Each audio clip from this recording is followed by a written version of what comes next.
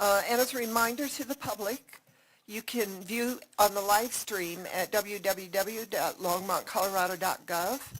You can also go to the www.longmontpublicmedia.org website to view this meeting. Comcast channels 8 and 880 also have it on for viewing. Can we have a roll call, please, Dawn?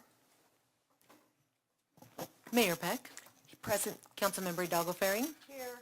Councilmember Martin. Here. Mayor Pro Tem Rodriguez. Here. Councilmember Waters. Councilmember Yarbrough. Here. Mayor, you have quorum. Thank you. Let's stand for the pledge. I pledge allegiance to the flag of the United States of America and to the republic for which it stands, one nation, under God, indivisible, with liberty and justice for all.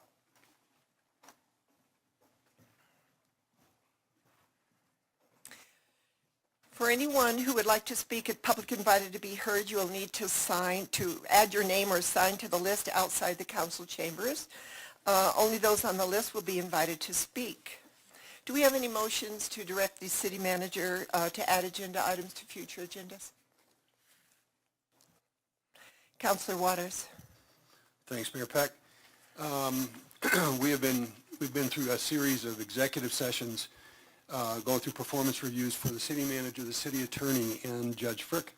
So I'd like to direct staff, if we can, on the next meeting, if not the next regular meeting, if we can't do it on the 27th, an agenda item to address compensation for all three of you individuals that we've been in the process of reviewing performance.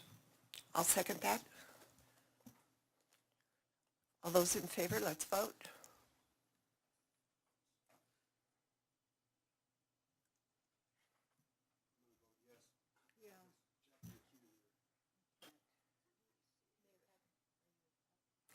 It isn't up yet.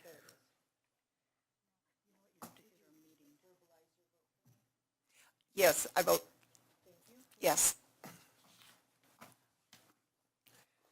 Are there any other items to be added?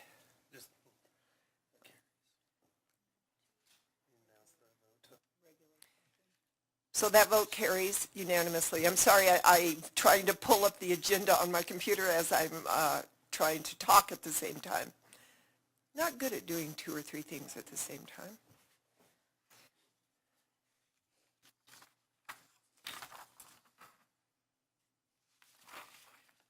So we don't have any items on the agenda. The next thing is going to be,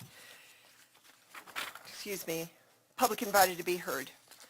So remember that we would like you to state your name and address, and you have 3 minutes to talk. The first one on our list is Brett Sloan.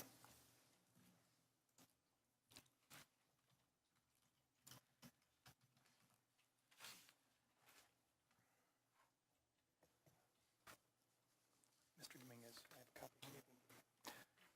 Good evening. My name is Brett Sloan. I live at 2307 Tyrenian Drive. I'm here to highlight the need for more pickleball courts in Longmont. Some of our club members have previously spoken about pickleball in Longmont and the rapid growth of the sport. The Sports and Fitness Industry Association reported in a recent article that for the second year in a row, pickleball is the fastest growing sport in the United States. And it's growing fast in Longmont too. And no wonder, the game is easy to learn, the necessary equipment is not expensive, and it's enjoyable to play even if players are not very athletic or competitive. Currently in Longmont, there are 6 dedicated permanent pickleball courts at the Hover Acres Park for approximately 1,500 players here in Longmont. By way of comparison, Fort Collins has 45 courts and Loveland has 18 courts. The recently formed Longmont Pickleball Club has been working to ease the court availability crunch in town by taping temporary courts on the concrete at several locations in the city parks. One place where we've been able to do this was the unused skate park area at Clark Centennial Park and the adjacent roller hockey rink, which is a shared space. The Parks and Rec and Senior Services departments have helped us immensely by furnishing temporary nets and storage lock boxes, a big stretch of their tight budgets. Budgeting money to install a proper surface over this bare concrete would be a substantial improvement in these courts at a fraction of the cost of installing new courts. When it comes to court layout, 2 tennis courts can be easily converted to 6 pickleball courts, and Hover Acres Park is a good example of this conversion. Given that doubles pickleball is the most popular form of play, Hover Acres Park can now host 24 pickleball players versus just 8 tennis players when it was configured as tennis. Court availability isn't just a quality of life issue, it's also a city revenue issue. Attracting out-of-town players and keeping local players in town means additional purchase lunches, coffees, snacks, revenue for city businesses, and sales tax for the city. Many pickleball players play 2 to 3 times a week and frequently travel to other cities where court availability is assured, spending money outside of Longmont.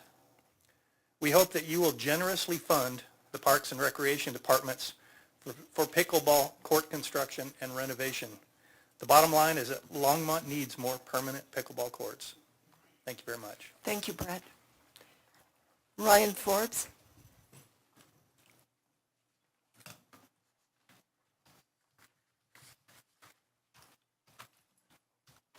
Ryan Forbes, 303 Kaufman.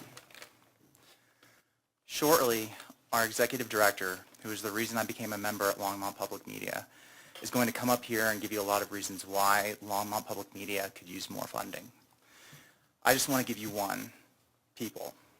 People need to have a voice, and people need to be a part of a community.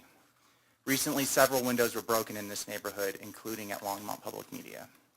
Footage from Longmont Public Media's camera showed a man that was on his own and acted because he had no voice in this community. No one in this or any community should feel that way. We strive to give everyone in this community a voice in a safe and respectful environment.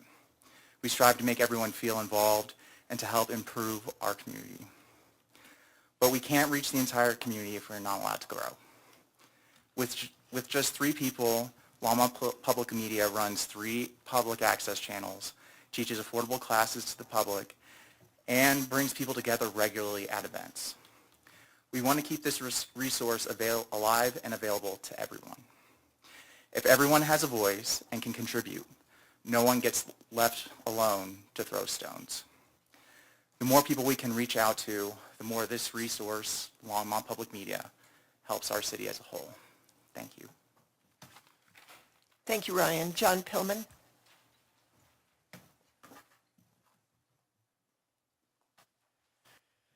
John Pillman, 1303 Spruce Avenue. A few weeks ago, residents within the Bond Farm neighborhood received a notice for application for a 75-unit condo complex to be built at 1313 Spruce Avenue.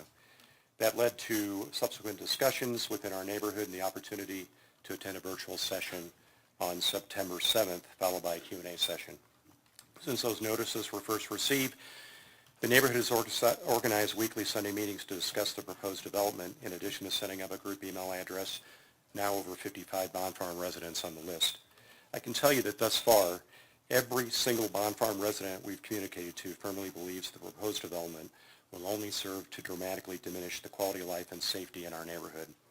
The general consensus of our community is that the current concept plan does not, and possibly cannot, include developing the infrastructure needed to ensure this development is respectful to the quality of life of the existing neighborhood residents and future residents of the condominiums residents in the proposed development.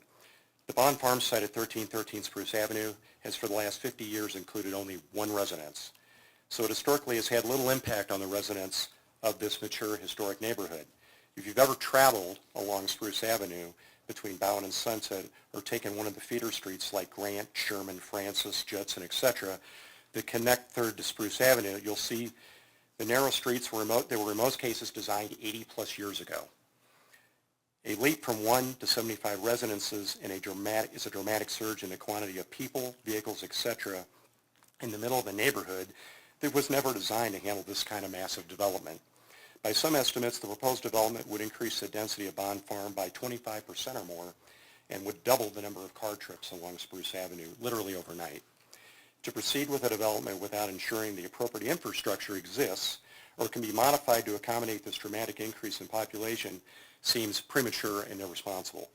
All of these quality of life impacts would not be experienced by the developer, the architects, the builders, the investors, the planners who developed the comprehensive plan, the city officials who changed the zoning to allow for such a development. To our knowledge, none of these people are known to live in our neighborhood and will not experience the day-to-day consequences of their actions.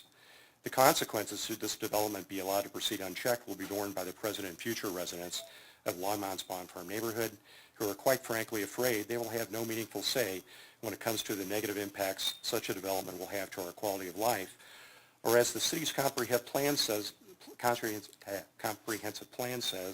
in section 1.3, maintain and enhance the character of established neighborhoods. Because of these issues, dramatic increase in density, inadequate streets, site access issues, among others, it seems the proposed plan is simply the wrong plan to develop at the Bond Farm site. We propose that with the community, city, and developer working together, we can create a beneficial way to develop this unique island property, one that provides an adequate return on Thank you, investment John. while maintaining and enhancing the character of the established neighborhood. Thank you. Thank you. Michelle Bennett?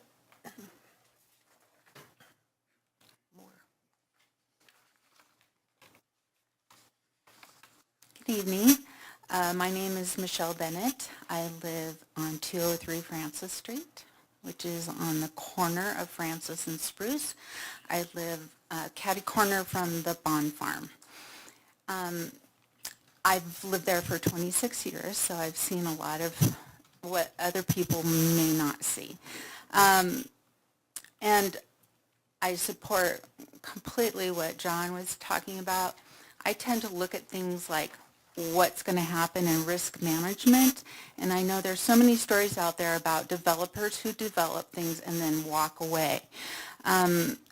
If that happens where we're at, that leaves a very fragile system at the mercy of the developer doing his job correctly and Longmont coming in and supporting its citizens. The two things I am mostly, well, there's a whole 100,000 things, but is something that I don't think anybody's really thought of, and that is the age of our infrastructure.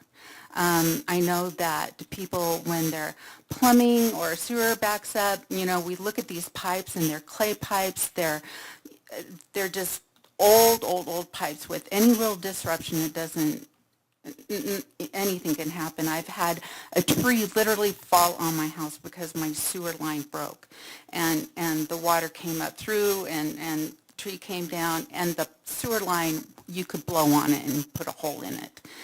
This is what's all around the Bond Farm.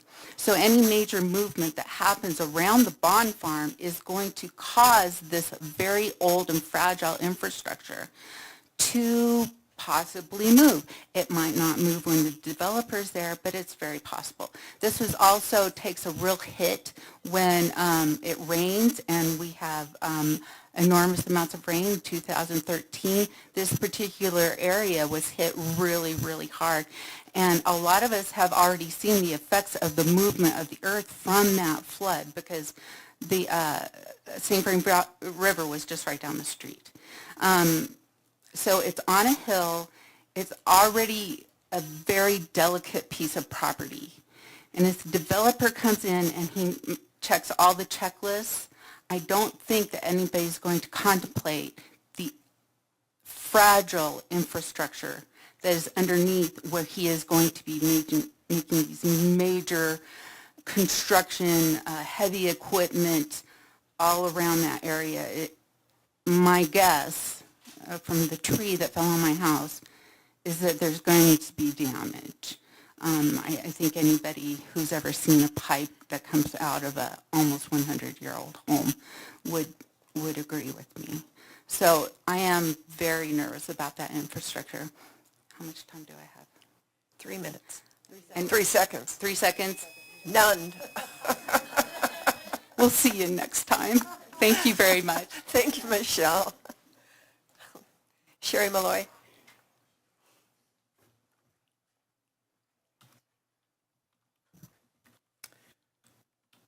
Sherry Malloy, 1632 Sherman Way. I'll be out of town for the public hearing about the budget, so I'm speaking tonight. Stand With Our St. Vrain Creek organizers requested a meeting with Natural Resources recently where we asked several questions. With all the recent staff attrition, I asked, is Natural Resources fully staffed and adequately staffed? It was only then that we learned that NR had requested 6 FTE and that none of these positions had been recommended. I'm here to speak to these positions and also the process for determining FTE recommendations. Due to excellent fiscal management, Longmont is doing quite well financially, even better than before COVID. This good financial picture means staff is recommending almost 29 new positions and increasing pay to better retain our fine city employees. These new positions include 8 in public safety, almost 2 in art and public places, over 2 in recreation, and others like the neighborhood program, broadband, sanitation streets, and many more. 29 in all, yet NR gets nothing. With all the development and population growth in Longmont coupled with COVID, people have discovered, used, and unfortunately often abused our natural areas like never before. These areas are highly valued amenities, and having skilled staff is vital to maintaining these assets. The positions NR has requested include 2 project managers to help build planned city parks and design management plans for open spaces like Dickens, the entire Greenway, and many others. 1 FTE for both a fire ecologist and plant ecologist were requested. The fire ecologist is self-explanatory after 1,000 homes were destroyed last December. A plant ecologist would help determine what kind of habitat we can create and support on our undeveloped properties. 1 FTE was requested for forestry at Button Rock, our watershed, also self-explanatory, and a full-time volunteer coordinator assistant to help manage that program, which has yielded a huge return on that investment, with volunteers gathering data for citizen science, trail usage, bird and raptor monitoring, weed management, seed gathering and planting, trail restoration, building fences, etc. By the way, when doing my shift at Dickens last week, I counted 29 dead trees and 27 severely struggling near-dead trees. Like typical infrastructure, open spaces require adequate staffing for managing, maintaining, and educating the public to protect our investment. This brings us to the FTE determination process. I don't know if council gets a copy of all the FTE requested, but you should. Being informed about where things start would help guide where things might go, and you can better defend what's decided. What positions make the cut seems quite subjective. Is a rubric used, or what criteria is applied, and by who? Seems there should be a committee with clear guidelines for determining needs and priorities. Making this criteria and process available to both council and the public would be very helpful. Please reconsider the NR positions. Thank you. Thank you, Sherry. Tim Goldraud?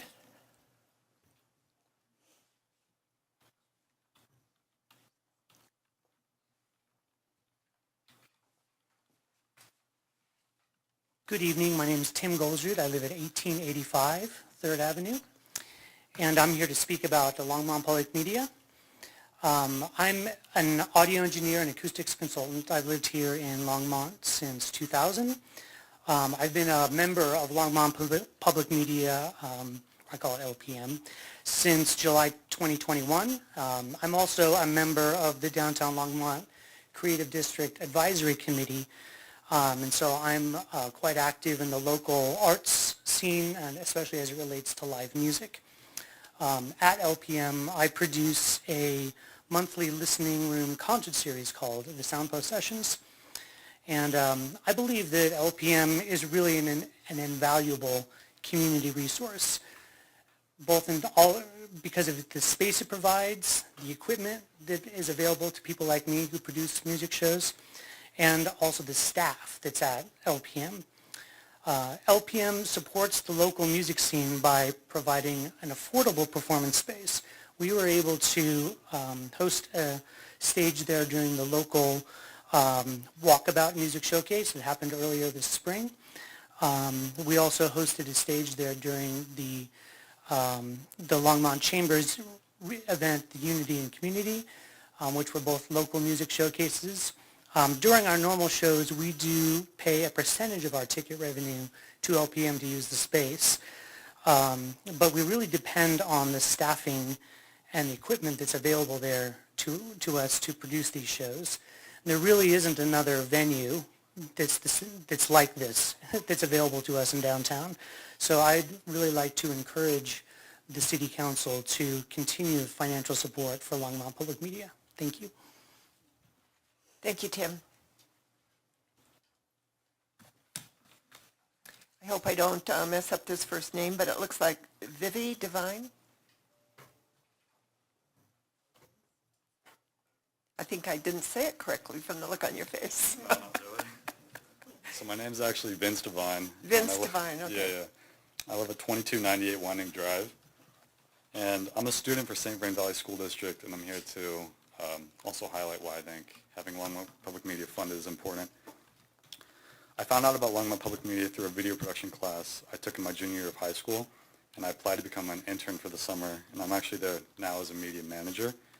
And throughout my time with the company, I've seen just how much the place means to the community, and I think how important it is to fund such a creative outlet for those living in Longmont. I believe keeping LPM funded is a great idea because it's a vital asset to many members of the community and is a step in the right direction. The fact the city has such a creative outlet for people makes me and many others proud to say we live in Longmont. And that's all I really have to say. Thank you, Vince. Yeah. Chris Conklin.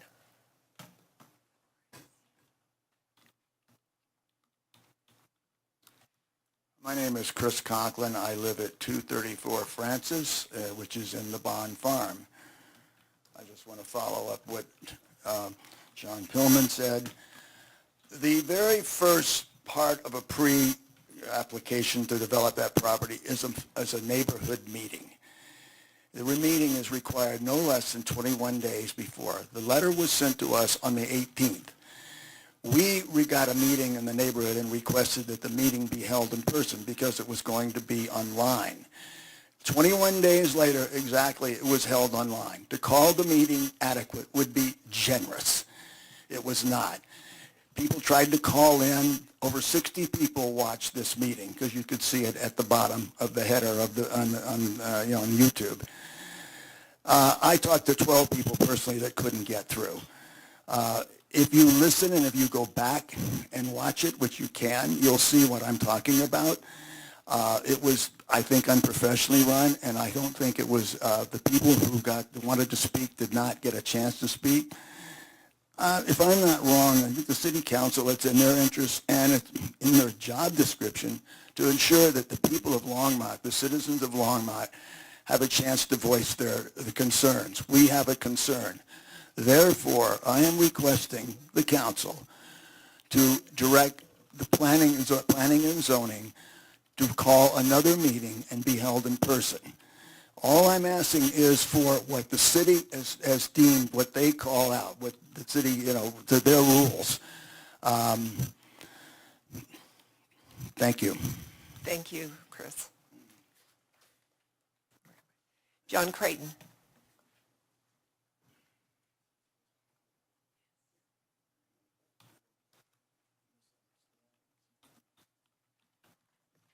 John Creighton, 328 Pratt Street. Good evening, Mayor and Council. My subject is pedestrian safety. This is a matter that we all support in word, but it's not actually what exists in our community. At some point, we just have to decide, what do we actually value in practice and in funding?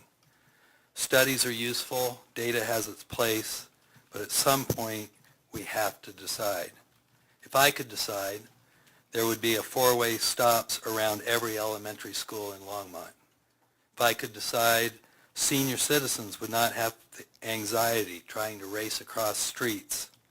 If I could decide, we would make a definitive statement that children, young families, and seniors are more important than cars moving swiftly through our neighborhoods. I first spoke to council about this matter in 2002 when a friend was in a near fatal accident outside my daughter's elementary school. We are not held back by a lack of studies or data. We are prisoners of status quo.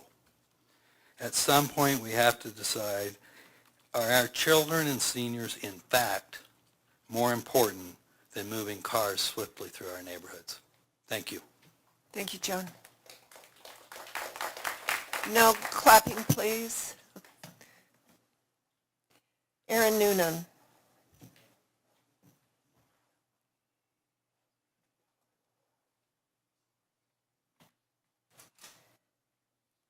Good evening. My name is Erin Noonan, and I live on 831 Martin Street. I've been a proud member of the Longmont community here for 3 years. I'm here to support Longmont Public Media and reaffirm all of the good this organization does for our community. It enriches the diversity and entertainment opportunities of our peers while establishing Longmont as a uniquely inclusive and creative city. I support LPM being fully funded in the upcoming fiscal year. Thank you very much. Thank you, Erin. Teresa Shaheen.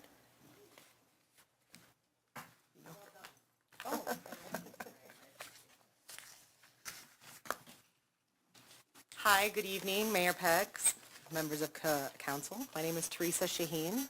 I co-own actually Deluxe Barbershop at 459 Main Street, and we've been in business for 11 years. I have been a block captain for the 400 West Side for the last 8 years, and Longmont's a wonderful place to live and work.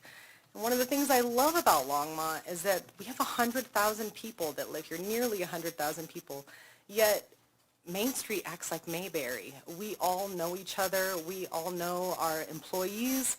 We know our clients on first-name basis, and we prioritize them as a community and as business owners. What I'm concerned about is the safety of our pedestrians, and I'm happy to be following somebody that said it more eloquently than perhaps I will myself. But in the last 11 years, we've seen more businesses join our Main Street. We've seen more people join our community. We've seen more tourism from other countries, from other cities, from other states coming to walk our downtown. And in addition to that, we've also seen more people caught in crosswalks. We have seen more bicycles on the sidewalks. We've seen more skateboards and the one little wheelie deal zipping up and down our sidewalks. And we have seen more people struggling to get to where they need to go, and we've unfortunately seen more fatalities. And it's getting to the point where it's scary sometimes to walk around downtown. And what John was saying about our elderly, I have a lot of elderly people that come to the barbershop that struggle just getting to our door. Well, something we saw with the extensions, as when we put those out for COVID, is that traffic slowed down. People were walking more, and we also found out that our clients don't park on Main Street because it's dangerous. They can't open their doors. They can't get their children out of the car. You think about a business like Janie's on Main Street that has primarily elderly clients that are parking, further down the block both ways and then walking that sidewalk. The bicycles, the other things that are threatening in that area, we should be able to do everything we can to eliminate that. When we saw those speeds decrease and we saw people walking more, it made for a better atmosphere downtown. And it made people realize just what a gem Longmont was because they were walking by all these new businesses that we've been able to put in place. Every meeting for the block captains, we talk about safety. We talk about pedestrian safety. There are incidences that arose from different business owners that talking about their clients being nearly missed by cars, by bicycles. I have literally seen trucks take off mirrors on parked vehicles on Main Street. The fact that they're going so fast and so close to those parked vehicles, like that shouldn't be happening. We shouldn't be losing mirrors. It's a constant topic. And I'm not sure what all the answers are, but we have a downtown master plan that needs our focus again. We have to come back to those points and see where we can make positive change. Thank you, Teresa. Jocelyn Gilligan.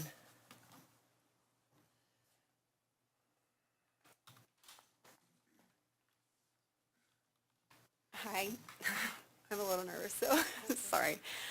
My name is Jocelyn Gilligan, and I live at 920 3rd Avenue in Old Town Longmont, and I'm here to talk about pedestrian safety as well. I'm actually here representing a large group of parents with young children that live in Old Town, and we feel like the streets are not safe for our children, and I think they continue to get worse. And I think as Longmont continues to grow, we want to see the city prioritize pedestrian safety so that we all can feel comfortable letting our children walk to school every day, or to the park or their friends' houses. I don't think this can be fixed by simply adding a crosswalk. I think this is a citywide shift that we need to make to prioritize the safety of the most vulnerable members of our community, like my children. So, thanks. Thank you, Jocelyn. Shaquille?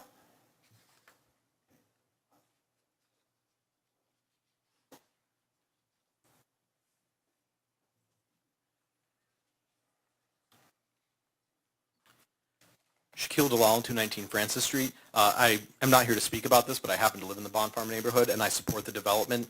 I'd support it even more if it had more units and had fewer parking spaces, which is also good for pedestrian safety. What I am here today to speak about is my voice of support for increased funding for Longmont Public Media. I do so not as a member of its board, but as a resident of the city and technology entrepreneur who is deeply concerned and interested in the topic of literacy. We're in the midst of a technological revolution in literacy. For hundreds of years, most detailed communication from letters to the editor to technical manuals and specifications have been written down in words. That will not be true in 50 years, and it might not even be true in 20 years. What the movable type printing press did for the written word, the proliferation of smartphones is doing for video and audio media. It's a generational shift evidenced by the popularity of streaming videos, podcasts, and social media with lots of young people. It's also a technological shift that our society has done a poor job of preparing people for, and you only need to look at social media to know that that's true. Longmont Public Media is a truly revolutionary organization with truly revolutionary goals. As a media makerspace, it is making the professional tools of media production available to the general public. It's democratizing the tools of high-quality, high-value-added media production. In doing so, it's changing the model for literacy education. For now, its members, soon for the city, and hopefully its model might propagate across the country. In providing that media literacy education, it helps people look behind the veil and better understand the media they consume and the agendas that it might contain, whether they agree with them or disagree with them. It'll also allow Longmont to tap into the community benefits of being able to produce and distribute that media in the way that print newspapers and pamphlets did at the founding of this country. I would urge Council to act with the same vision and spirit as the creation of Nextlight, laying a foundation for decades of prosperous Longmont. Thank you. Thank you, Shaquille. No clapping, please. AJ Silva.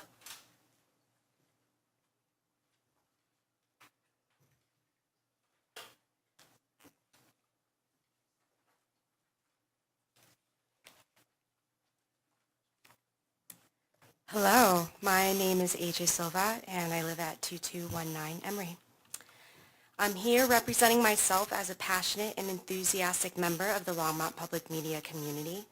I'm an event coordinator and vendor manager who lives in the area, but who often finds my work takes me way outside of Longmont, often working strange hours.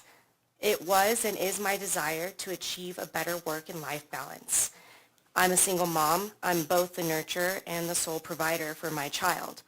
Without LPM, I would lack a safe co-working space, a space where I can fully operate my own business. I have access to equipment and all kinds of technology, classes, and programs. LPM has given me the opportunity to embrace and build upon the skill set I have. Discovering LPM leads a creative and curious mind into a frenzy of spinning wheels. The possibilities for how LPM can be utilized by the Longmont community are vast and could be hardly fully expressed in just 3 minutes. Longmont Public Media is a catalyst to the community. Every single person who is introduced to LPM is completely blown away by what is there to offer. Opportunities, accessibility, and a built-in community. That all comes with Longmont Public Media, and LPM alone is simply not something that could ever be replicated. To take that away from the community would be a huge disservice. It would disempower the people from participating in the Longmont community in the ways that they feel most authentic, motivated, and drawn to. Thank you for your time and consideration. I absolutely love being a part of the Longmont Public Media community, and my life and many others wouldn't be the same without it. Thank you, AJ. Jared Johnson.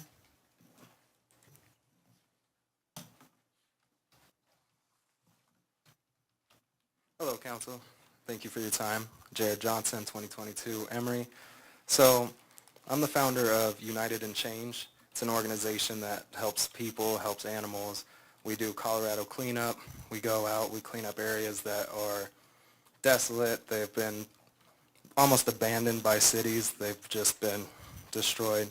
I've got an event coming up in December, Toys for Tots, that will be held at Longmont Public Media. So my passion is just helping people. My passion is making a change for good. And the only reason I stumbled upon this community is because of Longmont Public Media. My events they should range from 500 to 2,000 people, depending on which event it is, which is just going to bring more growth to the city. It's going to bring more people. It's going to bring more tourism down Main Street. It's going to be able to bring people that'll fill any type of condos or any type of apartment buildings or anything that's being built. And it's just going to bring more like-minded people to this community. More people that want to help, more people that want to change, and more people that want to just better this community. So I feel like without Longmont Public Media, we're really doing a disservice to Longmont in general, because the more people we can bring, the more people that see just how amazing all of you people are, how amazing the community is, how amazing Main Street is. Like we heard before, it is, everybody knows everybody. Everybody's peaceful here. Everybody's positive, and everybody just seems to share that feeling of community here in Longmont. And that's not something I've seen in Greeley, Colorado, where I'm originally from. It's not something I've seen in Denver, Colorado, where I moved before. And it's just not something you see really anywhere but Longmont. And without Longmont Public Media, I really feel like we're not going to see as much tourism. We're not going to see as many people here. And we're not going to just see this positivity grow. So I really want you guys to take that into consideration as we discuss the funding for Longmont Public Media. And I just hope that you all want to see the same growth and the same change that I do. Thank you. Thank you, Jared. Aaron Horde.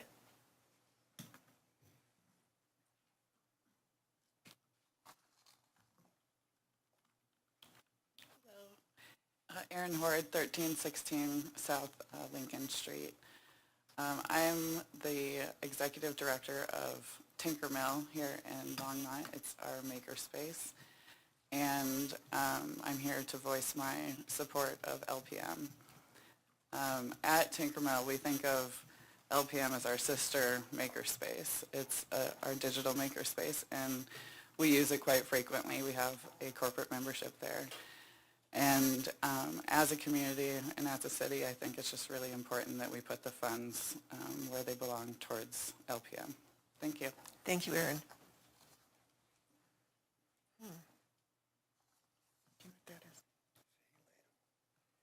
Faye Latham. Faye Lamb. Is that better?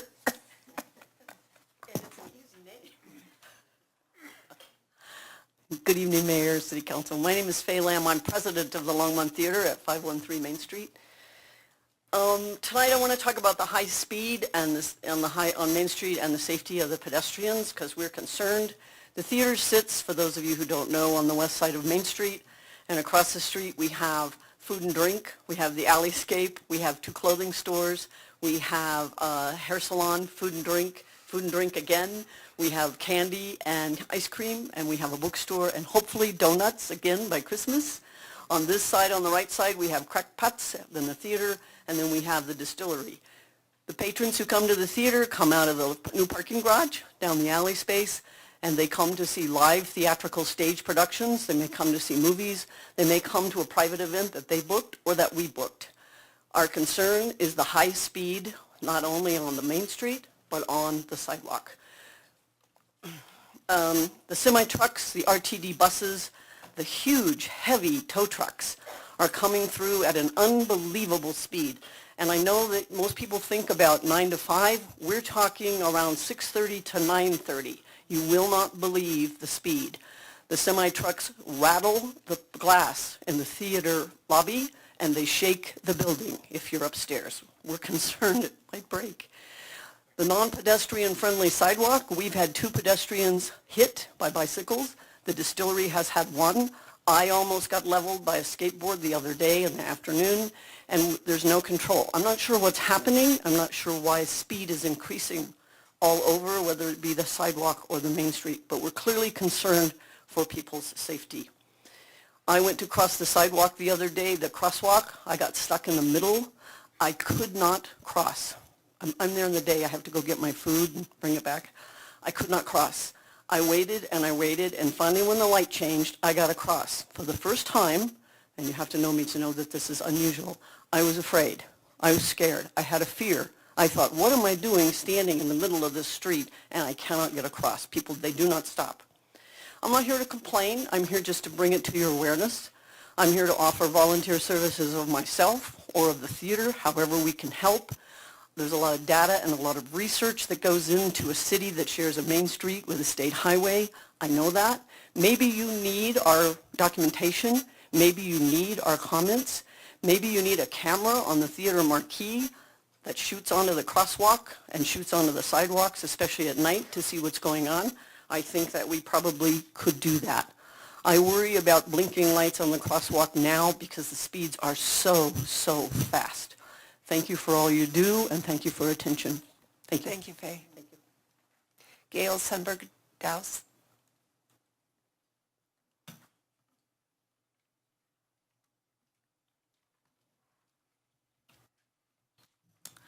Good evening.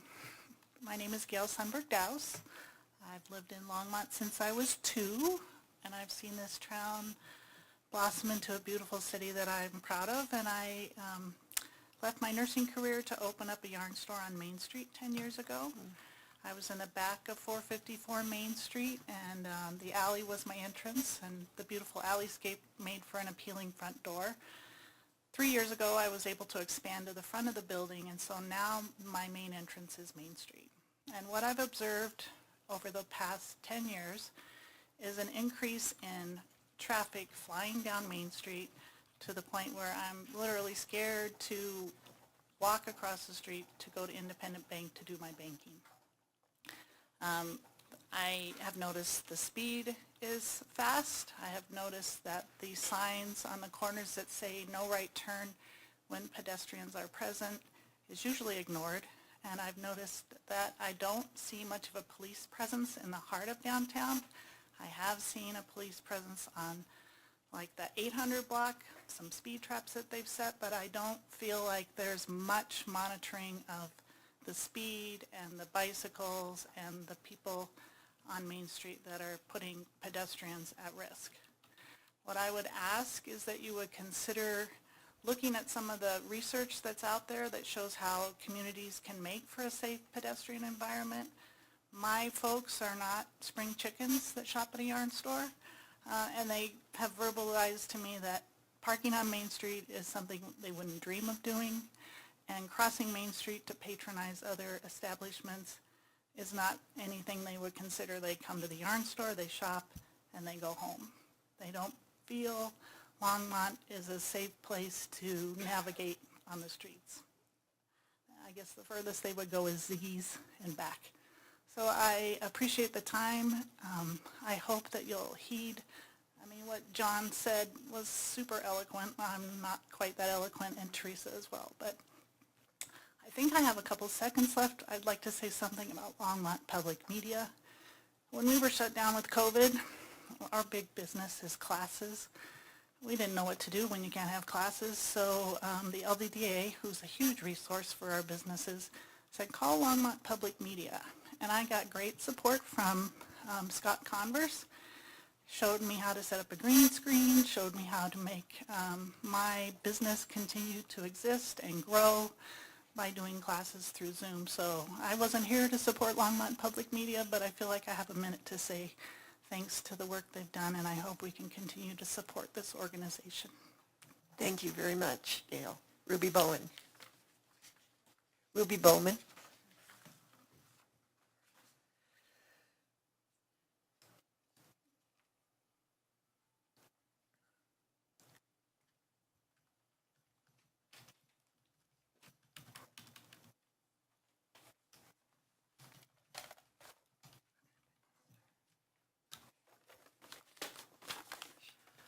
Hi, my name is Ruby Bowman, 1512 Left Hand Drive. I'm here this evening to offer my comments to City Council regarding the proposed 2023 budget. According to the Council Communication Memo, the budget will include new full-time positions. One position that I believe is critical and should be added to the budget is the fire ecologist position. We are living in a time of drought, heat, and fire, and because of climate change, our fire season has extended into winter. I'm referring to the Marshall Fire. We need scientists on staff to advise the city on fire ecosystem matters, including prescribed burns. So what does a fire ecologist do? According to the website for the Ecological Society of America, fire ecologists study the origins of fire, what influences spread and intensity, fire's relationship with ecosystems, and how controlled fires can be used to maintain ecosystem health. Prescribed burns can rejuvenate vegetation and lessen the need for pesticide use for land management purposes. But you have to have experts, like a fire ecologist, on board to oversee these fire management projects. Please add a full-time fire ecologist position to the 2023 budget for the Natural Resources Department. This particular position didn't make the cut during the budget process, and it should have. Our community needs more scientists on staff to guide our city in these unprecedented times.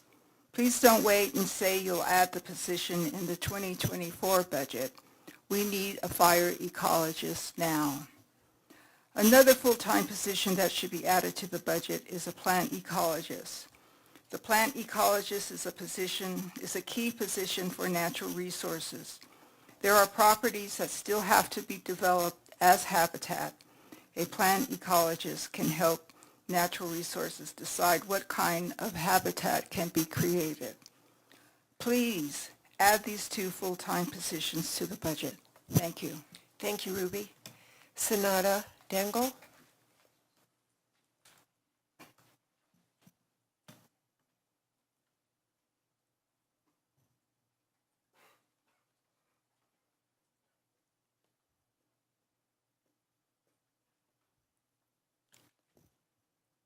Hello, my name is Sunanda Dangle, 2038 Red Cloud Road. I am an event planner, and I came across LPM, which supported not only to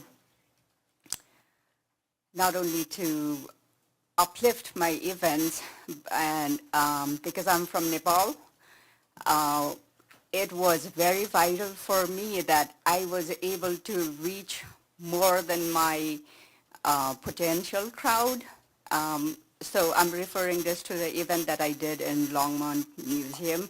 I literally had not even 3 months to prepare that event, but with the help of LPM, I was able to gather more than 500 people in that event, and which was, although it was a short period, I was able to get to the public just because I was able to get help from LPM. So I think it is really crucial, not only for the event management, but for all the people of Longmont to voice our opinion and to reach out to public. I think it's very, very important. And as you know, you guys are doing this live, reaching out to many other people who are not only in this room, but to all the people who are interested to learn about Longmont or any other topic. So I think it is really, really important that we should continue support to LPM. Thank you. Thank you, Sananda. Lance Whitaker.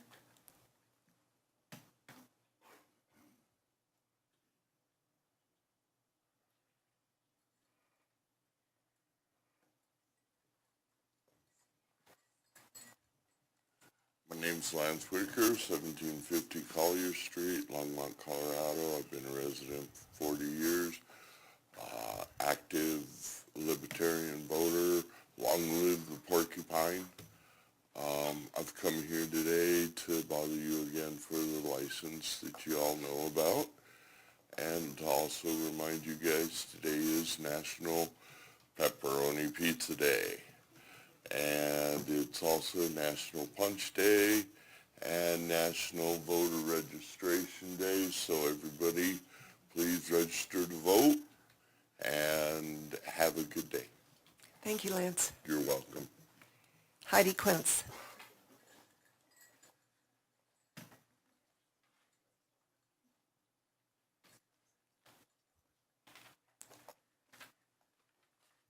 Good evening, Mayor, City Council.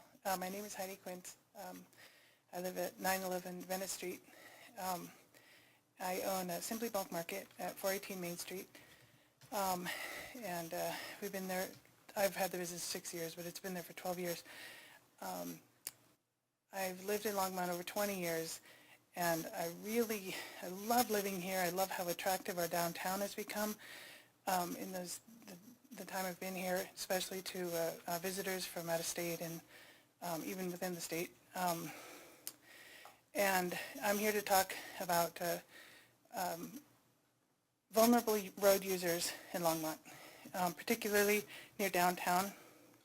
A dear friend of mine and of the community was killed walking in his neighborhood. This should not happen. We are all pedestrians first. We should be protecting each other because we are all vulnerable road users every day. We shouldn't be afraid to walk or let our children walk through our neighborhoods. I think a number of improvements need to be made to make pedestrians feel safer. And I believe two of our highest priorities are, one, enforcing the traffic laws, two, not prioritizing cars and drivers hurrying through town. I live 1 mile from downtown, and I walk or ride my bike every day to Main Street and back. On every trip, I see countless drivers running stoplights, not stopping at stop signs, driving too close to cyclists and pedestrians, ignoring pedestrians and crosswalks, and worst of all, speeding to get through our neighborhoods quickly. Speeding. I got pulled over for going 27 miles on Main Street because the police wanted to bring their numbers up for click it or ticket. 27 miles an hour. I was not the dangerous driver.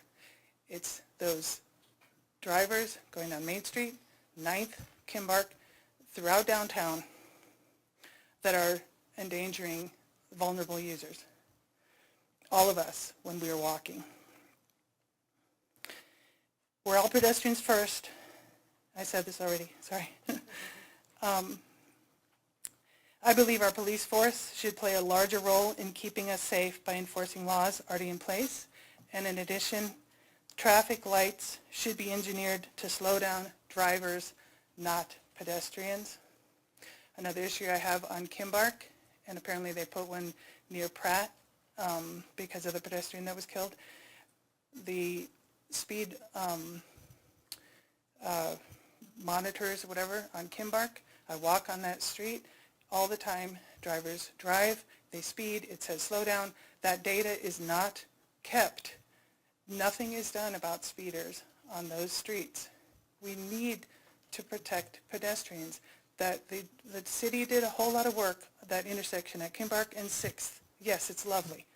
Drivers drive into the intersection, blocking pedestrians. They don't care. They try to get through that intersection. Put in a stop sign, a 4-way stop sign, more of them on Kimbark, because drivers are using that street to get through town faster. Thank you for your time and for your attention. Thank you, Heidi. Howard Zemimba.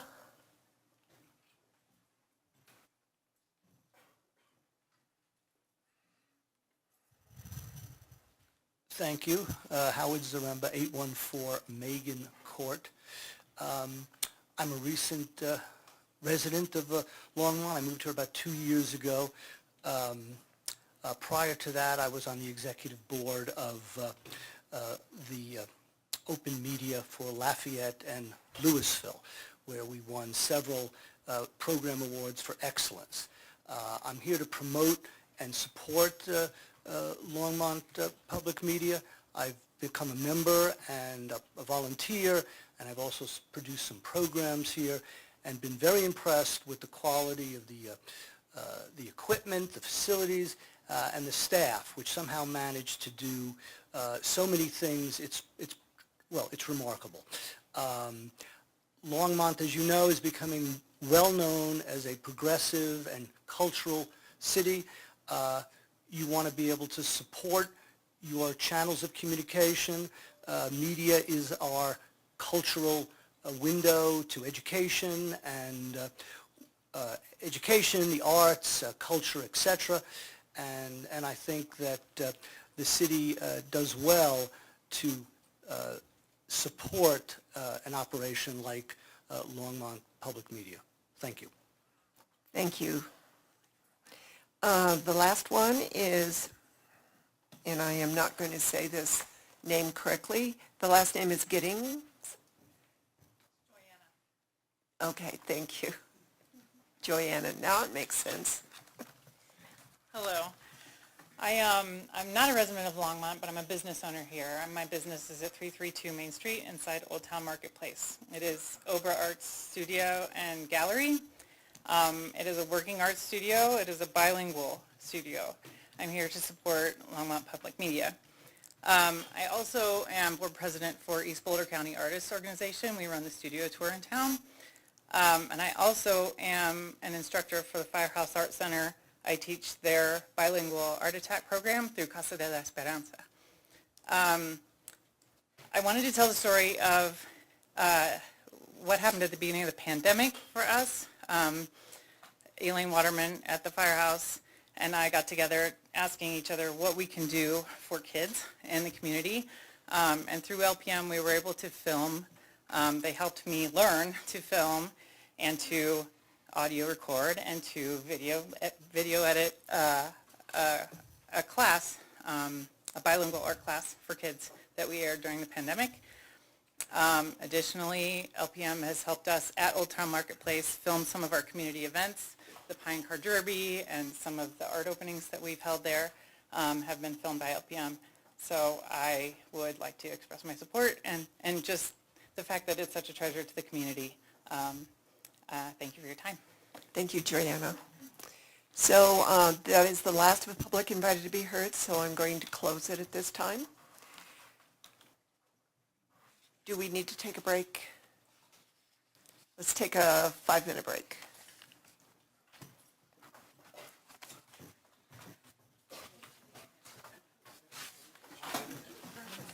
Yeah, that's what I was thinking. I was like, hopefully that works great. Okay, you don't want me to take it off my email? Oh, either way. I was hoping you would. Have the archive of it.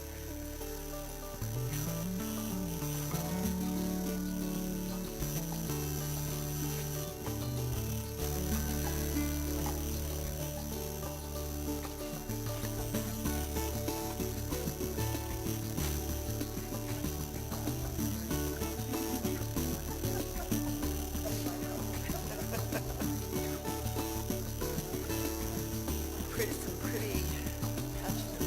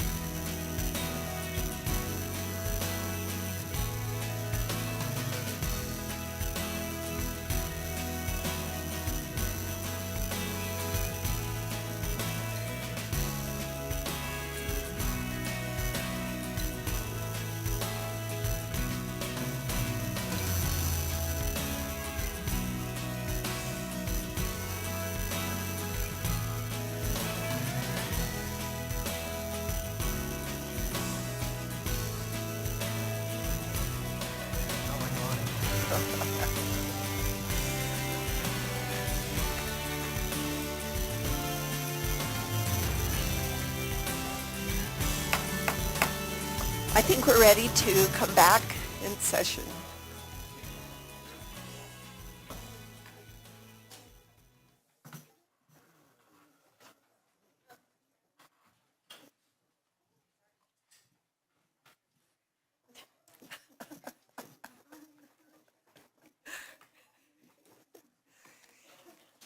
We're now at the part of our agenda where we're going to have a special report and presentation by Boulder County Commissioner Marta Lochemin. And this is going to be on the November 8th, 2022 ballot initiatives from the county.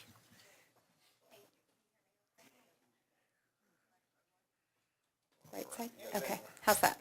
That's Great, great. thank you. Thank you for the welcome, Mayor and council members, staff, residents who are here in attendance. My name is Martha Lochemin, Boulder County Commissioner, District 2, which is here in Longmont. I'm a proud resident, and it was really nice to hear public comment and just see the amount of folks who are here sharing their experiences, stories, et cetera. So I just want to share appreciation as well. So I am here this evening to talk about 1B specifically, but also we'll touch on 1A and 1C. These are local Boulder County ballot measures, and I'm looking to figure out who I need to signal for slide support, or do I do that here?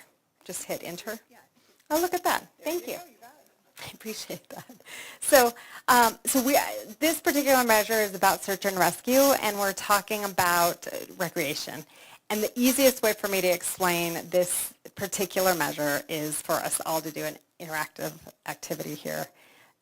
If you have ever walked, hiked, biked, ran, climbed, skied in Boulder County on the 110,000 acres of open space, or maybe in Eldora, or out on a trail, Mount Sanitas, maybe Chautauqua. Anybody with a show of hands, and folks who are participating can also raise their hand if you have ever done any of that, or somebody has come to visit you to Colorado, to Boulder County, to Longmont. Thank you. And I think that's the easiest way to understand when we're talking about 10 million visits to open space per year. Y'all know what I'm talking about. We are talking about 200 plus search and rescue calls that happen every year, and the photos are really important because it gives you an idea of the breadth of what we're talking about in technical search and rescue. That number continues to climb. For folks who are listening, you can also take a look at emergencyservicesboco.org for information. I like to get right into the data. This is a new sales and use tax that you will see on your November ballot. It's a new sales and use tax at 0.1% for the first 5 years, and at 2027 it will automatically drop to 0.05%. The initial priority for this funding is to take care of our volunteers, to build with capital the facility that will be built for this search and rescue, and this funding then will continue to create operational expenses for search and rescue, and it will touch on the other items that you see there on your screen. Search and rescue organizations, fire agencies, ambulance services, trail and trailhead safety services are all in the ballot resolution language in 1B. So the primary search and rescue organization in Boulder County is Rocky Mountain Rescue Group, and they are the ones leading the campaign for emergency services, ballot 1B. The other rescue organizations are rescue organizations who are here in Boulder County who are also included in the ballot measure language. You can see in the pictures here how search and rescue has evolved. And it's gotten more and more technical. It's got higher and higher risk. With our climate emergency and the crisis that we are in, you can imagine that the incidences have increased. It's a need for technical search and rescue, continued outdoor safety education, and disaster response that are all part of what search and rescue folks are involved in. Some of the first conversations I had with folks, people said, why don't we just charge for search and rescue instead of asking for a tax? What was so critical to hear from the volunteers who are highly trained, who go out, they will not charge. And the reason why is because if one of you is injured, or your friend, or the friends back there who raised their hand and said they're visiting, if I personally was out on a trail and was hurt, I would think twice before I called for help if I thought for a moment that there was going to be a high ticket price. And I think all of us probably would.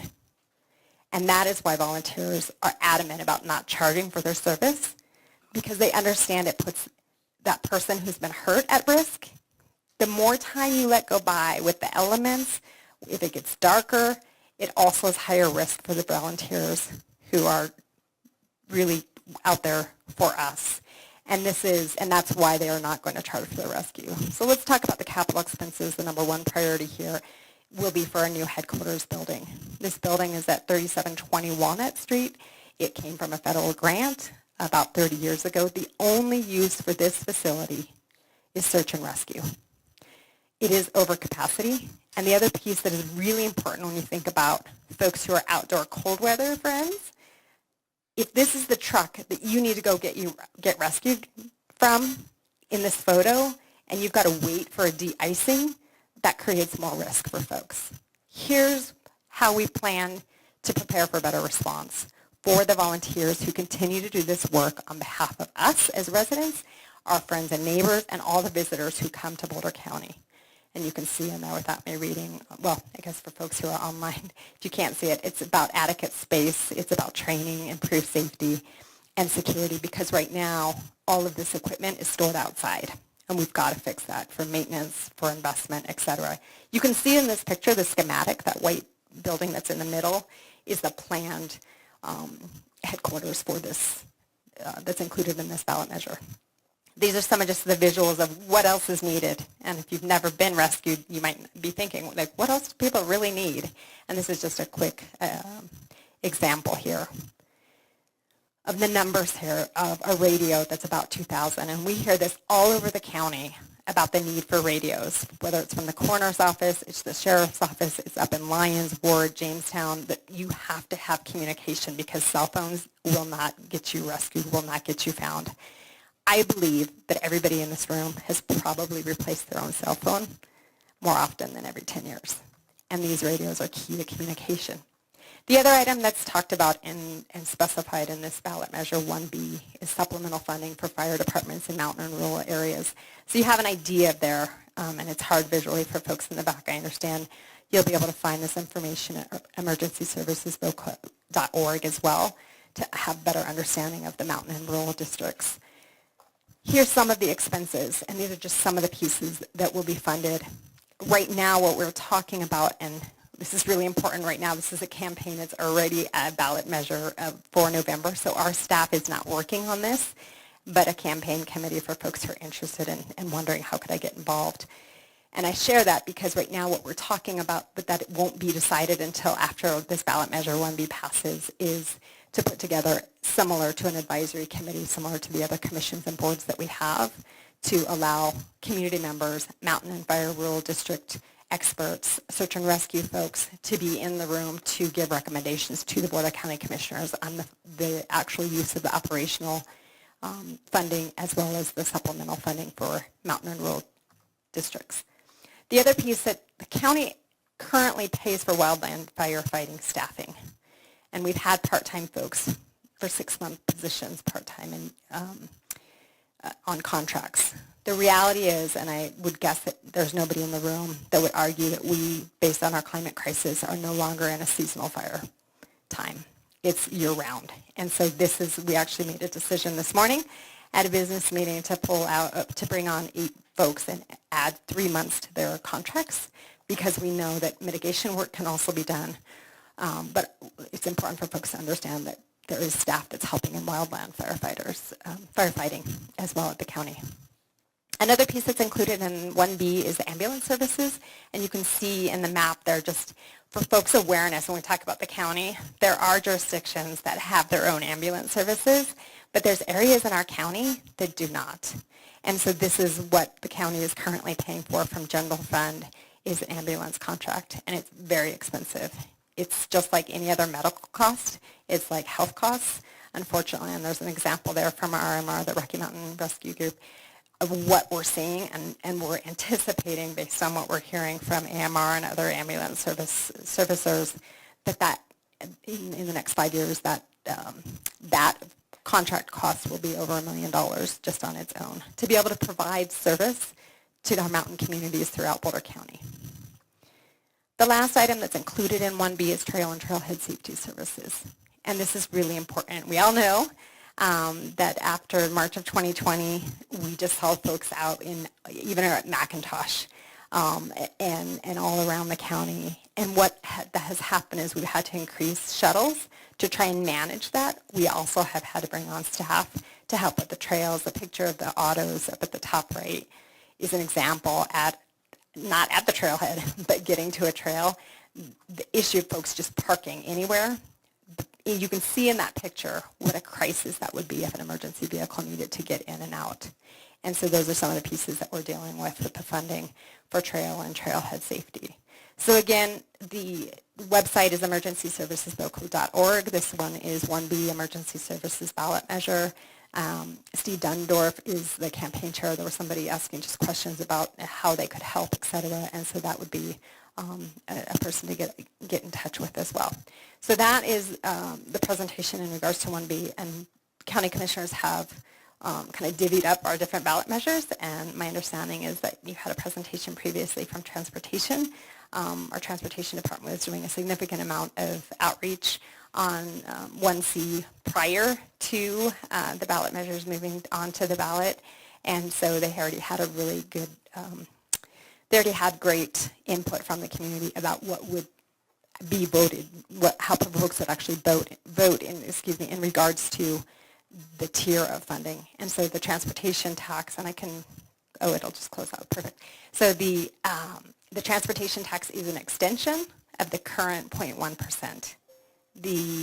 And so there's no changes as far as what that funding is going to change, except that the percentage will be increased to a 55% amount to resiliency, which is really just the absolute must happen on our roads. Sugarloaf Road right now is a really good example of that's a project that was still from our 2013 flood that just got really temporary fix, and right now it is the whole side of that road is being redone, and there was some unanticipated work that had to be included in that as far as shutting it down, et cetera. So that's just an example of the absolutes. But that's the transportation tax. The other one is 1A, which is a wildfire mitigation tax. That is a new sales and use tax as well at 0.1%. And that funding will be moving what we use at the county as wildfire partners up in the mountains. That work has been going on for a really long time to help folks understand how to care for their property up in the mountains, and we're moving that work into the plains. We've also been receiving grants and announced another grant application this morning. There was a previous $1 million grant with CoSwap. The one this morning was for $250,000.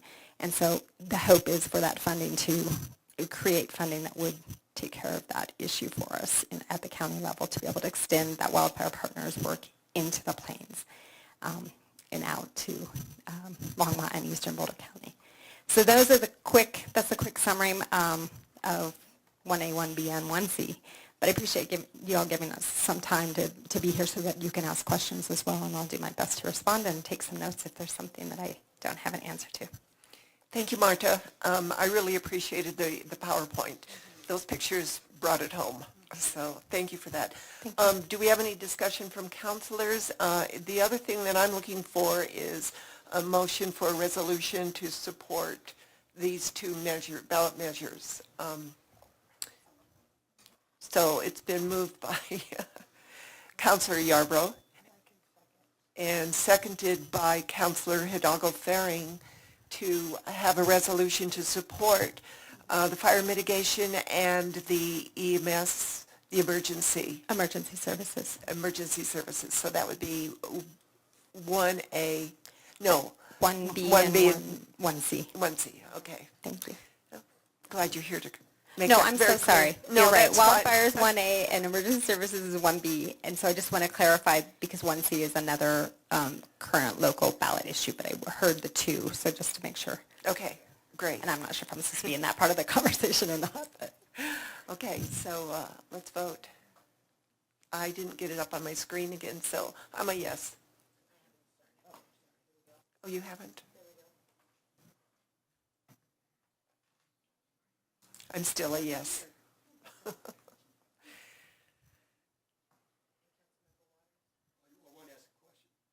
Oh, I'm sorry. Counselor Waters. Thank you, Mayor Peck. Thank you, Commissioner Lochamy, for your time tonight and your presentation. The question really is to Harold. We don't, for some reason, when I looked in the queue, for another reason, did I see on the queue for the 27th recommendations on that agenda, resolutions to support the county proposals? But I just want to clarify, I'm supportive, but before I cast a vote tonight, I just want to make certain that we're not duplicating what's already on an agenda. I don't remember that we did that. This is not coming on the 27th. Harold, if I might, I believe That's 108, yeah. which is the affordable housing. That's a state ballot measure. Okay, so we voted, and that carried unanimously. So thank you very much. We do support both of those measures, and I hope they pass. Thank you so much, and I just want to say thank you as well, City Council members and Mayor. I had the pleasure of being here yesterday at the Spokane Kaufman grand opening, and so I just want to share that with folks who may not have heard about that as well, because it's a great example of the collaboration and meeting community needs over 7 years, but it's fantastic perseverance, and I think it's just really commendable for you and your council and staff, of course, as well, who's involved. Well, So it's a great example of partnerships as well. It takes a lot of work. Absolutely. So, and thank you for a commissioner's part in that as well. Thank you. Have a great night.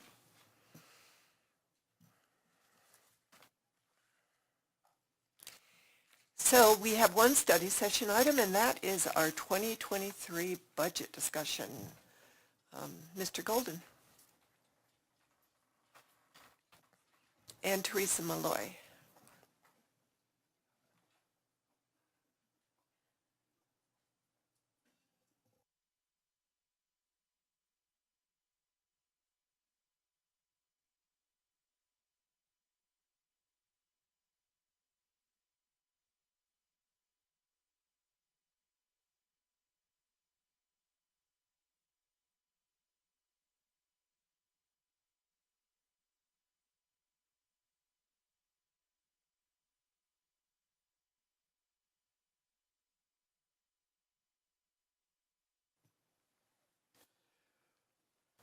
Mayor Peck, members of council, I'm Jim Golden, the Chief Financial Officer. We have a number of items tonight in dealing with the 2023 proposed budget, and we'll have a number of staff that will be involved in those presentations. As you can see, there's a number sitting behind us, either to help make those presentations or also to help answer any questions that the council may have tonight. I'll be starting off with this first item on the positions in the proposed budget, and then we also have other items Teresa will lead you through. We'll be going through 11 different topics that are listed here: incremental development revenue, one-time expenses, attainable housing, affordable housing, human service agency funding, grants and external funding sources, the LDDA budgets, the library budget, the use of the marijuana tax, and then Longmont Public Media. So first, as far as the proposed positions being added in this budget, there's 26.875 new FTE proposed throughout the whole of the city budget. It's bringing the total positions in this budget to just a little under 1,100 positions.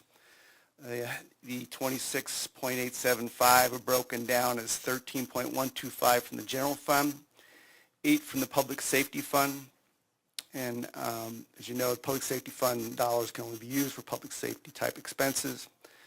1.54 in the water fund, 1.08 in broadband, 1.05 in sanitation fund, 0.74 in the sewer fund, 0.75 in the art and public places fund, 0.40 in the electric fund, 0.15 in storm drainage fund, and 0.04 in the streets fund.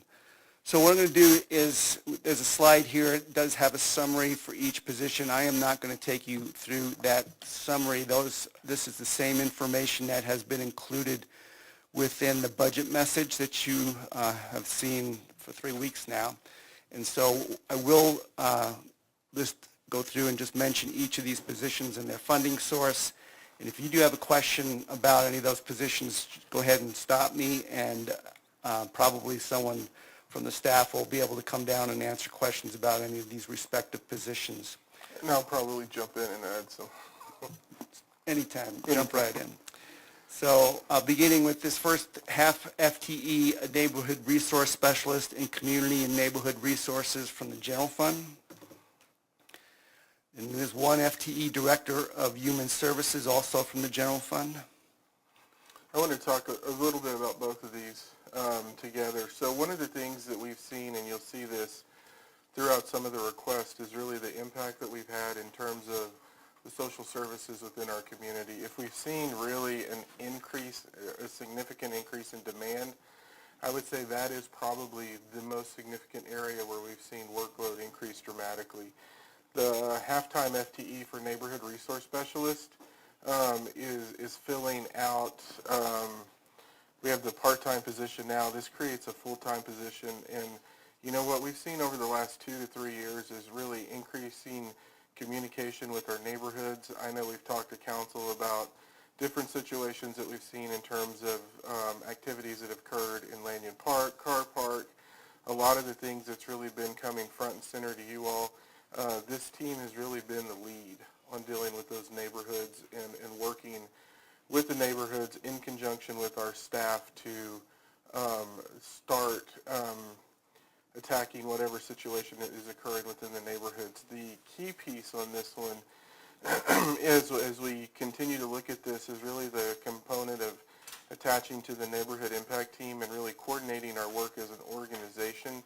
So we're bringing all of our resources to bear when we're dealing with these situations, and it's just an ongoing, we just see more and more every week, and so we just needed to focus on this. In terms of the Director of Human Services, you read the background in this. As we've gone through different changes within the organization and we're evaluating positions, what we really found was that in looking at our ability to hire positions, ability to bring someone in, understand the learning curve, and really bring focus, this also directly to the human services that we provide, we needed to untether some work. And so what you'll see in this is we used the money that we had as part of Karen's position to fund a position that's focused on recreation, library, museum, and cultural services, and then needed to really have something focused on the human services, again, because of just the amount of work that's continuing to develop. We move on to one FTE librarian, one in the Library for Children's and Teens, and one FTE recreation program coordinator in Rec and Senior Services. Both of these are from the General Fund. You have 2 1/4 FTE aquatic facility leads. So what we're doing there, these are 3 30-hour positions, and they're replacing some temporary pool managers. So we're using dollars that were already, some dollars that were already budgeted for temporary wages, and we've then replaced these with 3 30-hour positions. And then we have 1 FTE senior assistant city attorney. So we'll jump in on this one as well. I think a lot of folks go, why do you need an attorney for this? The amount of work that we've had generated from our inclusionary housing work to where we're starting to work on attainable housing, and then the work with the Longmont Housing Authority has really necessitated an assistant city attorney to pick up the work and really have someone in-house that can advise us on these situations. They put a lot of detail in there, but I can give you an example over the last 2 days where we've had 3 to 4 issues develop, and having the ability to have an attorney with you as you're working through those issues, because you need to move with pace, is incredibly important. And when we look at council's focus on housing, we just know that that workload's going to continue, especially as we move into the attainable housing world. Can I ask a question on the first bullet point you've got? I understand hiring aquatic managers. That's a good thing. However, I don't see anything in the budget for lifeguards. and it seems like we need to get those pools open longer hours. How is that going to work? Are the managers going to hire the lifeguards? We've actually been making progress on the lifeguard front. The challenge is actually not having the pool managers. Okay. So that you can open it. And so as they presented this information to me, what they conveyed in the budget process, and Jeff, you can correct me if I'm wrong, but no, he's nodding yes. When we had that presentation, it really was needing the pool managers to provide that broader oversight. That really has become the biggest issue for us now. Okay. So you can have all the lifeguards you need, but if you don't have this position that's ultimately responsible for the health, safety, and welfare of the individuals at the pool, then it becomes more of a challenge, and this really kind of will get at that issue. Oh, great. Thanks for that explanation. And I believe the lifeguards, there's temp wages for that. It's filling the positions is what was the problem mostly. So, these positions listed on this slide are from the general fund. Is there a question? You got a line? Thanks, Mayor Peck. I was going to wait, and I'm going to weigh back in when we get to the end of this. The materials that we received with a lot of justification for these positions was helpful. Not all of it, in my mind, are the kinds of metrics that we might use or the public might use to determine, are we getting our money's worth from that additional FTE? But what you just went through, as I read the justification for the pool managers, I'm sitting here listening to your explanation.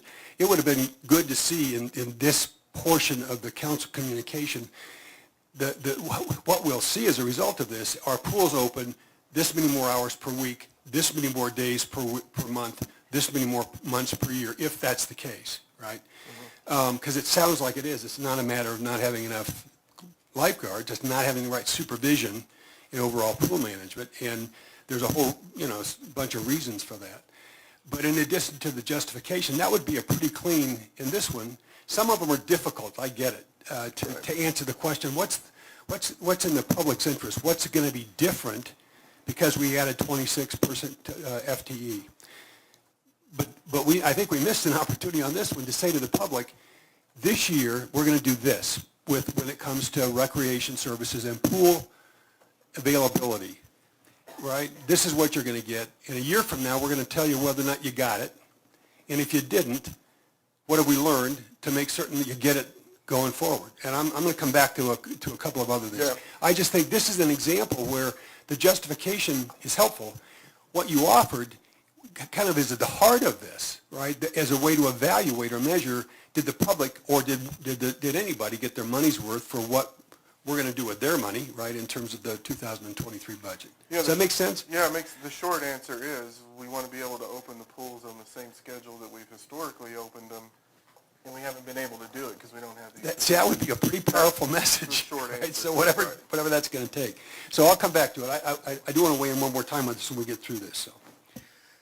Before I move on, thanks for the reminder. I did forget to point out that we do have those metrics that are a part of the council communication, attached to the council communication, and that does try to do our best to talk about what this will provide in each of these positions. So the one thing I also wanted to point out on the Assistant City Attorney for Housing, there is a contribution that we're looking at within the Housing Authority budget where they will contribute to this position as well, because it'll blend both sides. So this is not solely funding just from the city on this one. Okay, the next is a 1 FTE custodial supervisor in external services from the general fund, and then 1 FTE security analyst in enterprise technology services. Both of these are from the general fund, but they are also offset by transfers coming from other operating funds within the city that are served by these type of positions. Based on, just so you know, on the custodial position, this has been probably one of the toughest issues for us to deal with, frankly, since I've been here, in terms of adequate coverage across all of our facilities. Over the last 2 to 3 years, it has really shown itself because the ability to hire individuals for this. So we moved those positions to the max of the range. So we're still having issues. And it's really bringing someone in that can coordinate services across all of our facilities, ensure that we have staff there that can take care of all of our facilities, and really work a schedule that can develop a schedule for us. It gives us the ability to potentially relook at how we're doing this, and it may be that some people are more interested in a nighttime custodial position than a daytime. Some may not be interested in a constant nighttime position to sort of figure out how we can do a rotation, but we've really never had that all-inclusive focus on this. And this is really important when we look at our outward-facing facilities and ensuring that we have people there. So if we need to cover the museum and they're in a jam, or the recreation center, we need somebody that can move someone, for example, from the Civic Center to those locations to ensure that we're getting the work done. And that's just been a challenge.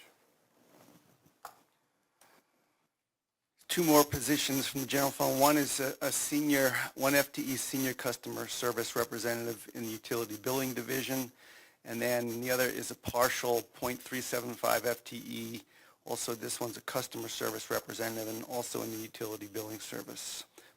Both of them this is housed in the general fund, but mostly this is funded through transfers from the enterprise funds. We have one FTE human resources coordinator in shared services and one FTE procurement specialist in purchasing, again, both in the general fund, but partially offset by transfers from the other operating funds. And anticipating some potential questions in the future, what does this really allow us to do? What's the change condition? On the human resource side is really bring more resources to the table so that we can move through the hiring process more quickly. We've talked about that in this process, about how difficult it is. It gives us the ability to more fully engage in the internship programs. But this is about increasing capacity to move through and hire people very quickly. We just haven't, again, a theme. This is work we're doing. We just don't have enough bodies to do it based on the circumstances. So this is really about creating more efficiency and getting us through the process more quickly. The procurement specialist in purchasing, one of the things that we've been challenged with, what's the end result on this, is that we turn contracts faster. And that's important because in today's environment, and the environment we've been in, time is money, and the ability to turn those contracts and those items more quickly allows us to, A, get the work done in a faster way and provide whatever it is we're doing for our organization in the community. But really, the more quickly we can move through the process, that really is helping us in today's bidding environment. If you wait too long, the prices are moving. At one point it was 2 weeks, then it was 4 weeks in terms of how long they will hold bids. And I think this also will help Eugene in the attorney's position because we spend a lot of time with attorneys on contracts. And so this is part of managing that. But at the end of the day, it's to get projects out the door and implement it as quickly as we possibly can. We have one FTE financial analyst in finance from the general fund and one FTE clinician 3 in community health and resilience, this one from the public safety fund. So council did talk in the last budget session. Jim can talk about his finance position, but again, just another example of a lot of work and not enough bodies.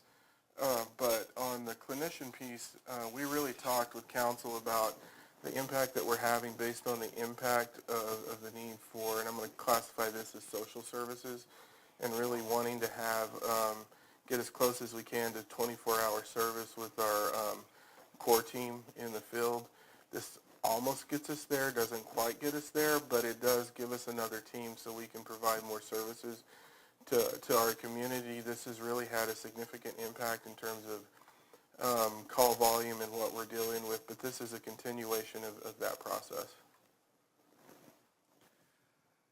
Then we have one FTE co-responder paramedic, also from Community Health and Resilience and the Public Safety Fund, and one FTE police officer in Community Health and Resilience from the Public Safety Fund, all part of the core team, we already talked about. Excuse me, Councilor Hidalgo-Faring has a question. You know what, and I can wait. Do you prefer that we wait till the end to discuss? Because then I also saw in the next wait, did you go to slide 12? That it kind of continues with that public safety and... I would say go ahead and ask the question. Okay, so really it was around in regard to the community health and resilience. So a lot of these positions that were, or like this particular position that is looking to address health and resilience, mental illness, the core team, that is being paid through public safety funds. So, and I guess for me, in concerns that I've heard from residents is why are we throwing so much money into police? There have been concerns that, that we're putting too much emphasis on public safety or policing rather than Parks and Rec or library or other institutions. But really I wanted to clarify that it's not just dealing with criminal justice, crimes. It is also looking at the whole picture. And I think that was one of our priorities in when we've discussed as a council and what we want to see is those wraparound services. People who are out there, who maybe have interactions with law enforcement or are just outlashing in the community. There's a mental illness or drug addiction. There are other things that are not related to crime, but really a mental illness factor that they need support with. Yeah, I think part of it, to your question, is, and Jim mentioned this earlier, is that, when we say this is out of the public safety fund. So when we look at the total positions that we funded in this budget, if you remember the first slide, 13 positions were actually from the general fund. The rest of those positions were out of other funds. So it's not like we really have the ability to say, here's the total amount and we're going to put it to all general fund. We have to stay within the funds. And so that's a big component of this. And what you're really seeing in public safety is it has to be used on public safety activities. It has to be used on new public safety activities. We can't take the public safety fund dollars and say, oh, I want to fund a police officer that's currently funded out of the general fund. We can't do that. It has to be on and so we're it's very specific in terms of use of those funds. Yeah. It's funded by the public safety sales tax, specifically has a use tied to it in the city code, and it's for enhanced public safety services is what it requires to be. Mm-hmm. And then in some cases, money that we received for particular services within the department. So let's say we were talking about the core team. Does that money have to be allocated for that particular title or for that particular need? Or is it something, because these are questions that I get asked and frustrations that I hear from the community is, well, why are you putting the money into this particular piece? Why aren't you putting it into, cameras or, it's a different component, or even parks and streets? So, back to the point of it's very specific and it has to be related to public safety. So there are some non-public safety things that we funded historically. Actually, the beginning of the GRIP program was funded out of the public safety fund. And so those dollars go to Children, Youth, and Family Services to support that program. But the connection to public safety was really the gain component of this and the impact. And so, that's a piece of that. Okay. And then, somebody, coming from, as a mom who has a child, I'm going to say it again, who had a child who survived suicide, looking at components and our priorities as a city that address prevention and intervention, I think it's money well spent, before it becomes an escalating problem for our community. So, I do support this movement, but I just really wanted to clarify for the public, and a lot of responses or concerns that I'm getting. I wanted to kind of make sure that in the public, people understand that we cannot just move one department's money into another service because there's a need there. So one funds money into it. So for example, we have the transportation fund. It can only be used for transportation-related issues. We have the open space fund. It can only really be used for open space-related issues. So we can't move open space to police and police to open space, you know, and it's really the general fund where you see the aggregate of what we do. Mm-hmm. Very good. Okay, thank you. And then within the general fund, just to finish that, Says that too. yes, you can make movement within the general fund. That's the only place where you can easily do, maybe not easily, but you can consider or do that without, you know, violating the city code, let's say. But enterprise funds as well can only be used for enterprise fund purposes, so. And I think part of it was, you know, so sometimes when you see recreation positions hired, a lot of times those are also supported by revenue that's generated by the programs. And so recreation, what is it, 75% cost recovery? 80%. 80% cost recovery. So a lot of times, historically, we will have funded recreation positions, but the recreation department is generating revenue to create that position. Now, since we've been in COVID, when we're looking at these issues, that's not the case, just because we're still on that upswing of bringing the revenue stream back. But they've generated the funding, so it's not necessarily, it's in the general fund pool, but when we're in budget reviews, they're saying, I can bring in this amount of money to offset this position. So in a sense, you know, the first 13 or so, 13.125 positions that I went through, they, in a sense, they're competing for the same funds. But once we started getting into the public safety fund and the rest of the positions I'm going to be talking about, they're all coming from a specific, like, either dedicated source typically, and really could not necessarily be used for general fund type activities. So moving in to the next one, we have to complete the core team is the 1 FTE victim advocate in community health and resilience from the Public Safety Fund. And then we have 1 FTE communication shift supervisor in communications, also from the Public Safety Fund. And then finally, we have 3 FTE firefighters that we're adding from the Public Safety Fund as well. Do you want to talk about that at all? The big issue on the 3 firefighters is just where we've been on our staffing levels. And, you know, one of the biggest challenges, and, you know, we're starting to see this operationally beyond public safety, is really filling overtime slots. And so in this case, we literally have gotten to the point based on staffing on the fire side where we've had to basically institute mandatory overtime to bring people in because we couldn't get people to fill the slots. The overtime budget, and when we look at these, we also look historically at what we've been seeing. Fire's been running over for a while, haven't they? And so this is really, how do we minimize our overtime costs?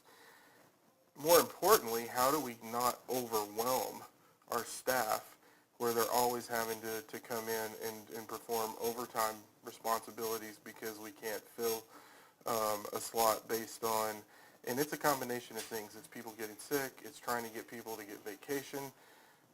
You know, those are all real-world challenges, and we needed this to kind of help us stabilize that a little bit, and also in the future, that'll get us through those swings when we see retirements come in and play. A lot of that's in your background.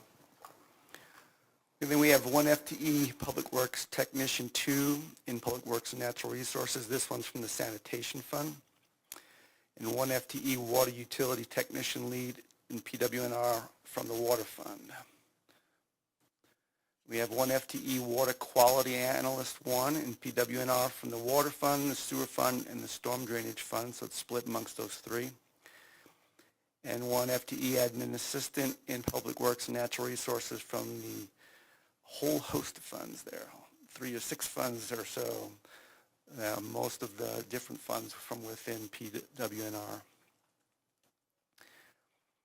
And then we have 1 FTE Digital Navigation Manager in Broadband and 0.75 FTE Art and Public Places Program Assistant from the Art and Public Places Fund. And that one's a good example. So Art in Public Places is actually funded Jim can go, It's from a percentage of all capital projects. We have 1% of the construction budget is budgeted towards the Art and Public Places Fund. This is by city code. And so for all capital projects over a certain dollar amount of $50,000, we'll do this 1% in all those CIP projects. And so those dollars are accumulated, and I think this is really to give us the ability to utilize those dollars. and it has to be for that specific purpose. So that is all the new positions, so we can answer any other questions on those, or we'll move into the next topic. So Councilor Waters has a comment or question, and then I do as well. Yeah, thanks, Mayor Peck. So I want to go back to this idea of metrics, maybe accountability, certainly. And I'm not being critical of what we're doing. In fact, it's clear we need to have more robust, stable staffing in a number of areas. But I think what we miss, if I look through this, what stood out for me, let me just say what the good things were. What stood out for me was when I looked with what I think I could conclude, adding one more librarian, right? I think I saw we're going to have at least one additional weekly story time, 2 more monthly programs for third to fifth graders, 1 more monthly program for 6th to 12th graders. Boom, boom, boom. The library staff was pretty clear. You give us this FTE, this is what we're saying to the community you'll get in return, right? So, we could take that. Now I'm going to think about our communications staff and rethink what we might do with an annual report to say, here's what we said we would do in 2023. And at the end of the year, we can report to the community whether or not we did it. And if we didn't, what did we learn in the process that would increase the likelihood we can do it in 2024, right? That's kind of captured here with what the library did, which I think is a good piece of work. If I go down to the digital navigation FTE, if I get to that second paragraph, it's like, okay, we're going to get 1,300 new net subscribers, 750 new Wi-Fi customers, 500 more, boom, boom, boom, boom. We can, when it comes to, I think we're talking about here, next slide, right? Next slide, in terms of accountability, is saying you're going to get this if the city supports us at this level, and we can report at the end of the year whether or not they got it, right? If I think about firefighters, if a great way to report on this, we're going to reduce the number of hours of overtime, which is good for everybody. It's good for the personnel. It's really good for the community that we don't have firefighters that we have stressed out, right? We're going to reduce the number of overtime hours, and we're going to reduce the number of dollars, right, that we pay for overtime, and buy more personnel time, more people hours, because we're paying less for it. I mean, these are not real complicated metrics in my mind that we ought to be using both to evaluate whether or not we're getting our money's worth and in the interest of accountability to the public, right? So I want to make one more run at this. When we talked about, we've heard a couple of times, I've heard numerous times in recent meetings about pickleball courts. And my own preference would be that we would have seen some FTE in here in the Parks and Rec area to support the public engagement, the design, and then the actual development, right, of parks. We have an $18 million, so pickleball enthusiasts, this council and other councils have budgeted $18 million over the last number of years for park development. That includes public engagement and design, right, and everything else that goes into this, as well as development. It's not we haven't budgeted enough for pickleball courts. We have a lot of money budgeted for pickleball courts. Whether or not they're pickleball courts is going to depend on whether or not, when we do public engagement, the rest of the community shares the enthusiasm for pickleball courts that our pickleball enthusiasts share, right? I mean, there's no guarantees. Right. But it's not that we haven't budgeted the money for capital development. It's that we haven't staffed this in a way, for whatever reasons, right? We're not staffed in a way to get the work done. $18 million in a 20-year backlog, right? So in the name of accountability, we talked about, in 2023, what are we going to be able to say to the community? We're not going to add personnel, but we're going to take a different approach. What can we guarantee, if not guarantee, we're going to hold ourselves accountable for getting done in 2023 in the name of public engagement, design, and development of parks to reduce that backlog, right? What are we going to see that, and how are we going to hold ourselves accountable for spending well that $18 million and reducing that background and answering the concerns that, whether it's pickleballers or anybody else, this is not about pickleball, this is about, we've done a pretty good job of saying this is a priority. On the capital side, we haven't done as good a job of delivering, right, when it comes to all that it takes to spend those capital dollars. So we've had some meetings since the last discussion, and we're going to continue doing that. I will tell you what I said to them. As I said, let's set a target of 5 to 6 parks being built within the next 5 years. And let's look at how we approach that with contracting. You know, one of the things, their own data that they provided to me after that meeting was really interesting to me, because for some of our senior project manager positions, in terms of how we're working, and this is what I was talking about, in both cases, about 60% of their time is spent on non-primary projects. And so when we look at that, you know, the first thing is how do we get that 60% spent on primary projects? Because that's the primary purpose for those positions. And what are you spending your time on?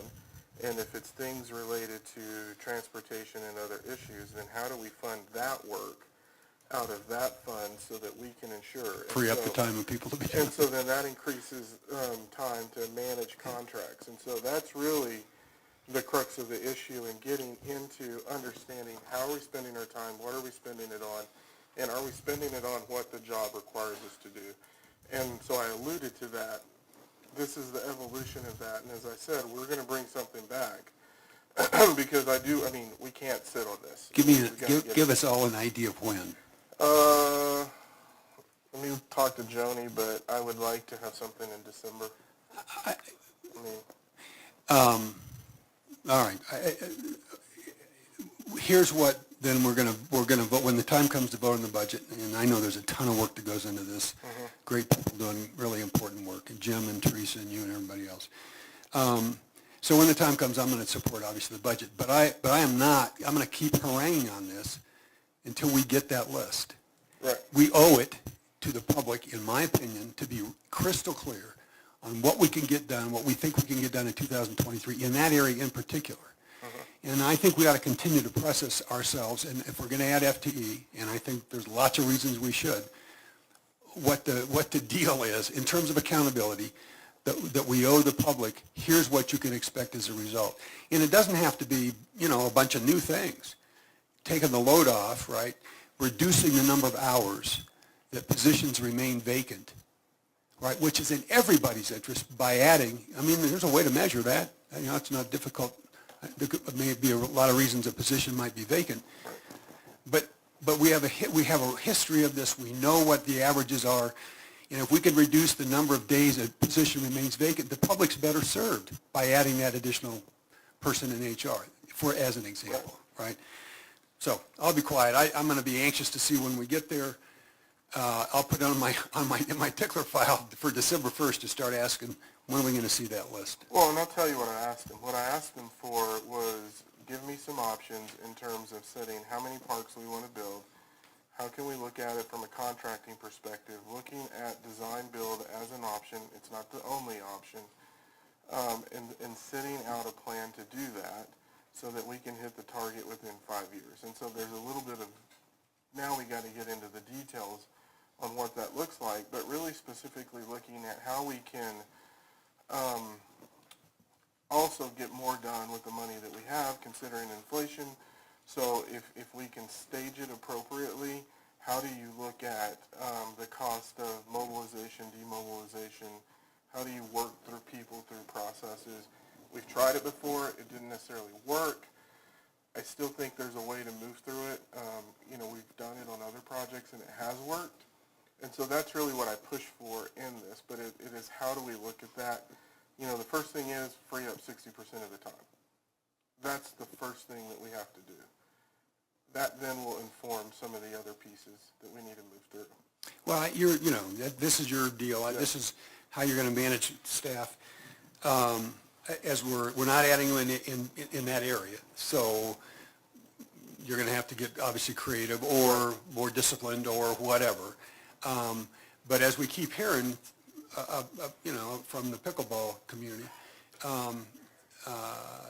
we could budget $50 million next year, and it wouldn't be one more pickleball court built in this town if we don't do something in terms of how we're utilizing personnel or contracting services. Agree. We got term projects. Yeah. Thank you, Mayor Peck. I have sort of a related comment, and it refers to some points that were made in public invited to be heard about Public Works and Natural Resources not getting some of its requested positions. And I think that there is an unmet need there, and they hit it on the head in terms of the two positions that they picked out.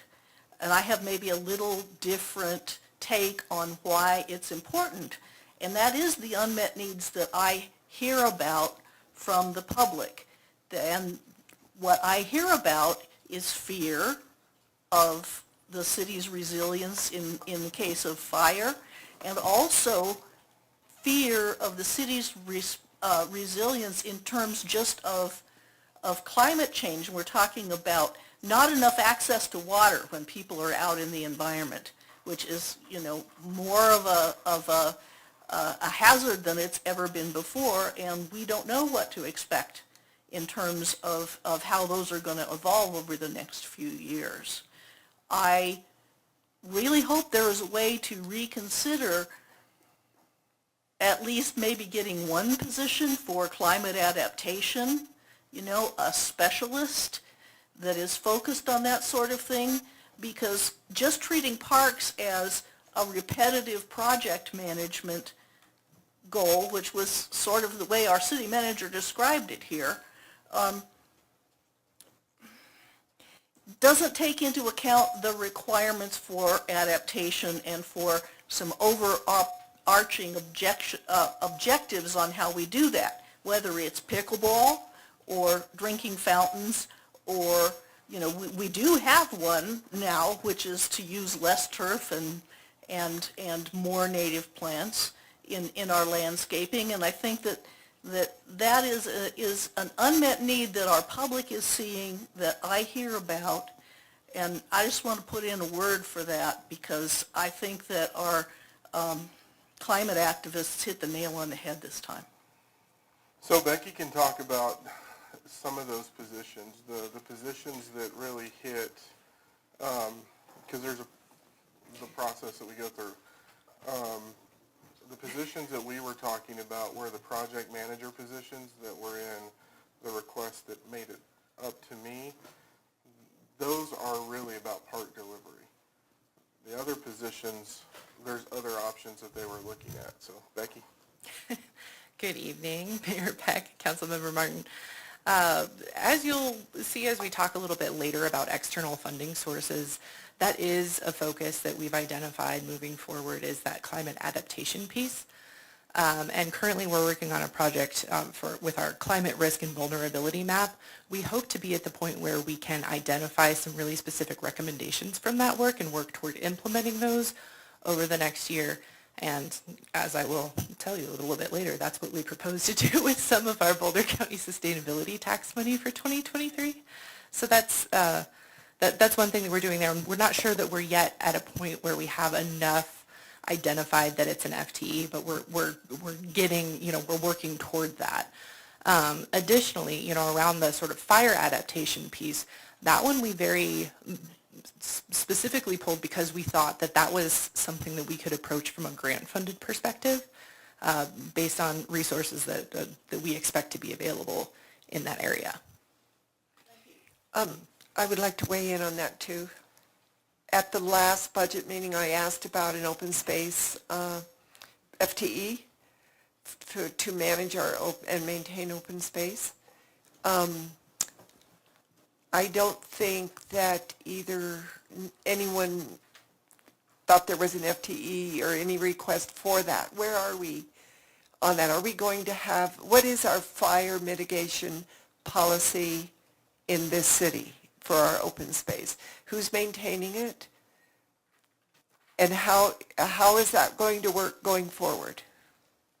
I know I looked at some goats in lions that looked pretty good, but this is a huge, huge concern. Mayor, council members, David Bell, Director of Parks and Natural Resources. Right now, we work in collaboration with our public safety on fire in the city. We don't have an overarching plan within the open space program on how we manage fire. We use fire as a tool. We use it in our ditches. We work with our golf. We work with fire. We work with recreation to look at areas that we have water delivery needs. We have storage needs. We use fire in those areas to help manage that area. We use it for reduction of non-native plant species to help bring back those native varieties that we heard some of the members of the public talk about tonight. And for our interface with our open space in our urban area, right now we have really a mowing standard is what we use in those spaces. So we don't have a fire management program that is using prescribed fire within the urban interface to manage that. It really is a mowing program, and then again the management of debris through our town and our ditches, really for water conveyance and for the management of nuisance and non-native species. Is this contract mowing or employee mowing? A combination of both. Okay. Thank you. Thank you.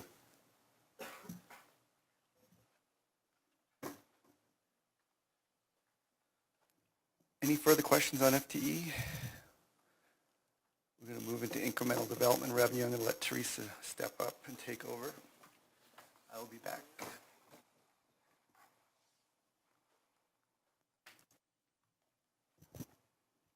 Good evening, Mayor and City Council. Teresa Malloy, Budget Manager. So as council is aware, we do have a financial policy around incremental development revenue, and it basically states that any revenue above the 200 base dwelling unit number is considered incremental development revenue, and we use that for development related expenses.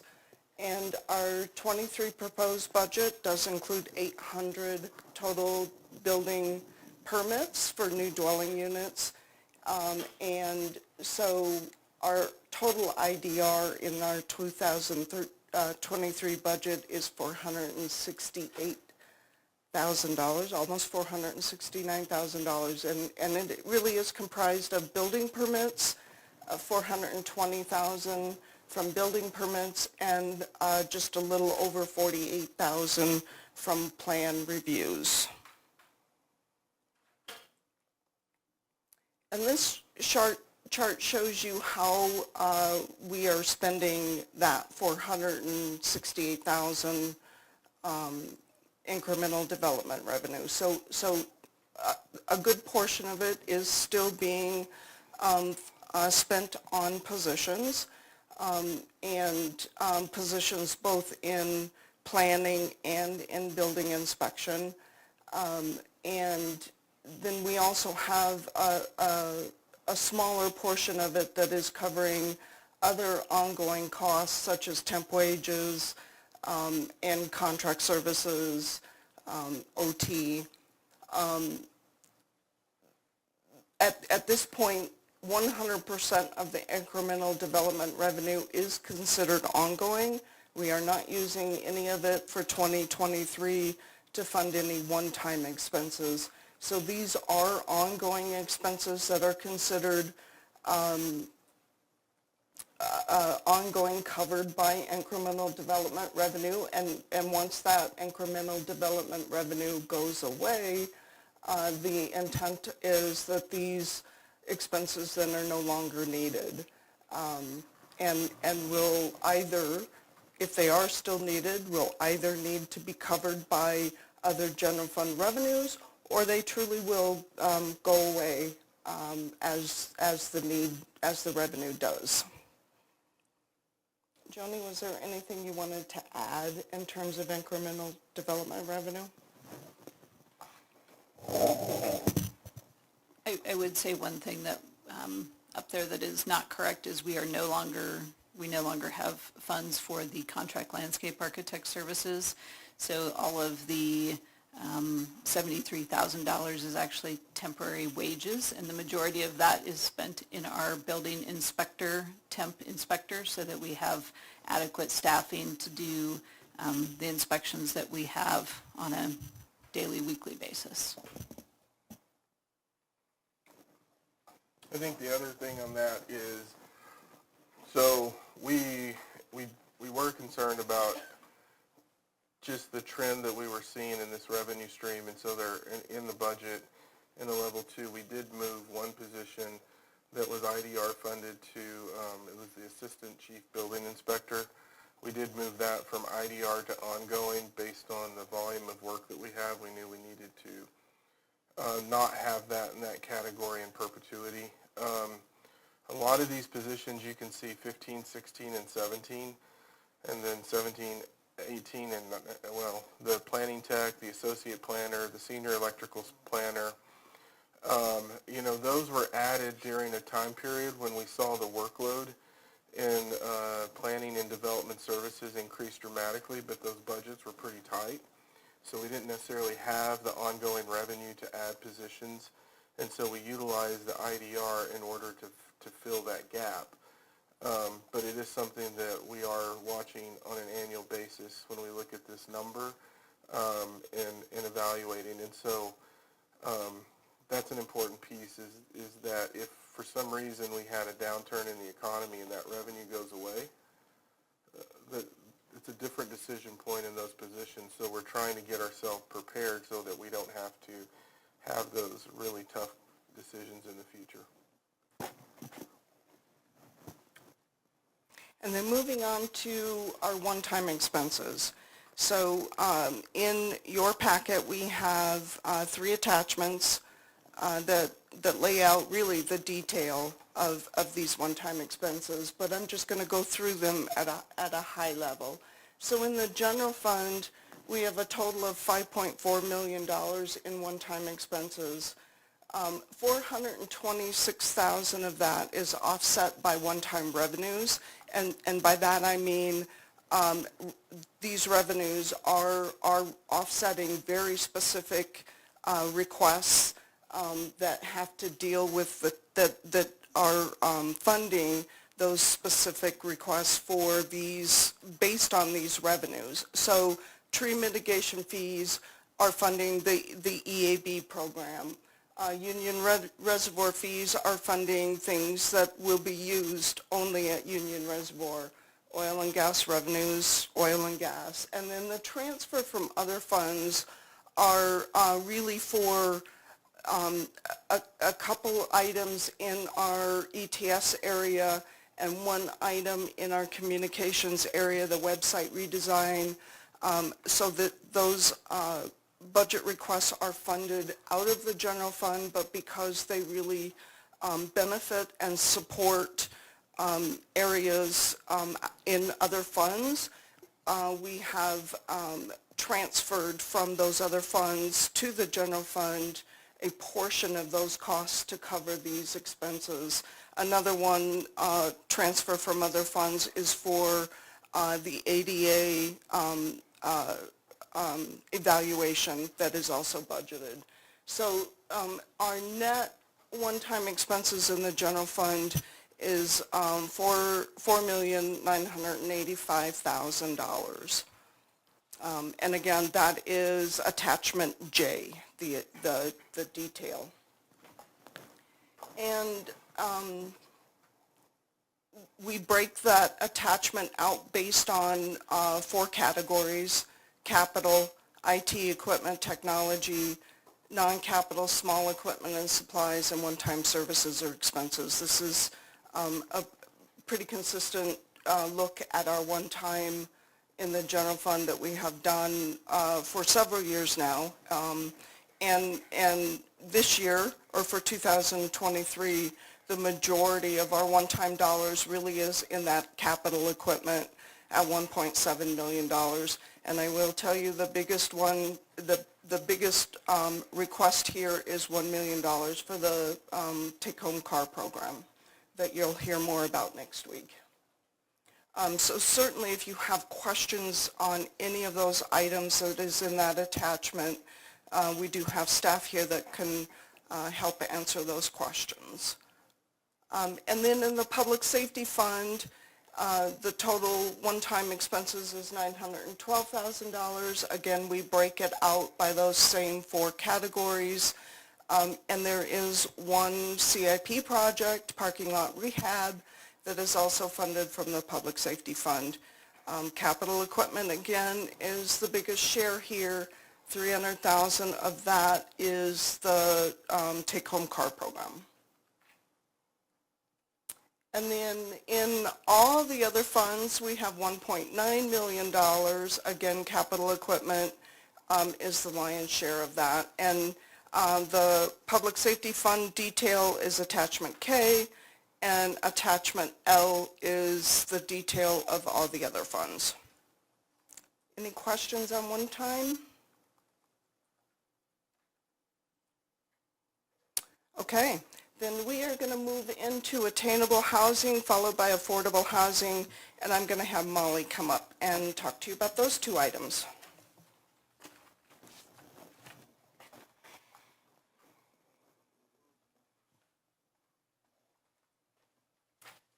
Evening, members of council. Molly O'Donnell, Housing and Community Investment Division Director. So the housing items this year are pretty straightforward, except this is actually a big item. But simply put, $250,000 per year of ongoing general fund transfer to create an attainable housing fund. That is a new request, and that would set up a fund that helps serve housing projects that are building for households between 80 and 120% area median income. There's also a request for $700,000 of one-time funding for a total 2023 commitment of $950,000. On the affordable housing front, everything is really status quo from last year in terms of what the request is.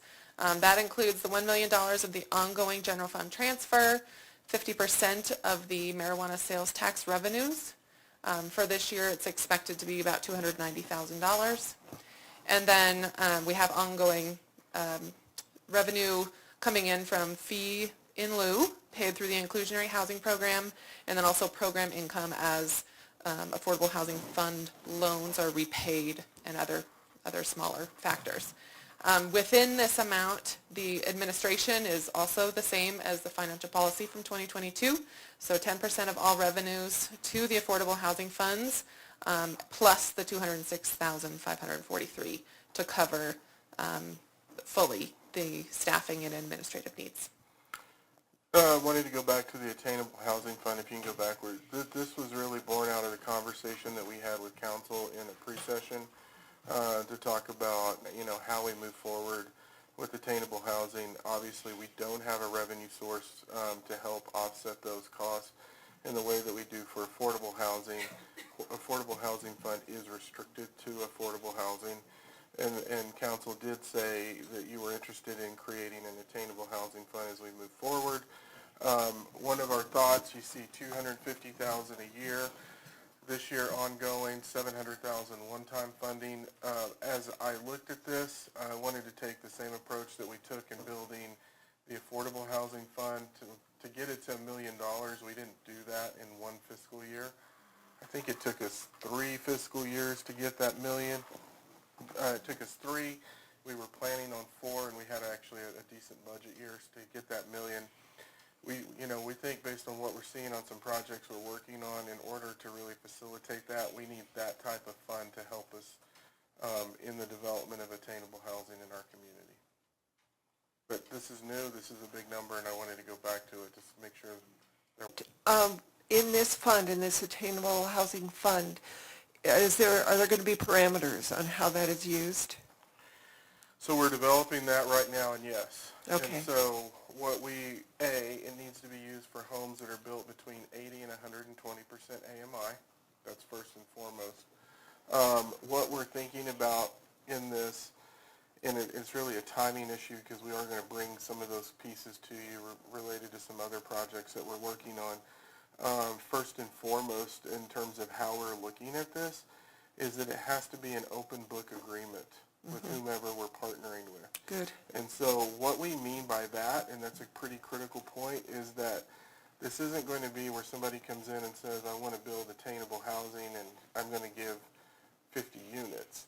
When we mean open book, it really is similar to how we approach our economic development agreements, in that we will sit down and we will understand in detail the pro forma and be in partnership with that pro forma, so we understand how the money's being used, where it's going to, how that's going to really apply to attainable housing. Another component that we put into this is, and we're still working through some of the legal components, we know Aspen does it, is a W-2 requirement, meaning that individuals that purchase the homes have to have a W-2 from Longmont, because that tends to be what we're hearing from our industry partners, and frankly, that's the issue that we're having as an organization. So putting a W-2 requirement, engaging in a development agreement, so it's not just an incentive where you get the money or you get a fee waiver. It really is a contractual agreement between the city and the developer that is very specific to what you do and how you're going to perform and when it's going to be completed. I will draw you to our economic development agreements where they're pretty prescriptive in what you can do, and if you don't do it, then there's a clawback provision. What else am I missing, Molly? Everything is still part of that larger project to be developed and in the discovery phase. But what is really important about the open book deal is that what we want is, if we're putting money into this to generate this type of product to serve the residents in this income range, we really want to see that investment gets passed down to the buyer, not necessarily other aspects of a performance. And it remains attainable. And so I will say that that's some of the conversations we're having with folks is how does it remain attainable? Because if it's only attainable to the first buyer, then you really haven't achieved what you want to achieve. So there also has to be a plan in terms of long-term attainability and allowing wealth growth, because that's the other piece of attainable housing is grow wealth and make it attainable, but it can't only be attainable for the first buyer. Again, the budget is moving ahead of where we are on this, but in order to have those funds, we needed to put this in the budget. Obviously, we wouldn't bring any expenditure of those funds until we bring the policy and council agrees with the approach we're taking. Okay, thank you for that. Councilor Martin. Thank you, Mayor Peck. Just to sort of bring this down a little, because I think I understand what you're saying, but I'd like to get a little more concrete about how the money is spent. This is enough money for 3 attainable houses, so you're not going to spend it building houses. You're going to spend it on planners, negotiators, procurement. Not necessarily. What no. are you going to plan? What are you going to spend it on? This is to begin the seed money to buy down the cost so that the houses can be attainable. And so when we're looking at the world, one of the things that we know is that land cost is one of the most significant components of building anything. That is why we bought the land associated with the Costco deal for affordable housing, because once you own the land, then it makes it easier to build affordable housing. This could be used to potentially buy down land costs. This could be used to offset infrastructure requirements. This is not for staff. This is actually to produce units. It's not enough, but it's a piece. That's why we have to build it to 1 million annually in order to get there. Okay. So it still doesn't feel like very much, even at 1 million annually. The intent is that it's buying down the affordability from market rate to the level that we're trying to get to. So it's not generating units one for one, with the dollars, but it's more buying down across a larger number of units. Sort of like paying points on a mortgage. That's a great example. Okay, thank you. I don't see any more questions on this one.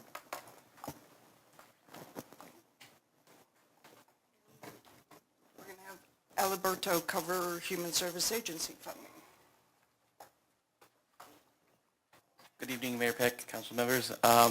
So this year, we have 3% set aside from the general fund. That had been a goal for many years to get to that 3%, and we are excited that it is increasing the amount available for our Human Services Agency grants. Total amount is $2.4 million, and it's really meant to assist our low and moderate income Longmont residents in meeting basic physical needs, social, economic, and or emotional well-being needs. This year we had the number a little bit, it is changing that number because we just closed our annual Human Services Grant application process, and we're going to be in the process of evaluation. Initial numbers were around 2.2 million. Some of those, that number has dropped a little bit because of, as we go through the applications, finding out some that are not eligible or some that don't fit our priorities. We're probably closer to 1.9. So it is going to be our Housing and Human Services Advisory Board that will review and bring back recommendations in December.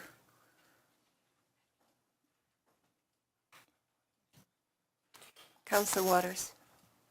Just to be clear, Alberto, that the 2.4 is what's going to get awarded. Half of that for housing assistance. Correct. The other half in grants to human Exactly. service organizations Right. that have submitted proposals, and to the tune of maybe 1.9 million in proposals, with 1.2 million or thereabouts available to award. 1.4, yeah. So we've got $700,000 in proposals that won't get funded, and some combination of the rest. Correct. Yeah. Right. Yeah, and of course, you know, the proposals are scored. We've worked hard to develop a scoring system for all these applications and an allocation formula. So these applications are reviewed and scored, and they are allocated based on their merit and their score for through an allocation formula that we've developed. And we're likely to see those in December. Correct. Yeah. Yes. Okay, thank you.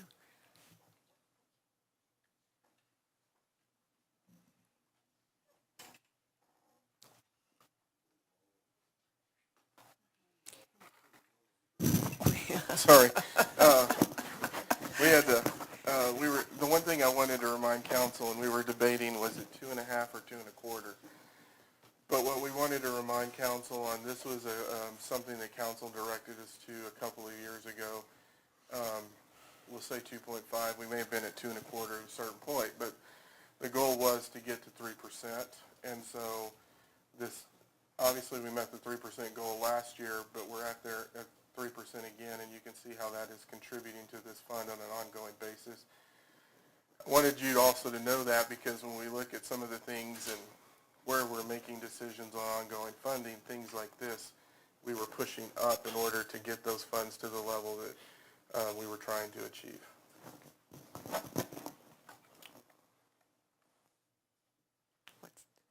What's next on our agenda? Next up, we're going to talk a little bit about external funding sources and what we're doing with grants. So the first thing we want to do is just review a little bit the contents of the bipartisan infrastructure legislation and the Inflation Reduction Act, which obviously are two massive pieces of federal legislation that have funding that can benefit city programs and priorities. So you may remember that there are a number of areas of infrastructure that are potentially funded through the bipartisan infrastructure law, and we are starting to see some of those programs come through sort of state-level programs where the funding will flow for those. So that's something we're continuing to monitor.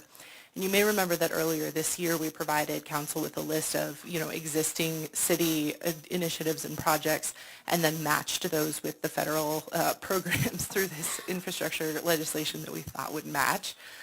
So, you know, that's something that we're continuing to monitor as the competitive funding opportunities come out. So that's a quick update there.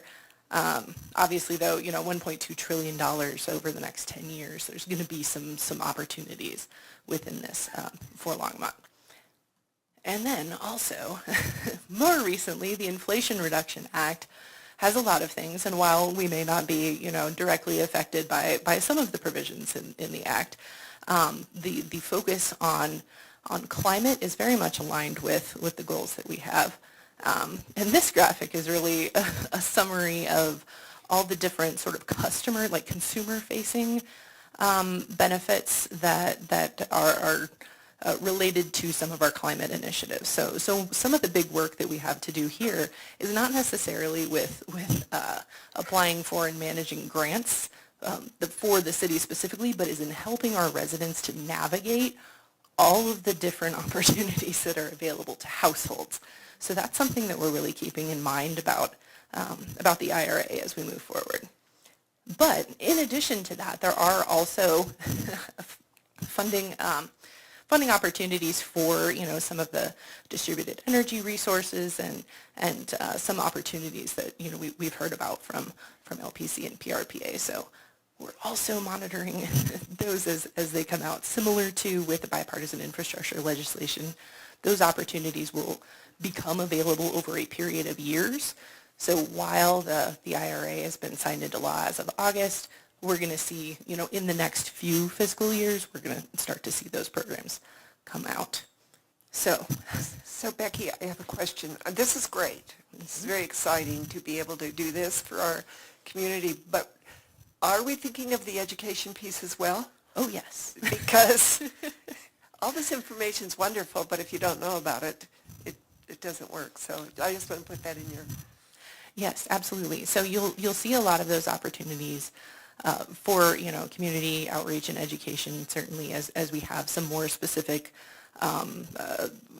items to implement from the sustainability plan as we work toward the introducing the beneficial electrification plan.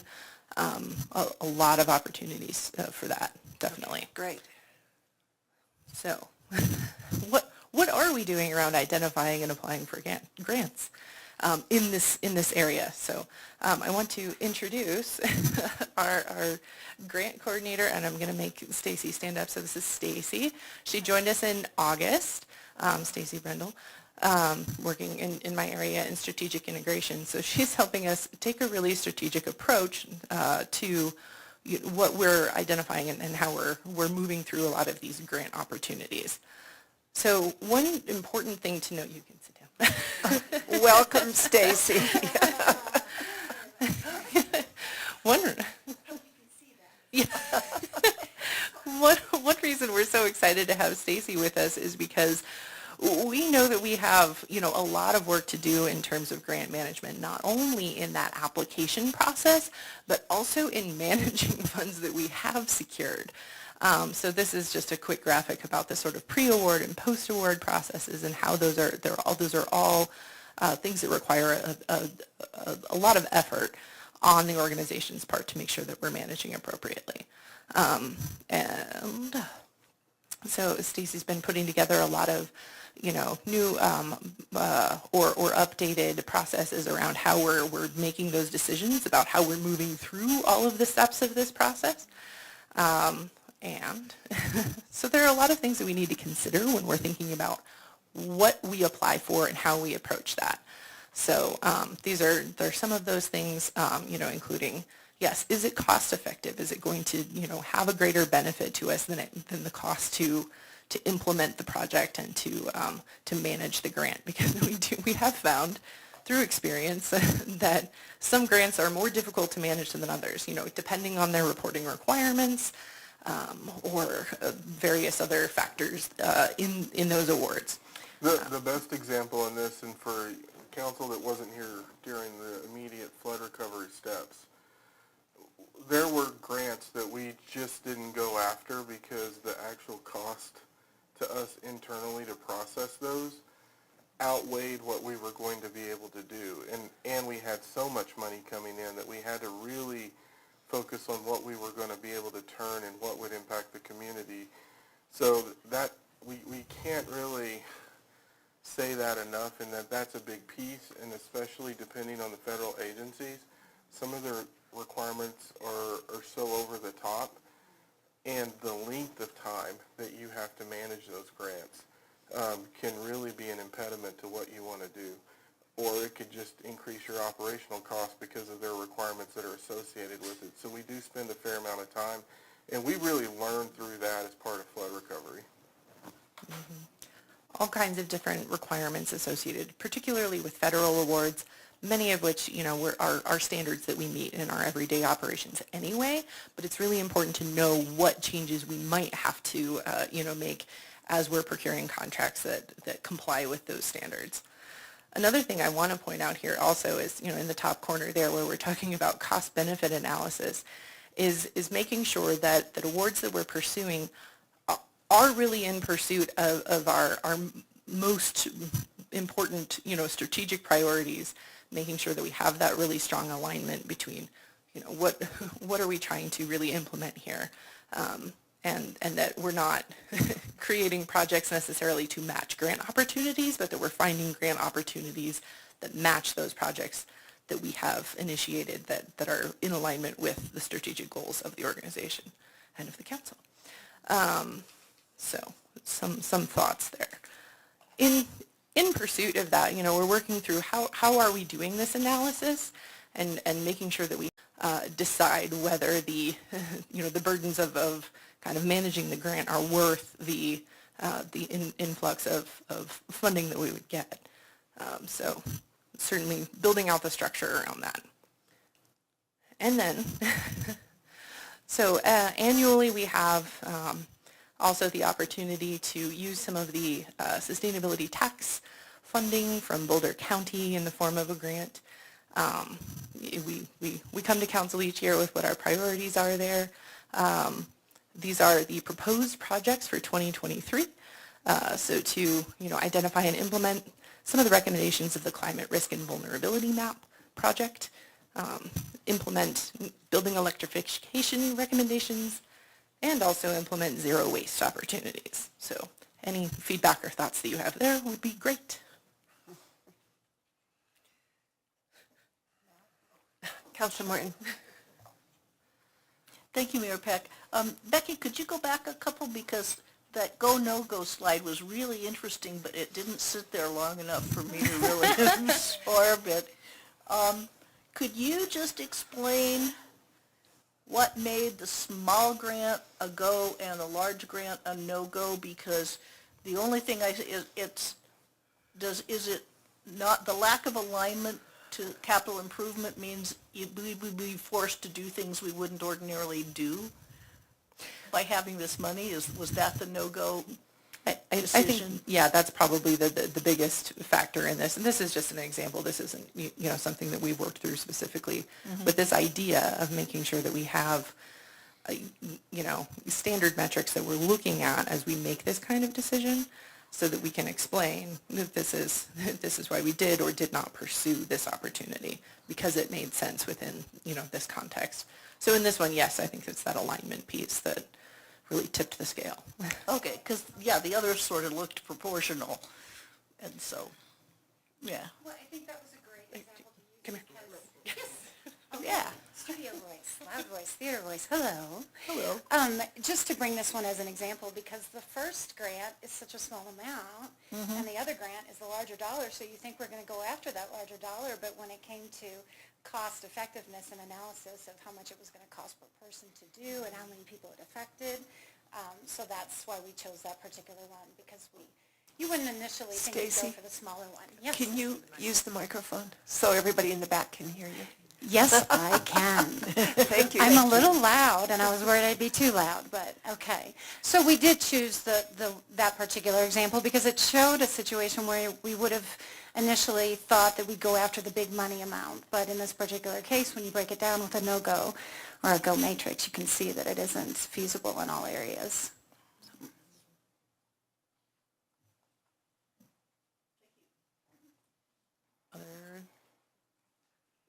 Yes, we do.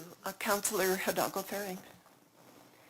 Thank you. And so I don't know if you've had a chance to really delve into the Inflation Reduction Act, because that would be where the grants would be available, or money. Is there money available for cities to use to maybe offset the cost for developers that would allow us to go, 100% renewable, or, moving that electrification in our new developments?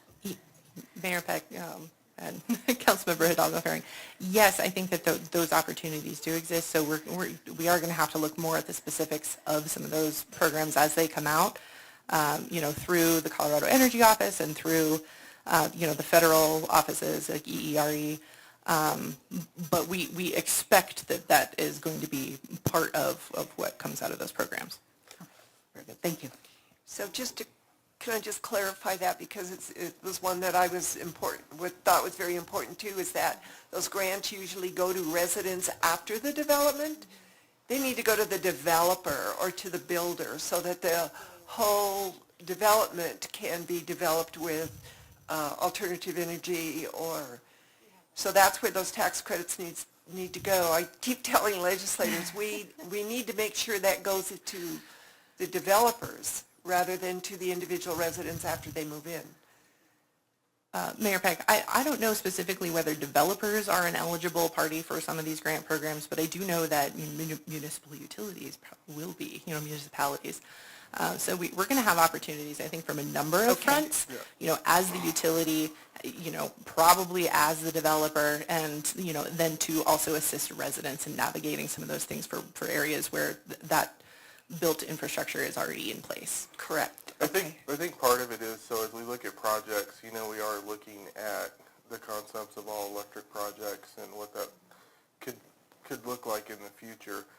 Councilmember Martin sent me a really interesting email about things you need to look at in this, and the thing that we didn't think about is the commercial component to the residential component, and how you have different usage at different times of the day, and whether that makes it, whatever it is you're looking at, viable. And so I think that's kind of the depth that we're going to have to go through when we look at this, because if it's all residential and most people aren't home during the day, and you do something and you have nothing to offload that energy use or whatever you're looking at, you don't have anything there, then that creates a bit of an issue. So every project we look at, we're going to have to really get into a lot of depth to really understand what is the best scenario for this. Okay, thank you. And it has to be on the front end. Yes, yes.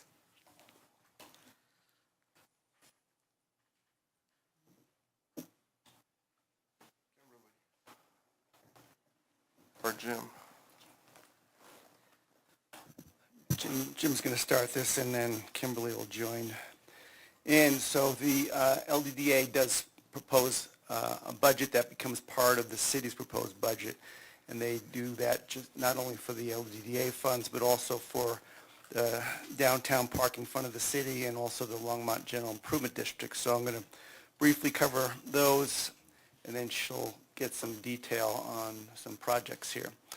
The GID budget proposed for 2023 is a budget of $164,039, increase of almost $15,000 over 22.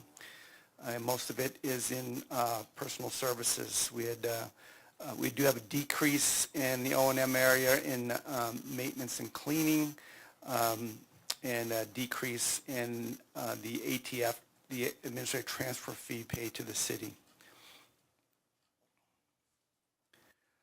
The downtown parking fund budget is $115,000, almost $116,000 for 23.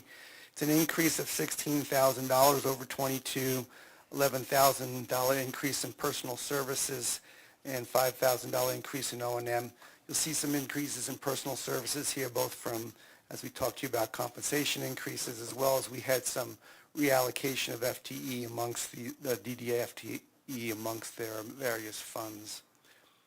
And then the operating fund is a budget of $377,763 for 23.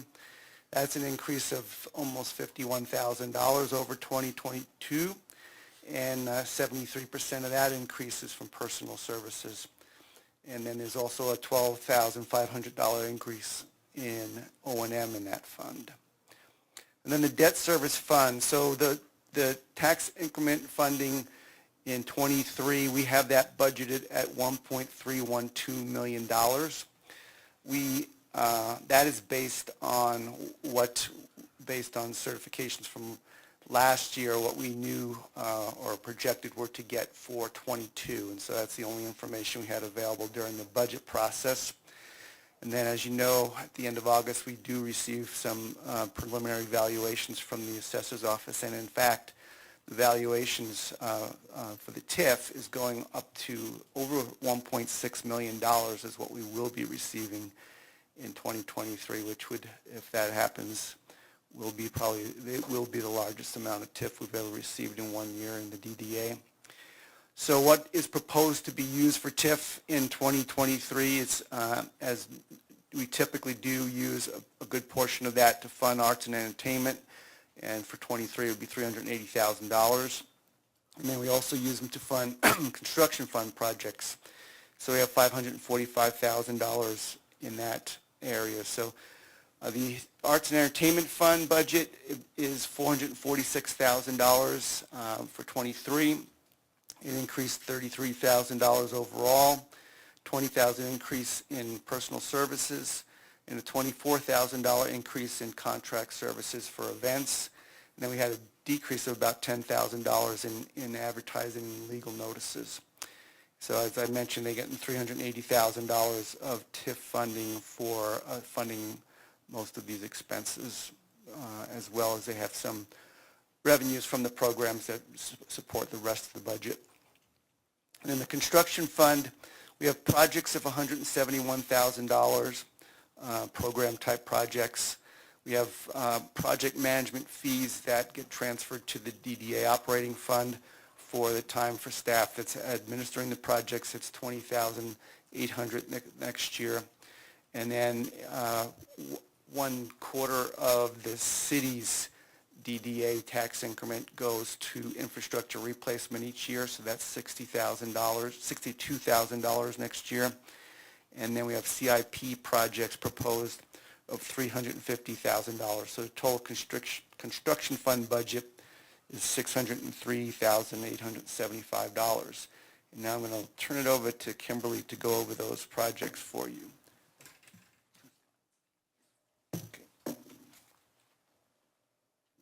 Thank you, Mayor and Council. Kimberly McKee, Director of the Downtown Development Authority. As Jim mentioned, we do use TIF in what we call a construction fund for different projects. One of those projects this year is called Placer AI Data. This data is very robust. It is a third-party data collection of all of our phone data, so we can track the number of people that are coming to the DDA, where they're going, how they're getting into town, how they're getting out of town, the difference between employees, residents, and visitors, all of that, which will really make a lot of the things we talk about later more data-driven, especially when we look at our wayfinding and we look at some of the other improvements we need to make throughout the district. We will continue with our pedestrian counting metrics, our cultural programming, our parking study update. I'll talk a little bit about that. Again, that's something that I'm always working with city staff on, is parking. Our parklet maintenance, economic vitality, which is where we are doing business retention and recruitment. And then for the first year, you'll see the Spoke Garage, O&M, and lease as our ongoing partnership with the county. The two things that I really wanted to point out were in our CIP, and the first is the $250,000 that the board funded for the Main Street Corridor Plan. As you heard in Public Invited to be Heard, pedestrian safety and getting around, not only downtown but the entire city, is really important. In our master plan, there is a goal to maintain a safe and enjoyable walking environment for pedestrians of all ages and abilities. It was just a little sampling of the things that we hear each and every day from our business owners, from our citizens, from the community. As we look at how people are moving around the district, we really our board wants to make sure that we're part of the solution.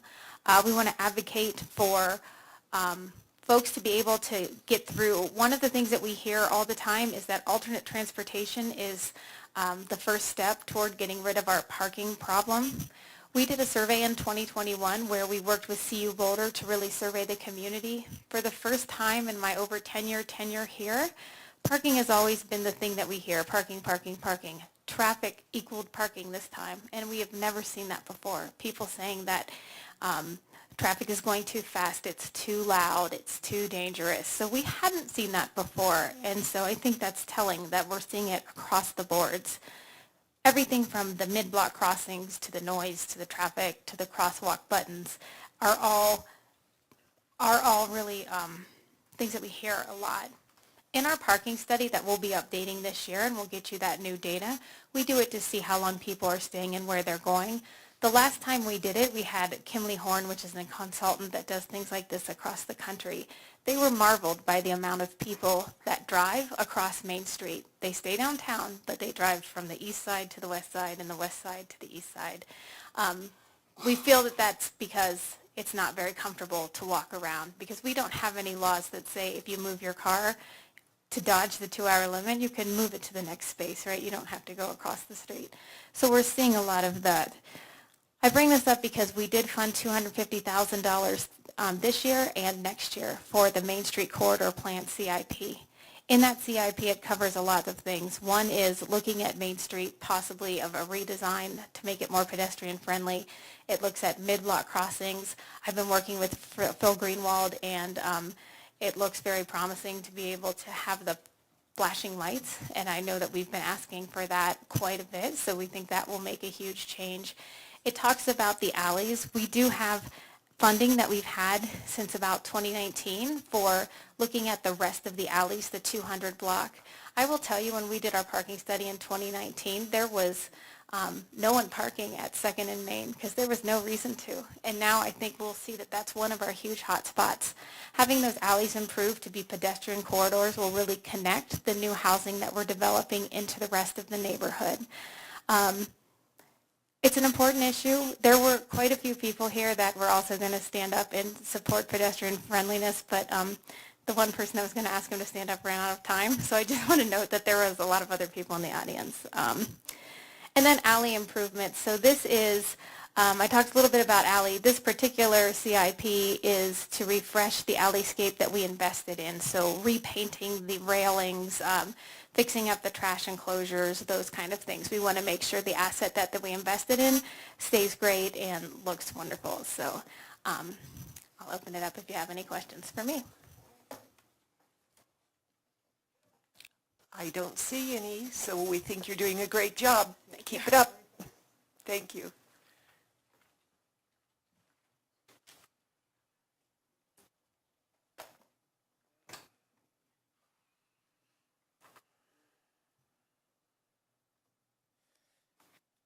Hi, Mayor and City Council. My name is Jason Merrill. I'm the Interim Assistant Library Director,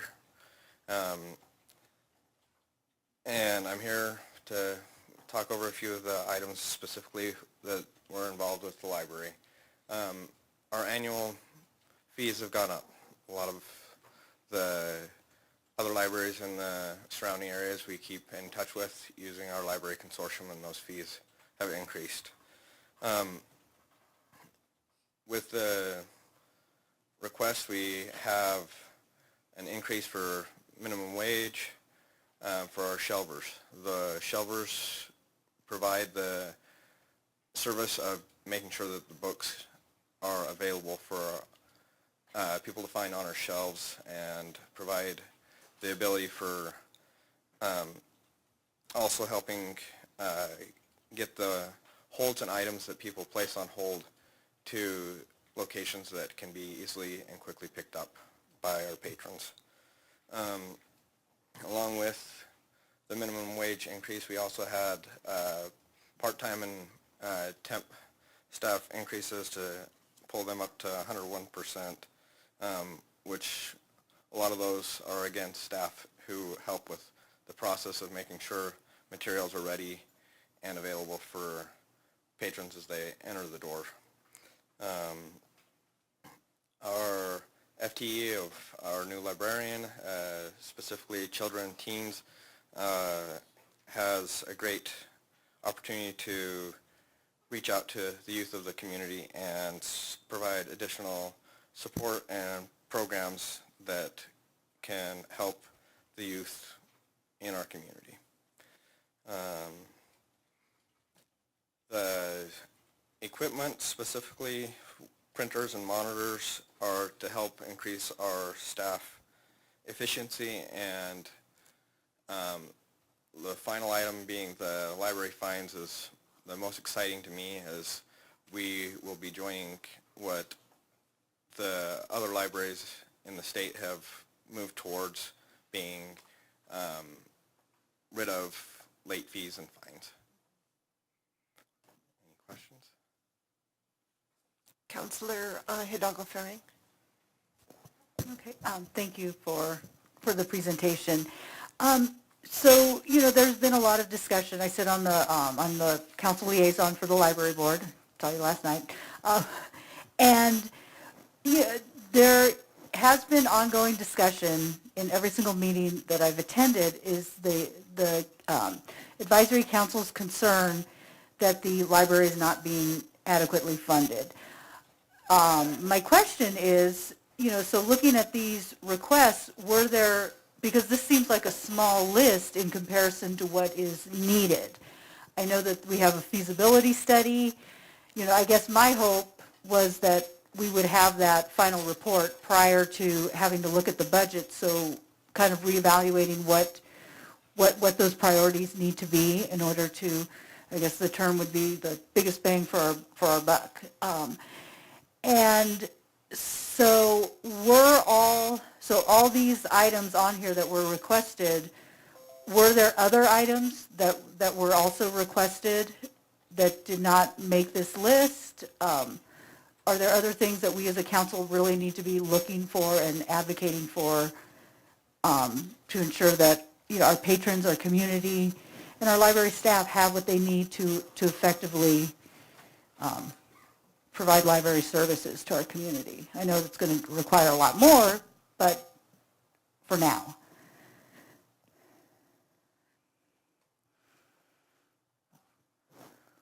These were the items that were provided when we requested at the time. Okay, so there were no other requests that were removed or not funded? Was there? Okay. So, Mayor Peck, members of council, there are, these are all the operating requests that were made. They were funded, but there were additional FTE requests from the library that were not able to be funded. And I think Teresa's checking to see how many that would have been. Okay. Yeah, I would like to know. And, you know, again, and I know that we've had discussion around getting creative on how we can adequately fund the library. The advisory council has expressed an interest and had done a lot of research on the idea of a proposed library district. We've had discussion around a quality of life to address the social infrastructure. So, you know, and again, for me, why I'm passionate about this as a public school teacher, having, you know, the accessibility to free books, free education that for our community, especially our disadvantaged, marginalized community. So what can we do? So, Mayor Peck, members of council, I have to correct myself. Okay. I was wrong. There were no other requests. We funded all the requests the library made. So. Okay. So then, you know, and I know that we've been in transition with, you know, a library director leaving. We're wanting to get a new library director. We have interim folks. So we're in a transition. But, you know, I guess I would like to see more with the new director. You know, what are the requests? Get those out there, because again, we don't know what is truly needed if the requests aren't there. Yeah, so at least in the drafts of the library feasibility study, we have a sense of space is a significant part of that, and staffing, which then adds to the overall portfolio. And so where we are right now is, I think I mentioned this before, staff is pulling together and finalizing everything that is in that quality of life world that we will then bring to council and put that and start the conversations with you all in terms of what you want to see, then move to the community and really talk to the community about what they want to see so that we can move to giving council some options in terms of 2023 and putting something on the ballot to deal with those issues. At least right now, when we bring it to you, I would tell you the number is huge. And when you see that, I think there are going to have to be some choices and decisions made in terms of, what is the number going to be, both from a one-time capital perspective and then also from an ongoing funding perspective. Okay. Yeah, I guess, just looking at these requests, it was like, that's awfully small considering what we're lacking in the library world. So, I was surprised that there weren't more requests. The other thing is when, I know, and this is more for the public, we had a conversation last night about the feasibility study, but when are we all anticipating to see this brought before council? With that, we are hoping to have that to council next month. Next month. Okay, so less than, I know there was just talk about possibly 6 weeks out. I had requested maybe we could do a pre-session, but will that be necessary, or can we, that month, will it hit us, will we be able to see it in about a month? I think we can see it in about a month. We actually wanted it earlier, and I know there were scheduling issues with the consultant. Mm-hmm. Jeff, what was the first day that we threw out? The first date was July. Well, but recently. What were the dates in September?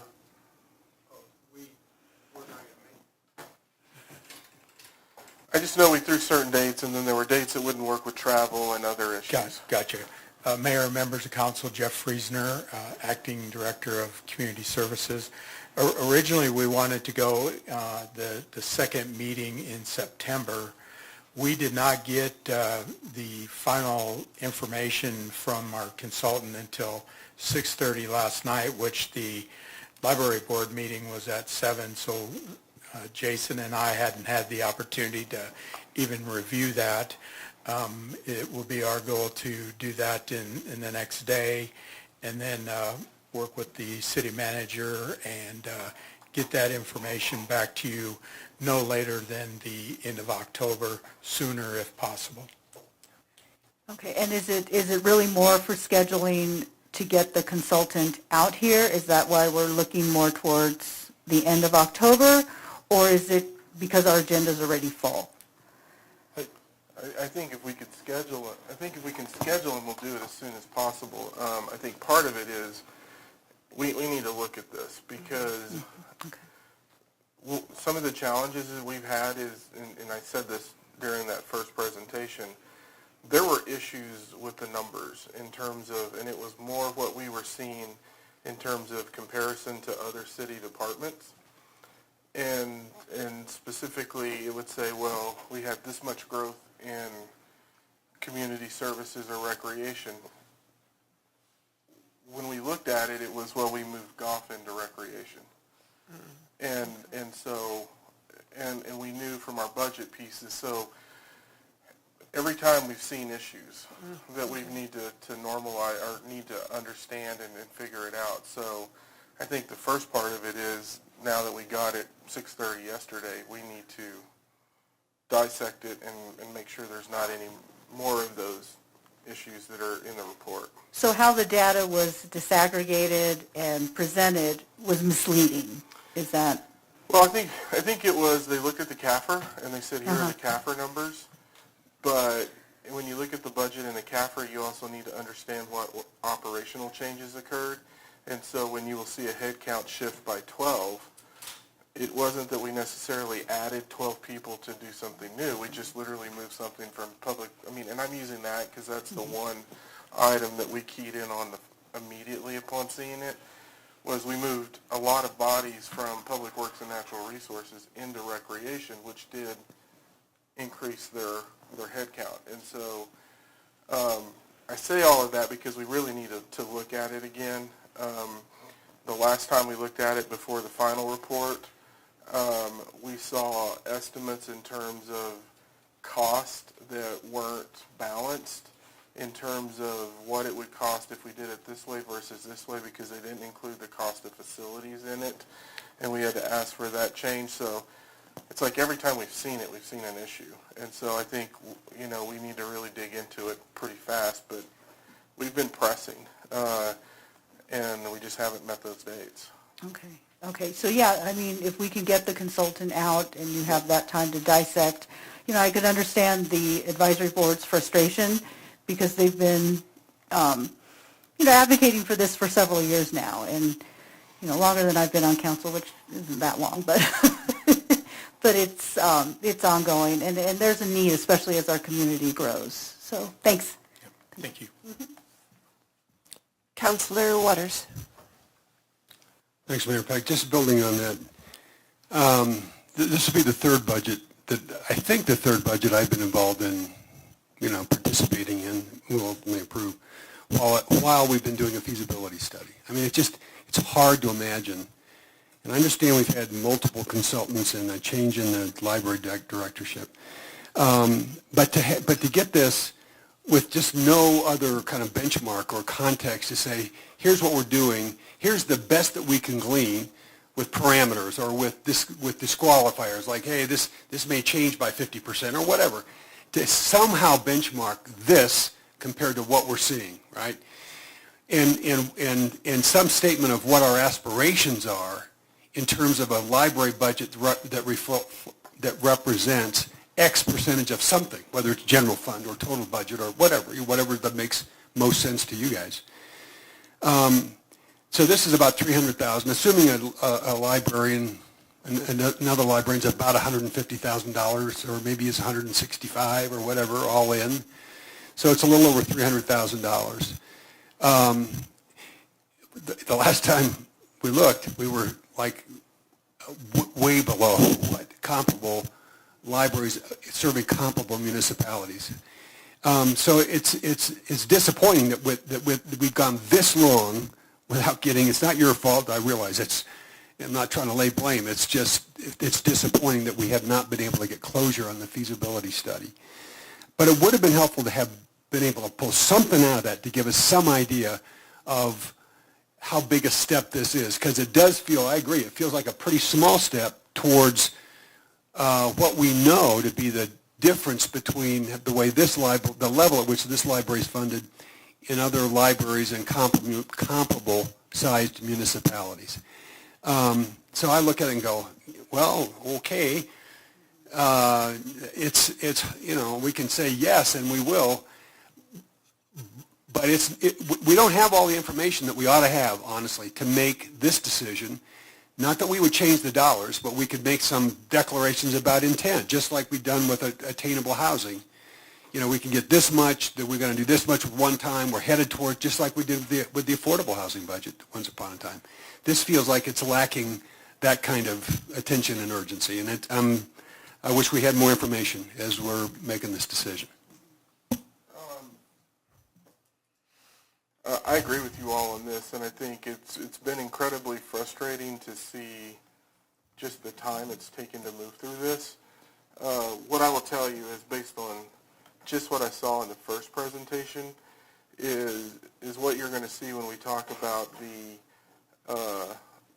and again, lack of a better name, but the quality of life piece is, it's going to be virtually impossible to handle this incrementally within the budgets when you look at the revenue growth that we have. It is going to take a tax increase of some form to hit the expansion we need to and the staffing we need to for these facilities. Because I think if we don't do that, 10 years from now we're going to be having the same conversation. And we were definitely hoping that it would be done more quickly. We're hoping that that's where it sets us the course on, because when I look at the broader issues with the quality of life, we have a recreation master plan.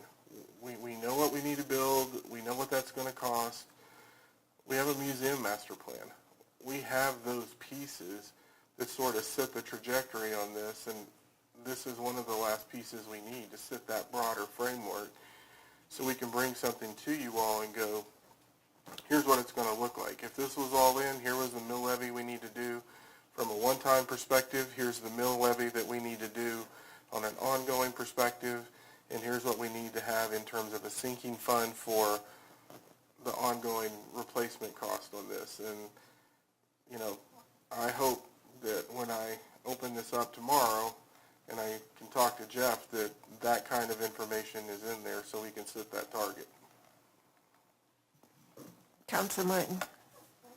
Thank you, Mayor Peck. I've had the feeling that we don't put any context about a lot of the items on the budget. You know, they float around in a vacuum, unframed by what we've actually got. So, at the risk of being unpopular, I'd like to frame this. We have a library today that is adequate to serve a community of 60,000, and we're in a community of 100,000, and it hasn't really done a whole lot in terms of reaching out for the new technology that has become part of the definition of library science. So, you know, what we've got here is treading water. The library is not going to get any worse. Not that it's a bad library, it's a beloved library, but it's not what the public in Longmont deserve, and it's not what the public in Longmont need. And I just wanted to put that out on the table. And I think that's what we saw in the study. And, you know, we have interviewed candidates, and Joey and I were in some of those candidates, and those were the questions we were asking. You know, there have been communities that have augmented their reach by, you know, we heard some really good ideas, and I said we're going to steal them. They've augmented space by taking a different approach and utilizing a 2022 version of a bookmobile where it's basically a large RV where they come out with computers and everything, and they're actually going into communities, especially underserved communities, and really bringing the library to those populations. One of them said, hey, there's a grant that we use to do this. So we're writing that down because I think that's really the issue. And probably should have had this conversation many years ago, but we really need to set that target and identify where we're going to go. And as we indicated, we want to bring, what date did we say to bring this to council on the quality of life, Sandy? So early November, I'm bringing that so we can start the process and start the community involvement process so that early spring, we have a clear sense of what we potentially want to put on a ballot and start doing the legwork ahead of time so we're not rushing it. So early November is when you all will see that. So, and I will weigh in on this. Every year I've been on council when this has been brought up, I thought that we have not made our library a priority. It's always been underfunded. We've always known it. And so I'm happy that you are putting it as a priority because I think this council, from what I've heard, wants it to be. So I'm looking forward to that November study that you're bringing forth. Yeah, and I think part of it too, you know, I think we've heard it tonight, is, I mean, tonight we've heard traffic issues, natural resource issues. I mean, when you look at the scope of everything that,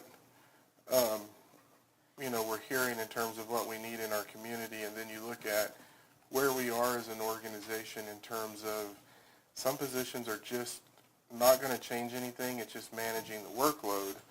I think that's the other challenge when you look at the budget growth that we've had historically and what we've been able to do and some of the issues. You know, we talked about this earlier in the budget process, but to a certain extent, when we look at the organizational budget and we talk about the budget reset we had to go through, the shift to the 3%, you know, the creation of the Affordable Housing Fund, the creation of the Attainable Housing Fund, just in those things right there, we have probably, so 3 million, 4 million, so we're probably in the neighborhood of in those budgets of somewhere around 5.5 to 7 that we've had to put into those issues. That's money that we haven't really been able to do and utilize to address some of these ongoing issues within the organization. When we look at capital expenses, we put $2.7 million into the library. That you really can't tell what we did with it because that was just structurally to rehabilitate it versus if you didn't have the rehabilitation, that could have been $2.7 million that we put in to see something else. And I wanted to say this because I think as we're working through all of these issues, we've spent a lot of capital dollars.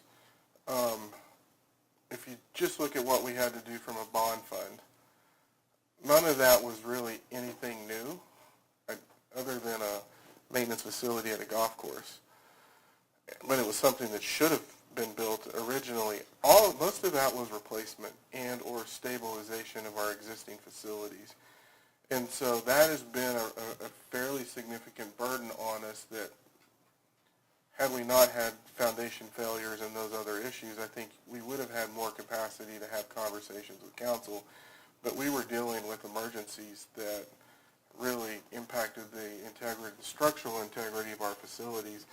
And unfortunately, I will tell you, every time we go into facility and dig into it, we're seeing the same thing. We're now moving over into the public safety building. We're seeing the same thing. To the point where the circle on the outside of it, the structural integrity is so bad that we're going to have to remove it. And if we wanted to rebuild it, it would be way too expensive, and it's actually cheaper to remove it and add structure in to add office space than it is to rebuild what's there. That's an example of, we have yet to go into a single facility where we haven't had a significant issue. And those are issues that if it says one thing to us about our infrastructure and everything that we're talking about is you have to invest in your infrastructure and your facilities, and you have to do it very quickly, or we end up into a period like we're in now where we're using money just to stabilize the buildings that we have. And I want to just give you framework, sort of a chronology of where we went through, and we didn't talk about the CIP adjustments that we had to make as a result of the flood, that we had to move dollars in to repair a lot of facilities too.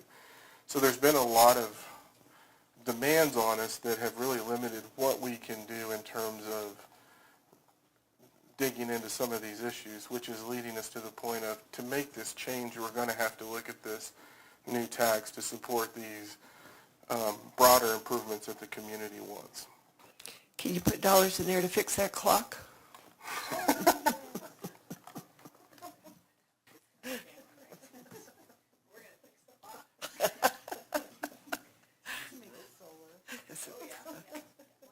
No, not that one, the one on the Justice Center that's been at $750 for years.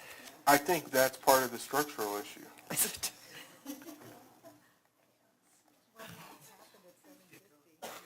Don't know. Okay, I think we're ready to move on. Okay, the use of the marijuana tax. So in our 2023 budget, we have $580,000 projected from that revenue. And as council knows, half of that goes to affordable housing, so $290,000 for affordable housing, and then the other half, $290,000, is included in the proposed budget as ongoing for mental health and addiction. And then our final topic for the night, I'm going to turn it over to Sandy.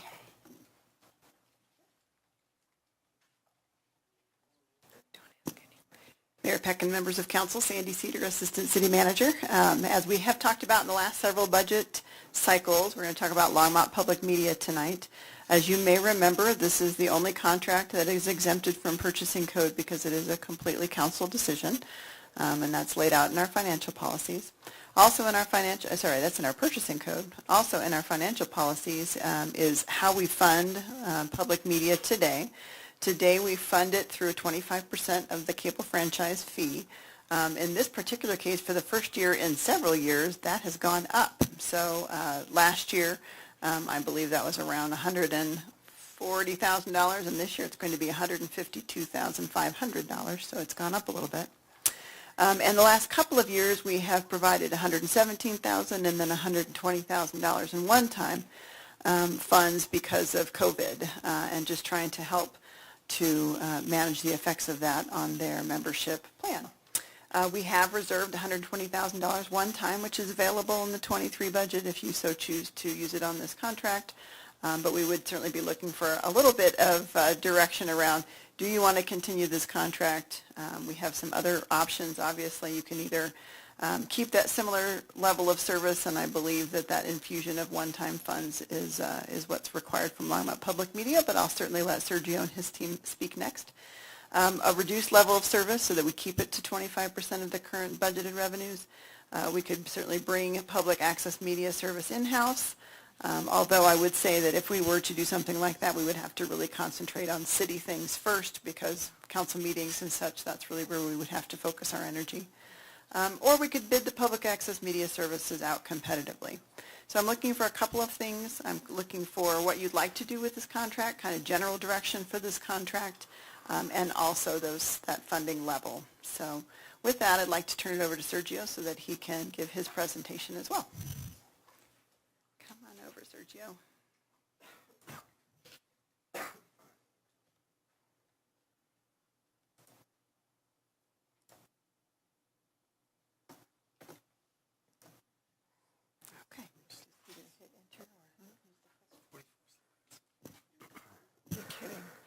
Good evening, Mayor Peck and council members. I'm Sergio Angeles. I'm the Executive Director and co-founder of Longmont Public Media. Tonight I'm going to be giving a presentation around some data, our vision, and our budget for 2023. I would like to apologize in advance for any coughing, as well as just my general lack of energy. I've been recovering from COVID, and it kicked my butt pretty bad. And I'm going to have Anthony Main, who's on our advisory board, help me out with this presentation as well. So Longmont Public Media, or LPM for short, is Longmont's media makerspace and public access TV station. And as a 501c3 nonprofit, our mission is to educate, produce, and distribute local media. And we do that by providing a media makerspace to our community to teach media creation, to produce, and to distribute local content. The agenda for tonight will be going over some data, talking about our vision, and then discussing our budget and our ask. So starting off with data, specifically LPM memberships. So in 2020, we had 78 total memberships, with 8 of those being paid. In 2021, we grew our overall membership by over 100% to 198, and we grew our paid membership to only 29 members by about 240%. This year, as of September 14th, we've grown our overall membership by about 50%, so we're now about 291. But we have grown our paid membership about 120% to 67 members, and that's as of September 14th this year. In terms of what those membership tiers look like, we do have a free community tier membership, so anyone can walk in and use our space Monday through Friday, 9 to 5. And then jumps up to $25 a year, and that allows individuals to reserve studio space Monday through Friday, 9 to 5. It jumps up to $25 a month as a maker membership, and that's when you get 24/7 access to the space and 50% equipment rentals. For $50 a month, you get 24/7 access, free equipment rentals, and discounts on classes. If you're a team of up to 3, you can sign up for a production team for $75 a month, and you get all of the same benefits.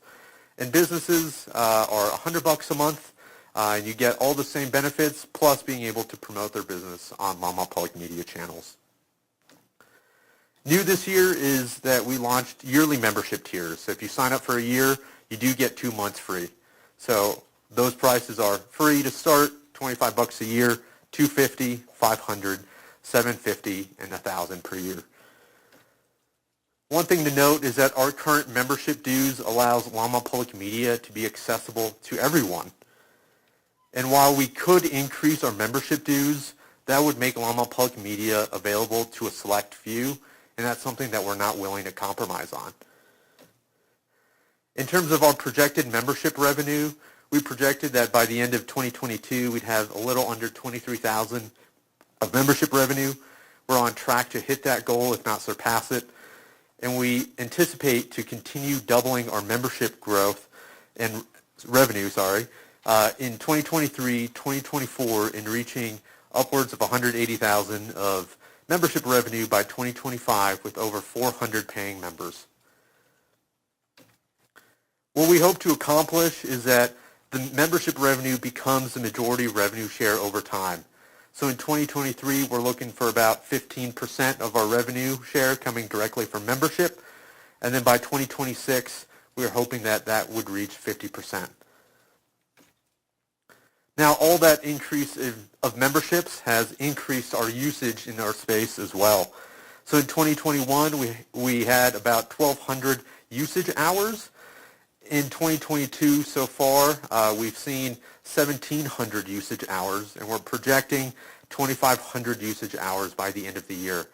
The way that's calculated is based on all the reservations that individuals make to use our space, so the podcast room, our TV studio, live streaming room, editing rooms, audio studio, and more. I will say this number is undercounted, as we do have some individuals who forget to make a reservation or simply just walk in, so these numbers should be a lot higher. In terms of the total hours watched across Longmont Public Media, we reached 22,747 hours of local content. That's all coming from our YouTube channel, our Facebook page, our Vimeo, our Roku, and our website. What isn't included on here is Comcast data, since Comcast doesn't give us that, nor are we including any data of videos that we produce for the City of Longmont. One of the questions that we get a lot is, what are we going to do to increase membership? So we will be doing membership drives, a minimum of 2 per year. We did just wrap up one last week. We had got a lot of new members signing up, a lot of new people knowing and learning about Longmont Public Media and checking out our space. We will be using grants to fund outreach campaigns in our community. We'll be doing a coordinated marketing campaign with a common message and branding across media types to raise awareness and attract new members. We'll be offering student scholarships. We'll be continuing our weekly events. Earlier in August, we launched Thursday Night Live at Longmont Public Media, so weekly events of live storytelling, talent shows, media trivia nights, and a lot more. They've been a really good way to draw people downtown into our space and get more aware of Longmont Public Media and what they can do there. We'll also be partnering with local groups such as Firehouse and Tinkermill, the Longmont Community Justice Partnership, and the Recovery Cafe. We'll be conducting a corporate business fundraising campaign as well as networking with other public access organizations. Regarding weekly events, this may become free for members, especially as popularity grows, and may be a way to generate additional revenue. We'll be also targeting advertising at colleges and high schools from Denver to Fort Collins. We also recently launched a referral rewards program, so any members that refer another member, they get 20% off their next month, and the person that signs up gets 20% off their first month. And lastly, we'll be launching some internships and programs with a focus on high school and college students, recent college graduates, individuals with disabilities, and senior residents. And now I want to pass it on to Anthony Main, who's going to be discussing our vision. Thank you, Sergio. Mayor Peck, members of City Council, my name is Anthony Main. I'm on the advisory board for LPM. I also run the online radio station LPMX. You've seen so far that we've been increasing membership, and we've been increasing our community presence, even in spite of the challenges presented by COVID. But where are we going with this, or to be more squishy, what is our vision? And it starts with a question. What if Longmont had a robust and inclusive media ecosystem?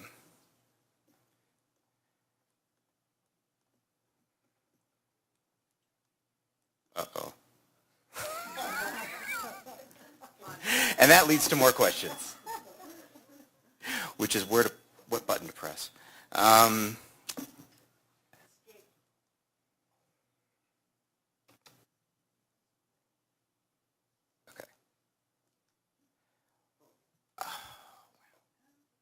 This is not my fault.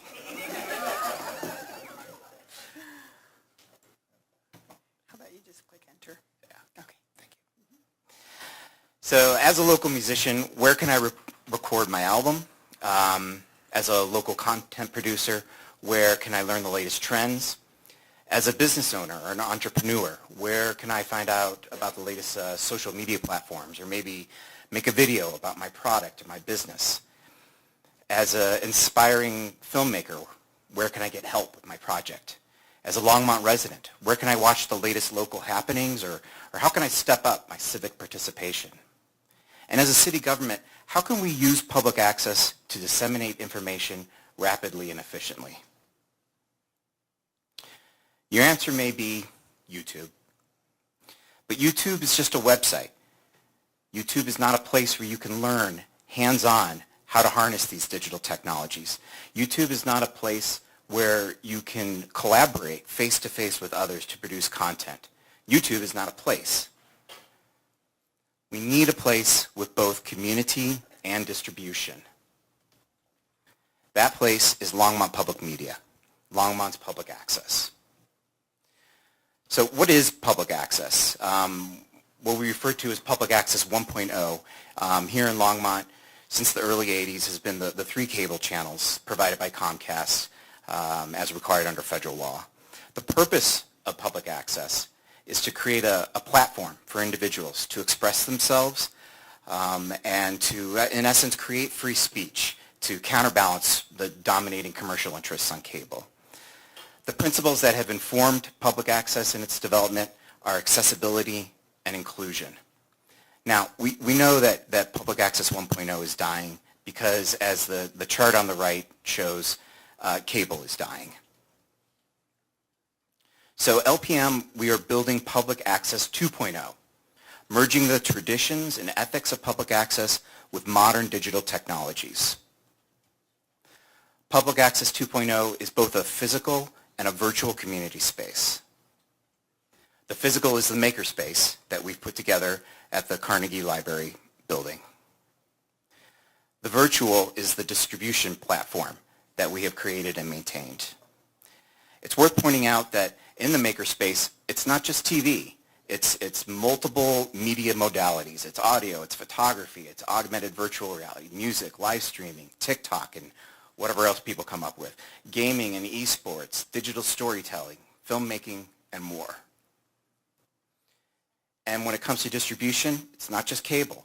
It's also apps for TV and smart TVs that are in development or that we have already developed, as well as mobile apps, all with the purpose of being capable of being in any household with a TV in Longmont. Now, I mentioned at the beginning about, what if Longmont had an inclusive and robust media ecosystem. This graphic is visualizing what that media ecosystem looks like. So on the left, you have the inputs that create arts and culture, ideas, people, technology, and those meld together, and with the talent and technologies at LPM creates high-value public goods, such as cultural products like films and videos and albums and live performances and events, all of which require community engagement to come about, and they also engender civic participation. And those outputs cycle back to the original inputs as well as inform how LPM functions and what we produce. It's important to point out here that in this ecosystem, LPM should be understood as a public good in and of itself, and not just any public good. It's an engine for these other high-value public goods. And as such, it's our contention that City Council should fund LPM as a public good as much as possible so that the community can leverage it to its fullest potential. So as we've been building this ecosystem, we've already seen an impact on the community. And to show that impact, we wanted to have members provide some video testimonials about how our vision has impacted them. So I'll get to that next. And give me a minute because we got to switch programs.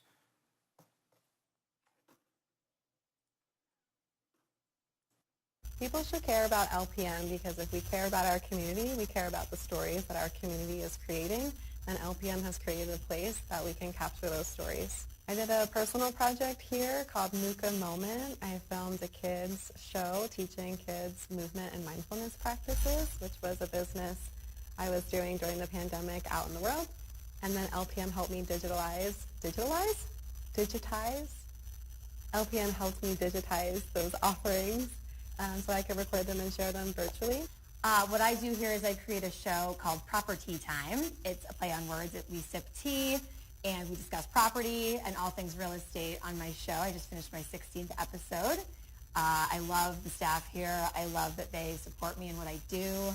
I love that I meet a lot of clients. I meet a lot of friends.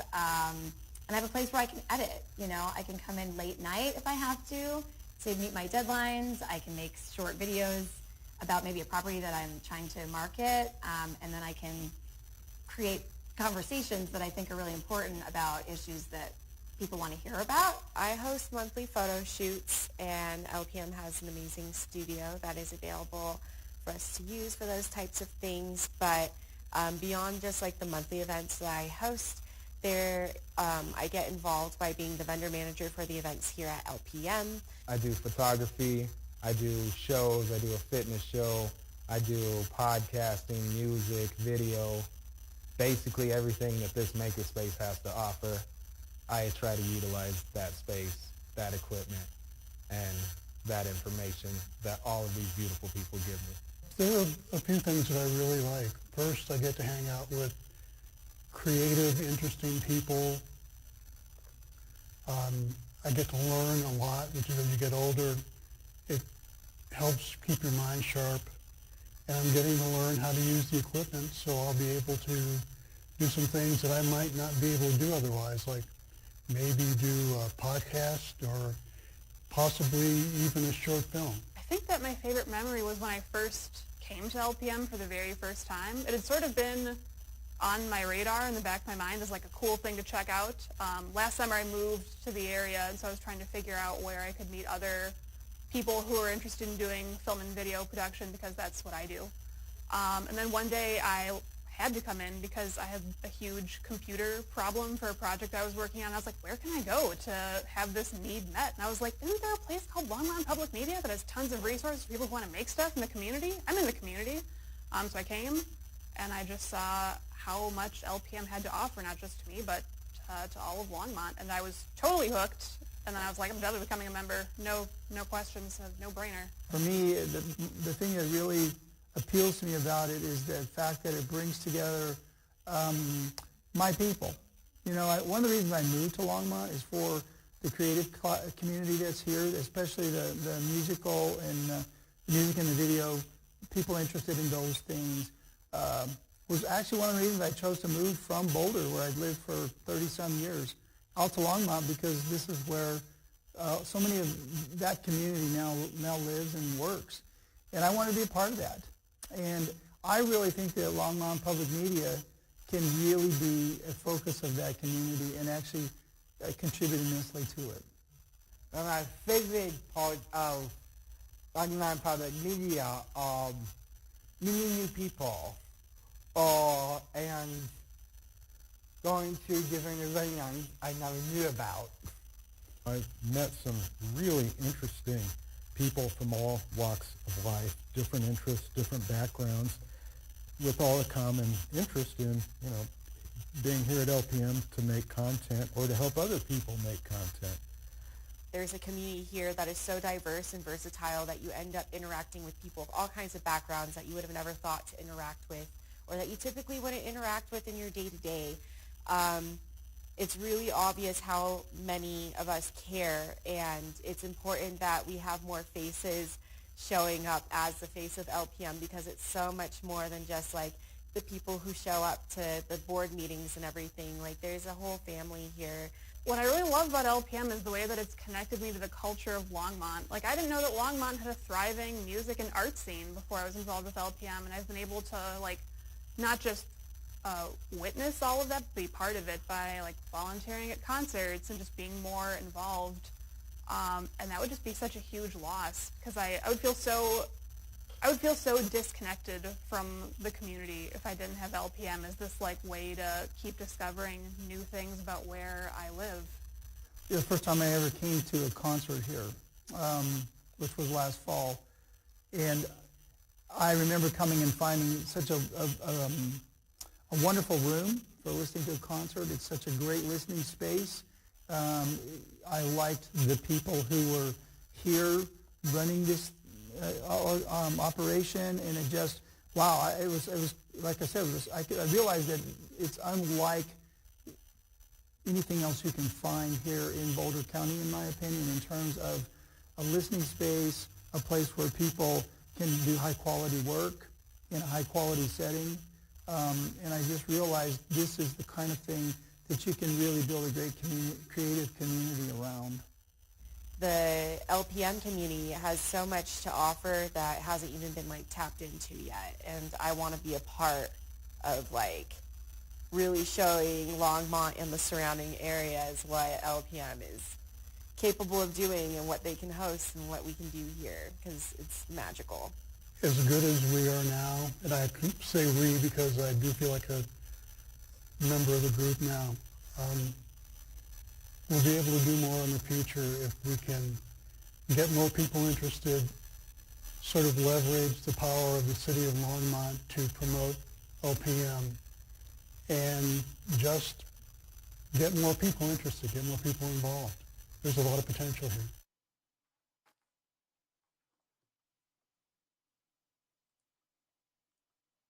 So the testimonials speak for themselves, but I think one important takeaway for me at least is that LPM is not just an incubator, it's an accelerator.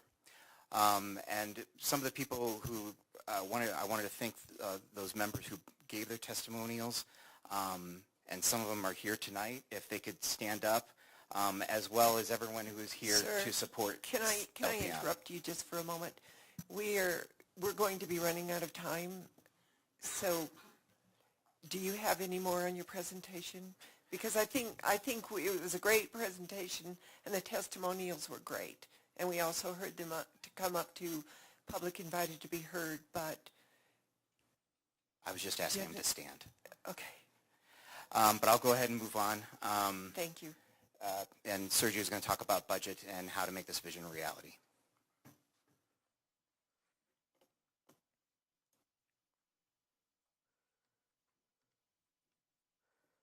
So despite a global pandemic, I think we have shown that our community loves Longmont Public Media and wants it to exist. But we need your help to continue making that vision a reality. So what you see on the screen here are 4 budget options for 2023 and beyond. Option 1 is 25% of the franchise fees with a final $120,000. That will be exactly what we did this year and last year. For 50% of the franchise fees, we'll have expanded local public access content, expanded makerspace staff, some increase in media education, and a dedicated full-time person to city projects. For 75% of the franchise fees, we'll be able to add youth and internship programs. And for 100% of the franchise fees, we'll be able to have a fully staffed makerspace, a media education catalog, youth and internship programs, a certified job training program, dedicated media creation funds, and of course, a dedicated full-time person to the city projects. The vision that Longmont deserves would need 100% of the franchise fees. 75% will get us close, but 50% is the minimum that we need to get us on the path to self-sufficiency in a few years. And what we're asking is for dependable revenue so that we don't need to ask for one-time funding bumps each year, and so that we can better plan our spending. So I'm here tonight to request 50% of the franchise fees and a 2-year contract starting in 2023. I want to thank you all for your time, and I'm available now for any questions. Thank you, Sergio. Do we have any questions from councilors? Councilor Waters? Sandy, in the enclosure or in the council communication, and you've made several references to our financial policies and the limit of 25% of franchise fees. Is that codified in our financial policies? When I was searching actually, like I couldn't find our formal adopted set of financial policies on the website, and I should have asked this question before tonight. Mayor Peck, Councilmember Waters, the financial policies are actually part of the budget presentation, and you'll be considering them a little bit later in this whole piece. But of course, any direction that you give today, Sure. we would update in those financial policies. So it's not part of code, but it is something that council decides upon. Now, the contract itself being solely a council decision, that is codified in purchasing code. Yeah, but the financial policies are part of the budget. Okay, all right. I wanted to know. I'll make a motion when we're ready, but I know we have others who might have questions. Yeah, thank you. Councilor Hidalgo-Felling? Okay, thank you, Mayor. Actually, so this might be for Sandy, but if we could go back a couple of slides to where you had the 25 or the 50%. So in looking at this slide, our current contract, what does it cover? So today, our current contract includes recording things like city council meetings and planning and zoning meetings, all of the board and commission meetings, special meetings that are of the city council. It also includes the public access portion, so making sure that there's access for the public to be able to create and show different media, as well as 20 hours, 80 hours a month of city programming. So this is programming that the city says we really need a video on this or that kind of a subject. So it includes those kinds of things. There are probably a few other things because we talk about cultural events and kind of community events and things like that that are part of that contract. And the contract is for 25% of the franchise fees, which in 2022 was only $140,000. Plus, you all added one-time money at $120,000. Does that sound right, Sergio? Anything you want to add? No, I think yeah. Okay. Yeah, I was just trying. Look at it all the time. I was just trying to overlay what this slide shows and what is in our contract, and then so then if we do move to a different pay percentage, then would we be looking to revise looking at a new contract? So really, just revising that. Is that what the understanding is? Yes, that's the understanding. Yeah. And so when you look at his proposal here at 50% of the franchise fees with some of those expanded makerspace staff, those are the things that contract would then include if that's council's direction. Okay, thank you. Mm-hmm. Councilor Martin? Thank you, Mayor Peck. I would just like to quickly draw the public's attention and the council's attention to the group of people that we saw speaking for public invited to be heard, because I would like to observe that there is no public invited to be heard faction.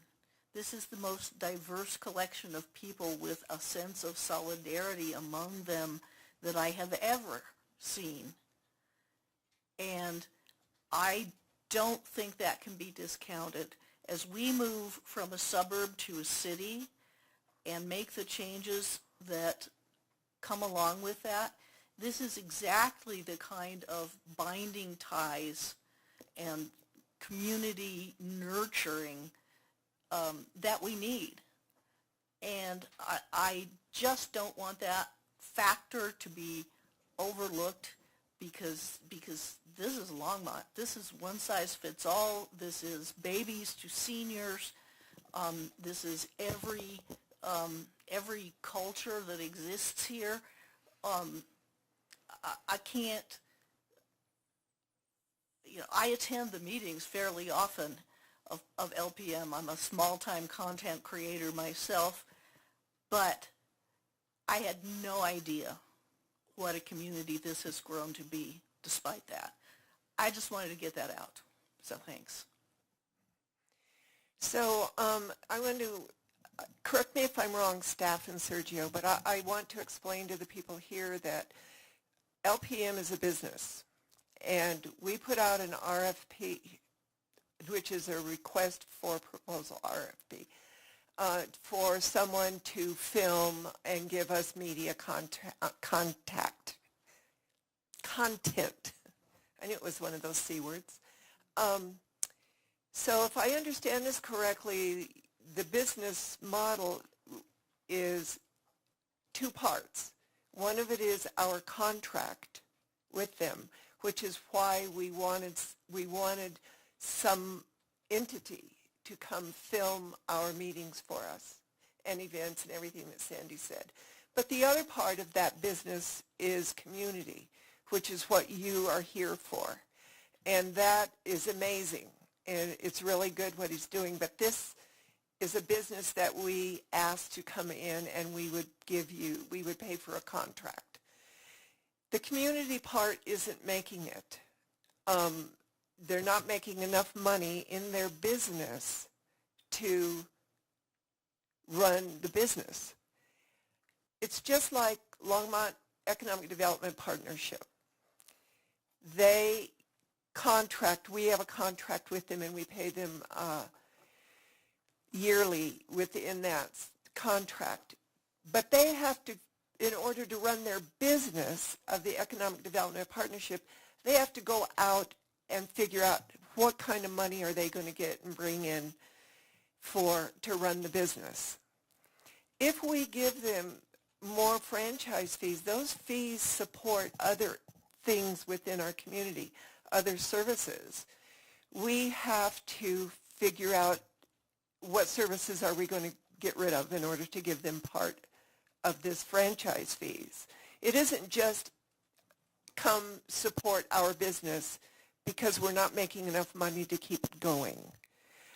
I do have to say thank you, Sergio. I think this was a great presentation, and I like what you're presenting this year because it's what I asked for personally last year when you came up here for the $120,000. I said, what are you doing for membership? Are you holding events? And at that time you were not. So I'm very happy to see you moving forward to support the community part of your business. I'm not trying to, this is not a Longmont company. It is LPM's company. And we are just part of the membership with the contract. So regardless, it's a four-person vote up here for a majority. I just wanted you to understand that this is not a company run by the city of Longmont. It's just a company we contracted with. So Sergio, do you want to expand on that or explain it or correct me if I've got it wrong? Sure. Mayor Peck, so we're a 501c3 nonprofit. Mm-hmm. It's run by people who live here in Longmont. I started it, co-founded it. In terms of our business model, we have other ways that we generate revenue. It's not just memberships, it's sponsorships, it's grants, it's donations, it's class fees, it's equipment rentals, it's pro-service work, and of course the city contract. Those are all ways that we have explored and continue to generate revenue to support the business. What we're asking tonight is we want to continue to grow, as you heard tonight, not just from myself, but from other members of our community and people who live here. They want to see this place grow more. They want us to do more. They want us to provide more services for them and for the community. And we want to be able to do that. And with that, we need more franchise fees so that we can deliver more to them and to the city of Longmont as well. I understand that, and that's why I wanted to make it clear that those franchise fees support other services and we need to decide if we give you more franchise fees with a majority vote, what services are we going to cut?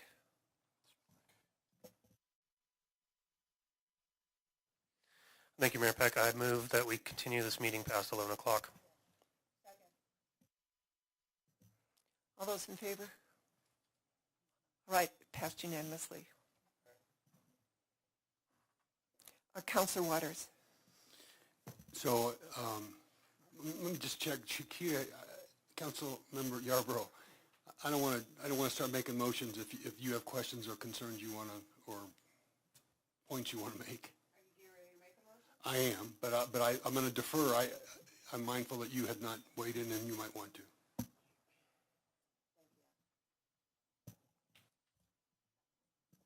Go ahead. Thank you, Councilor Waters. I appreciate that.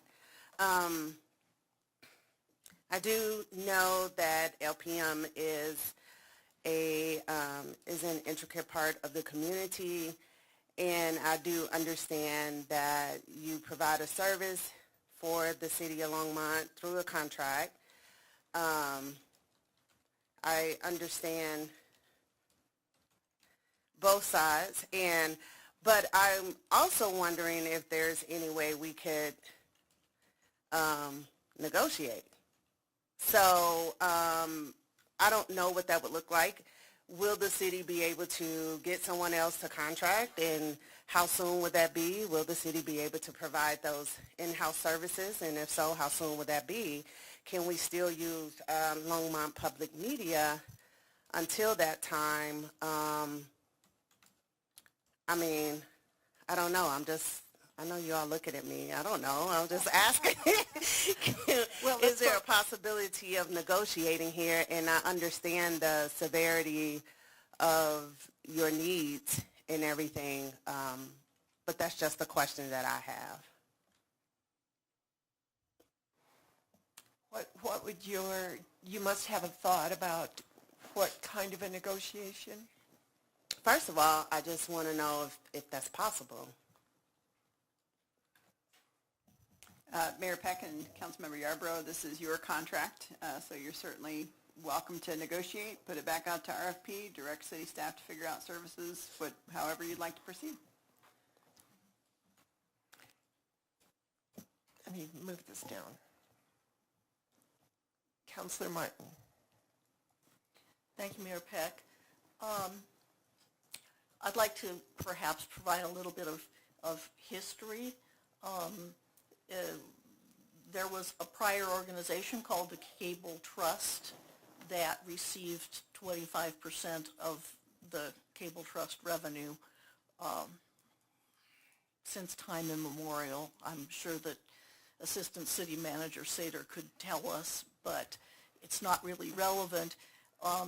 We challenged them in 2018 to up their game because we knew that the Cable Trust revenue would continue to diminish, and we challenged them, I think, more than once.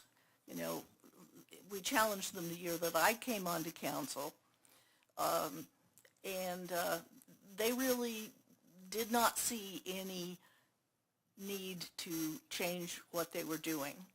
And there was a pretty small, not diverse group of people who did everything that the Cable Trust facility did.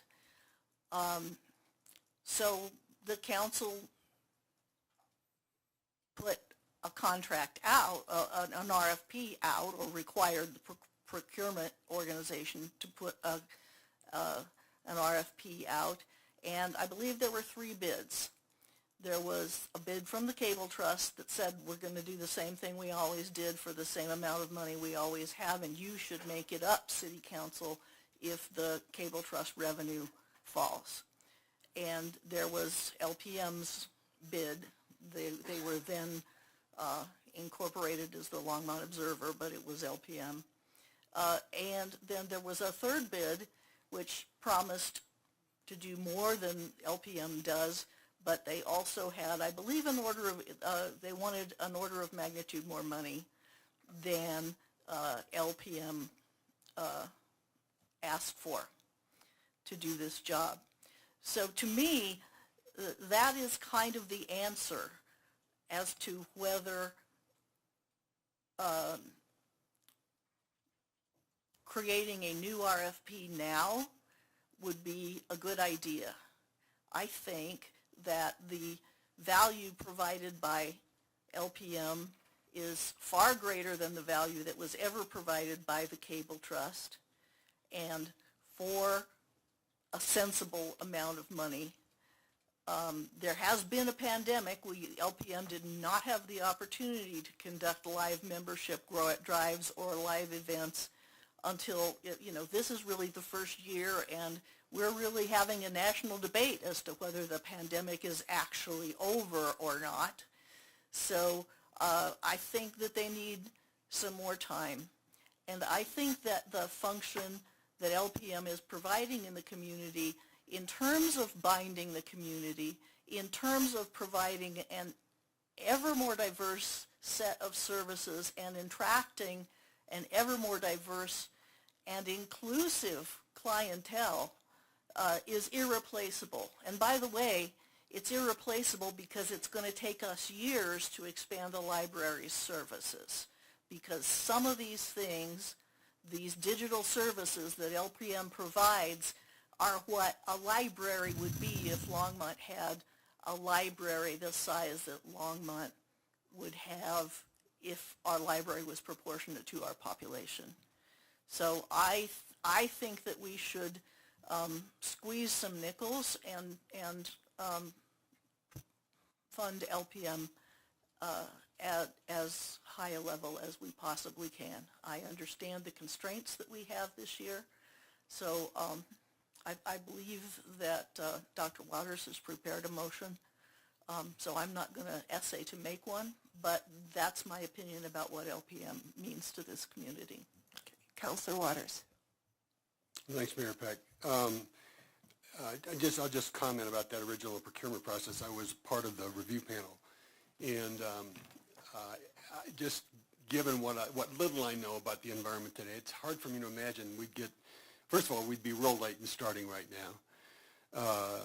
That procurement process started, as I recall, in the late winter, early spring of the year in which we did it in 2019, and we're way behind that curve now.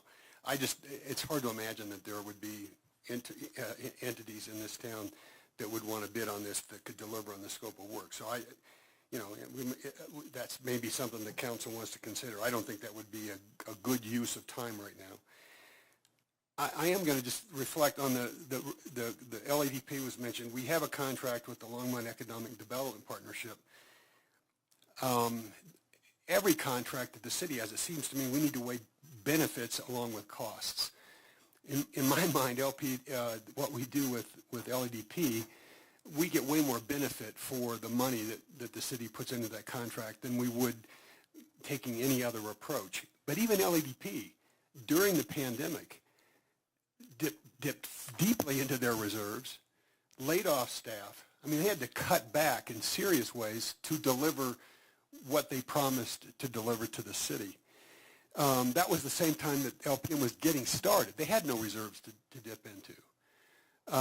But we stayed with LADP, and they've come back just as LPM has come back. I just think that's a tough comparison. I understand the point that we expect value in return. I think we're getting value in return. And with that, I'm going to move that we alter our policy. We award 50% of franchise fees to LADP, and that we award a 2-year contract, give them a chance to work through the rest of what the intent is here. I'd like to fund it at a higher level, but I do think that's a reasonable request. I think that's the reasonable response to allow at least some of the continuity that LPM needs to deliver on what the outcomes were, or the deliverables on their contract, and to continue to build the membership and the business model that they've presented to us tonight. So that's my motion. Second. Do we have any discussion? I will not vote for this. I will stay with the contract that we have for a year with the 25%. I understand that you had a difficult time during the pandemic, which is why we gave the extra $120,000 and $117,000 for the 2 years in a row. And I wouldn't mind giving that to you again this year. But I don't know what services the franchise fees go to. I would have to know what we are cutting, because there are other entities that use the money as well. So I'll vote no on that proposal, on that motion. Councilor Hidalgo Faring. So, and this is directed towards Assistant City Manager, Ms. Cedar. So when we come back and look at this, the contract in its entirety, it will come back to us, correct? Okay, thank you. You know, I would really like to know what, and I don't want to put extra work on you, but what are some of, you know, what are we offsetting in order to fund this? You know, personally, I will be supporting this. And I think, especially in looking at, you know, at a higher level, you know, that notion of internships and working in school. I mean, this is something that I've had discussion with you about city and P-Teach and all these opportunities to foster students into these professions. So, you know, I do support. I think this, you know, what they're asking for. I mean, I don't have a number, so I don't really know. But so you know, I'm hoping that we're not hurting ourselves too much in other projects or other contracts or. So I guess, you know, I kind of want to see what are we offsetting in order to fund this would be one part. And then, you know, as we go into looking at maybe possibly funding more in the future, what, you know, how much would that, you know, at a set dollar amount, how much would that entail? Does that make sense? Sorry, I'm getting really tired. I too am recovering from COVID, and I am exhausted. I have not been home since 6:30 this morning. So. Mayor Peck, Council Member Hidalgo Faring, one thing we could do is bring back some options for what you would cut in the current ongoing proposed budget in order to fund this direction, if you would like. The other thing I should mention is that they also do receive PEG fees for capital costs as well. So what you're talking about really is operating pieces for LPM, because they also do receive all of the PEG fees, which is, I think Jim's checking, $140,000, $150,000. But that doesn't go towards staffing. That doesn't help them operationally. That helps them with equipment and capital that way. Because, you know, you're giving us this direction, I think we have to bring back some other options for what other things that you would cut if that's what passes. Okay. Mayor Pro Tem Rodriguez.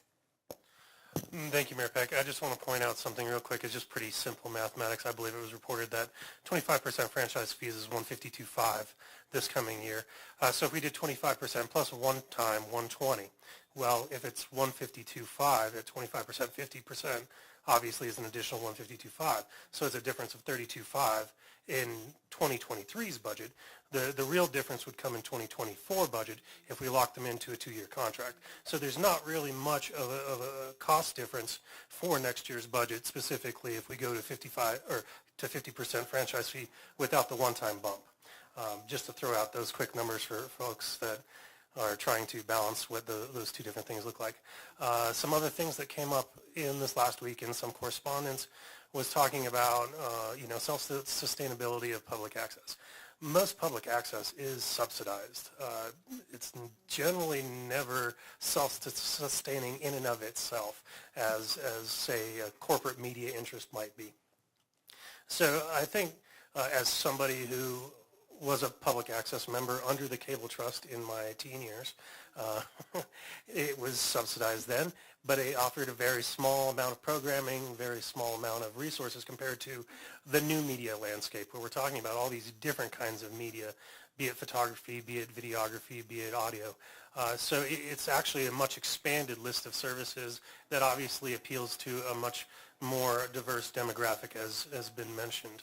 So I'm willing, based on those numbers, as well as the reach and the continually better content that's available from public access, to support the motion.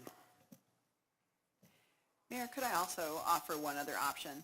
So we're talking about ongoing versus one-time funding. It doesn't necessarily matter as much to LPM as it maybe does for the city in order to make sure that we can make all those things work. You could fund it at a 50% level with 50% of that, with 25% of that being one-time funds in 2023, change the financial policy so that by 2024 it's 50% ongoing. That would mean that you wouldn't have to cut anything out of the proposed budget this year. Just wanted to throw that out as an option. That's actually a good point. Councilor Yarbrough. That's a really good point. Well, I just wanted to make sure that that I do. So I'm with Councilwoman Hidalgo Faring that I do support you. I'm a member myself. I was so happy to see you all here, and I appreciate the support. For me, it does mean a lot, and I know the services you provide for the city, but it translates into the community. And so for me, that means a lot. But it's not a but. And I also listened to our mayor, and I'm still learning, everybody, so don't judge me. So I'm listening to the mayor and what she also is saying from a business standpoint, that it is a business, and that where are we going to take that money from? Where will we allocate that money moving forward? But I think Assistant Manager Cedar just gave us a solution. So I just wanted to let you all know that I support you, and I thank you for all that you're doing in the community. And I also appreciate that you listened to her and you brought all this awesome content in this presentation, because it does give us a better idea of your vision in moving forward. So I do appreciate that too. Yeah, I really appreciate that. Before I call on you, Councilor Martin, I would like to ask Councilor Waters, would you take an amendment to your motion to give them 25% of the franchise fee and use the other portion as one-time funding, because franchise fees are ongoing. And let's see if what Sergio is bringing forth as his revenue, his new model for revenue, if that's working, and if it can start sustaining his business, then we can look at it later. But I am very hesitant, not knowing what we use those fees for, to just say, yes, you can have them as an ongoing fee, but we can give him the money as Assistant City Manager has indicated, with one-time funding to bring it up to the 50% that the franchise fees would be. Am I making any sense at all?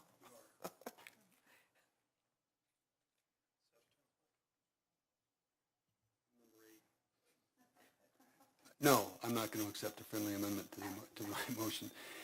This is a public good. We referred to this as a business. They formed a nonprofit years ago. It was the nonprofit that did this. But this is a city investment, not unlike we make in a whole bunch of public goods for all the right reasons. This is not the same as a gas station or a commercial television or anything in that kind of sector of the free enterprise system. This was proposed to bring to life a public good, which is public access. They're doing it by trying to leverage the resources they're getting from us.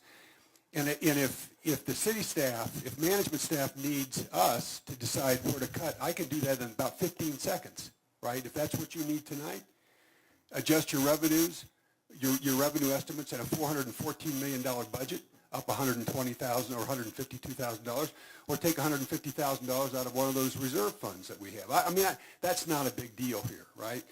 None of this decision should be based on trying to find $120,000 in cuts.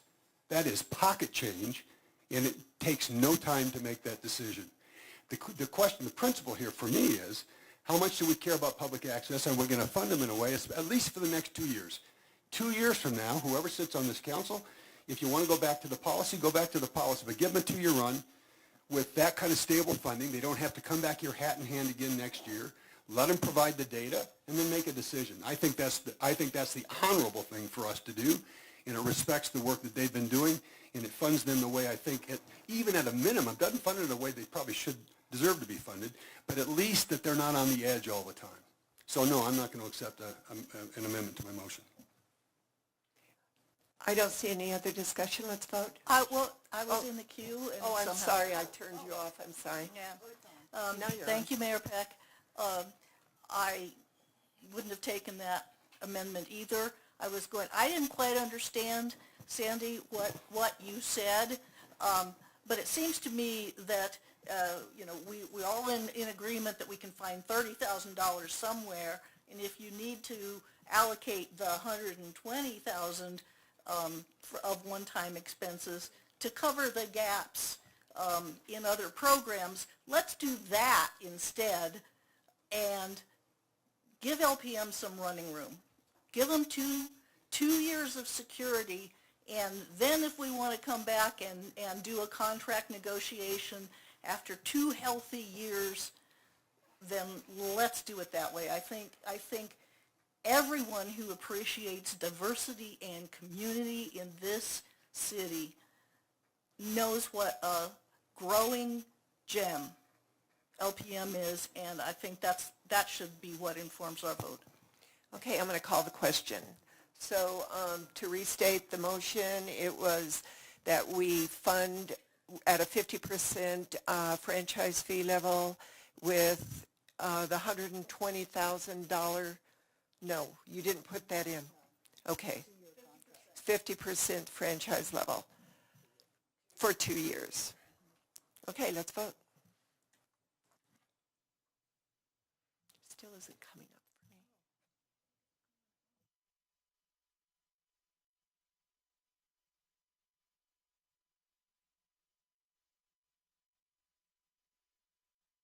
That passes with, I am the only one that voted no, so that passes.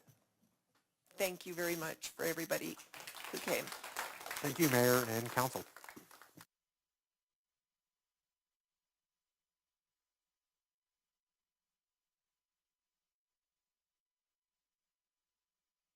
Sandy, are you still going to bring back the services at the franchise fee? We should know that anyway. Where does that money go? Okay, great, thanks.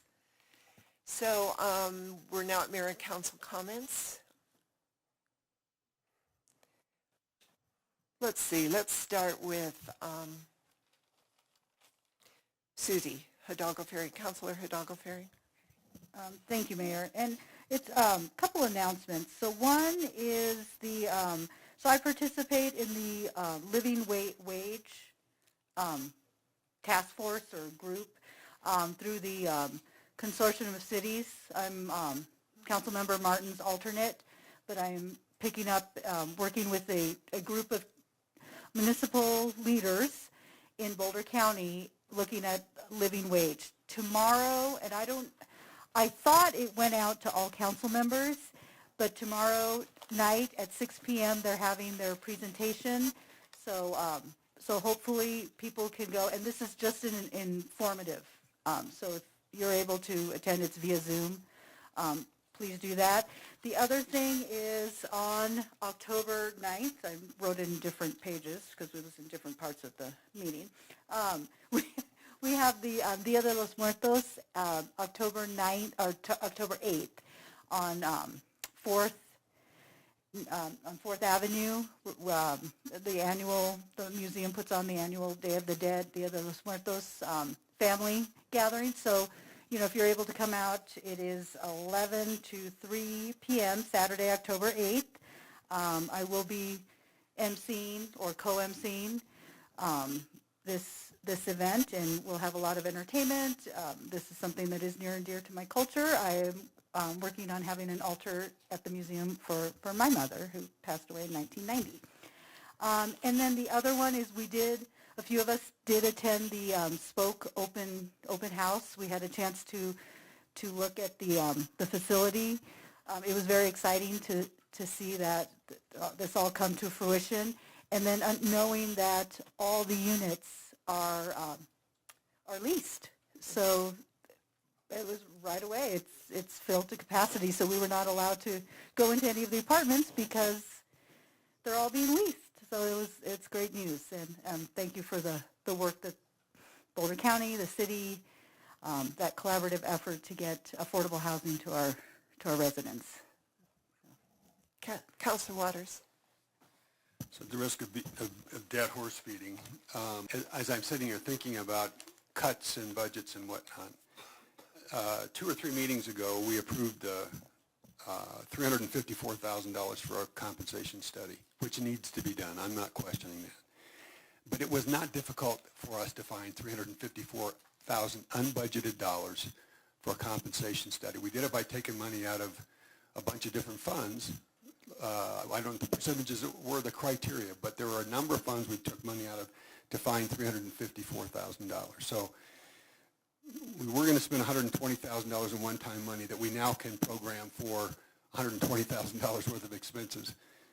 As Mayor Pro Tem was commenting, there's only a $34,000 or so difference there. So if we have to find $34,000 out of those same funds that we found $354,000 out of, shouldn't be difficult for us to do, it would seem. I see our CFO nodding his head here. So can you explain that, please, Jim?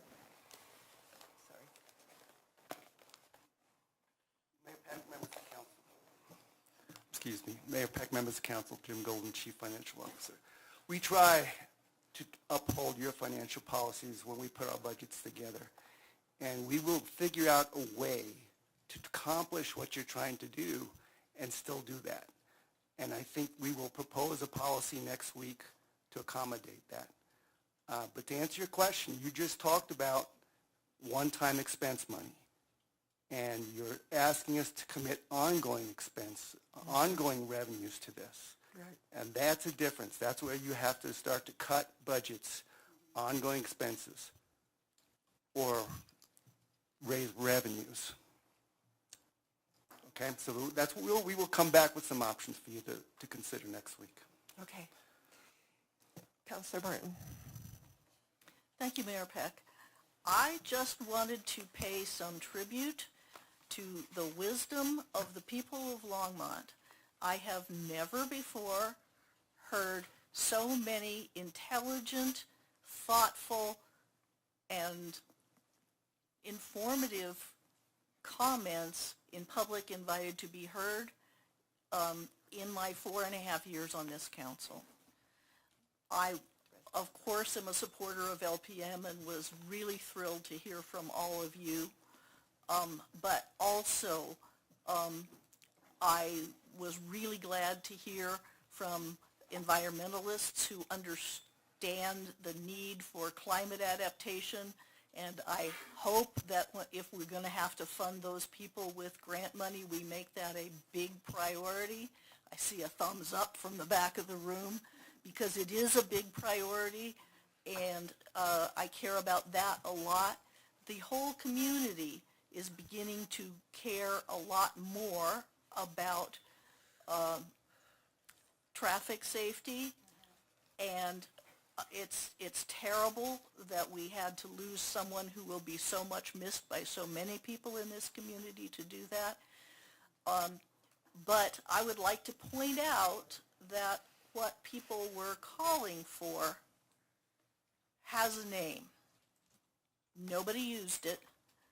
City of Boulder and the City of Boulder County both have ongoing commitments to work toward a process called Vision Zero. Longmont considered that a couple of years ago and said, well, we don't need to commit to it unless it's going to start costing us grant money if we are not resolved to reach that. I think it's time for us to reconsider that. Not necessarily, as a matter of urgency, but as a matter of policy. So I will be adding, moving next week to add that to a future agenda with no time limit. And again, thanks everybody. You were just great tonight. City Manager remarks. Speaking of the Vision Zero, Phil's already working on that because we are seeing that from some of the state funding. Most of those concepts are embedded in what we have, with the exception, I think, of the speed limit piece. And so I had that conference. Just wanted to let you know we're already on it because it is connected to grant funding. And so I'll work with Joni to have an update on that. Other than that, no comments, Mayor, Council. City Attorney? We will bring it back. No comments, Mayor. Thank you, Eugene. I think that's it. We need to have a motion to adjourn. Second. All those in favor, raise your hand. We are adjourned.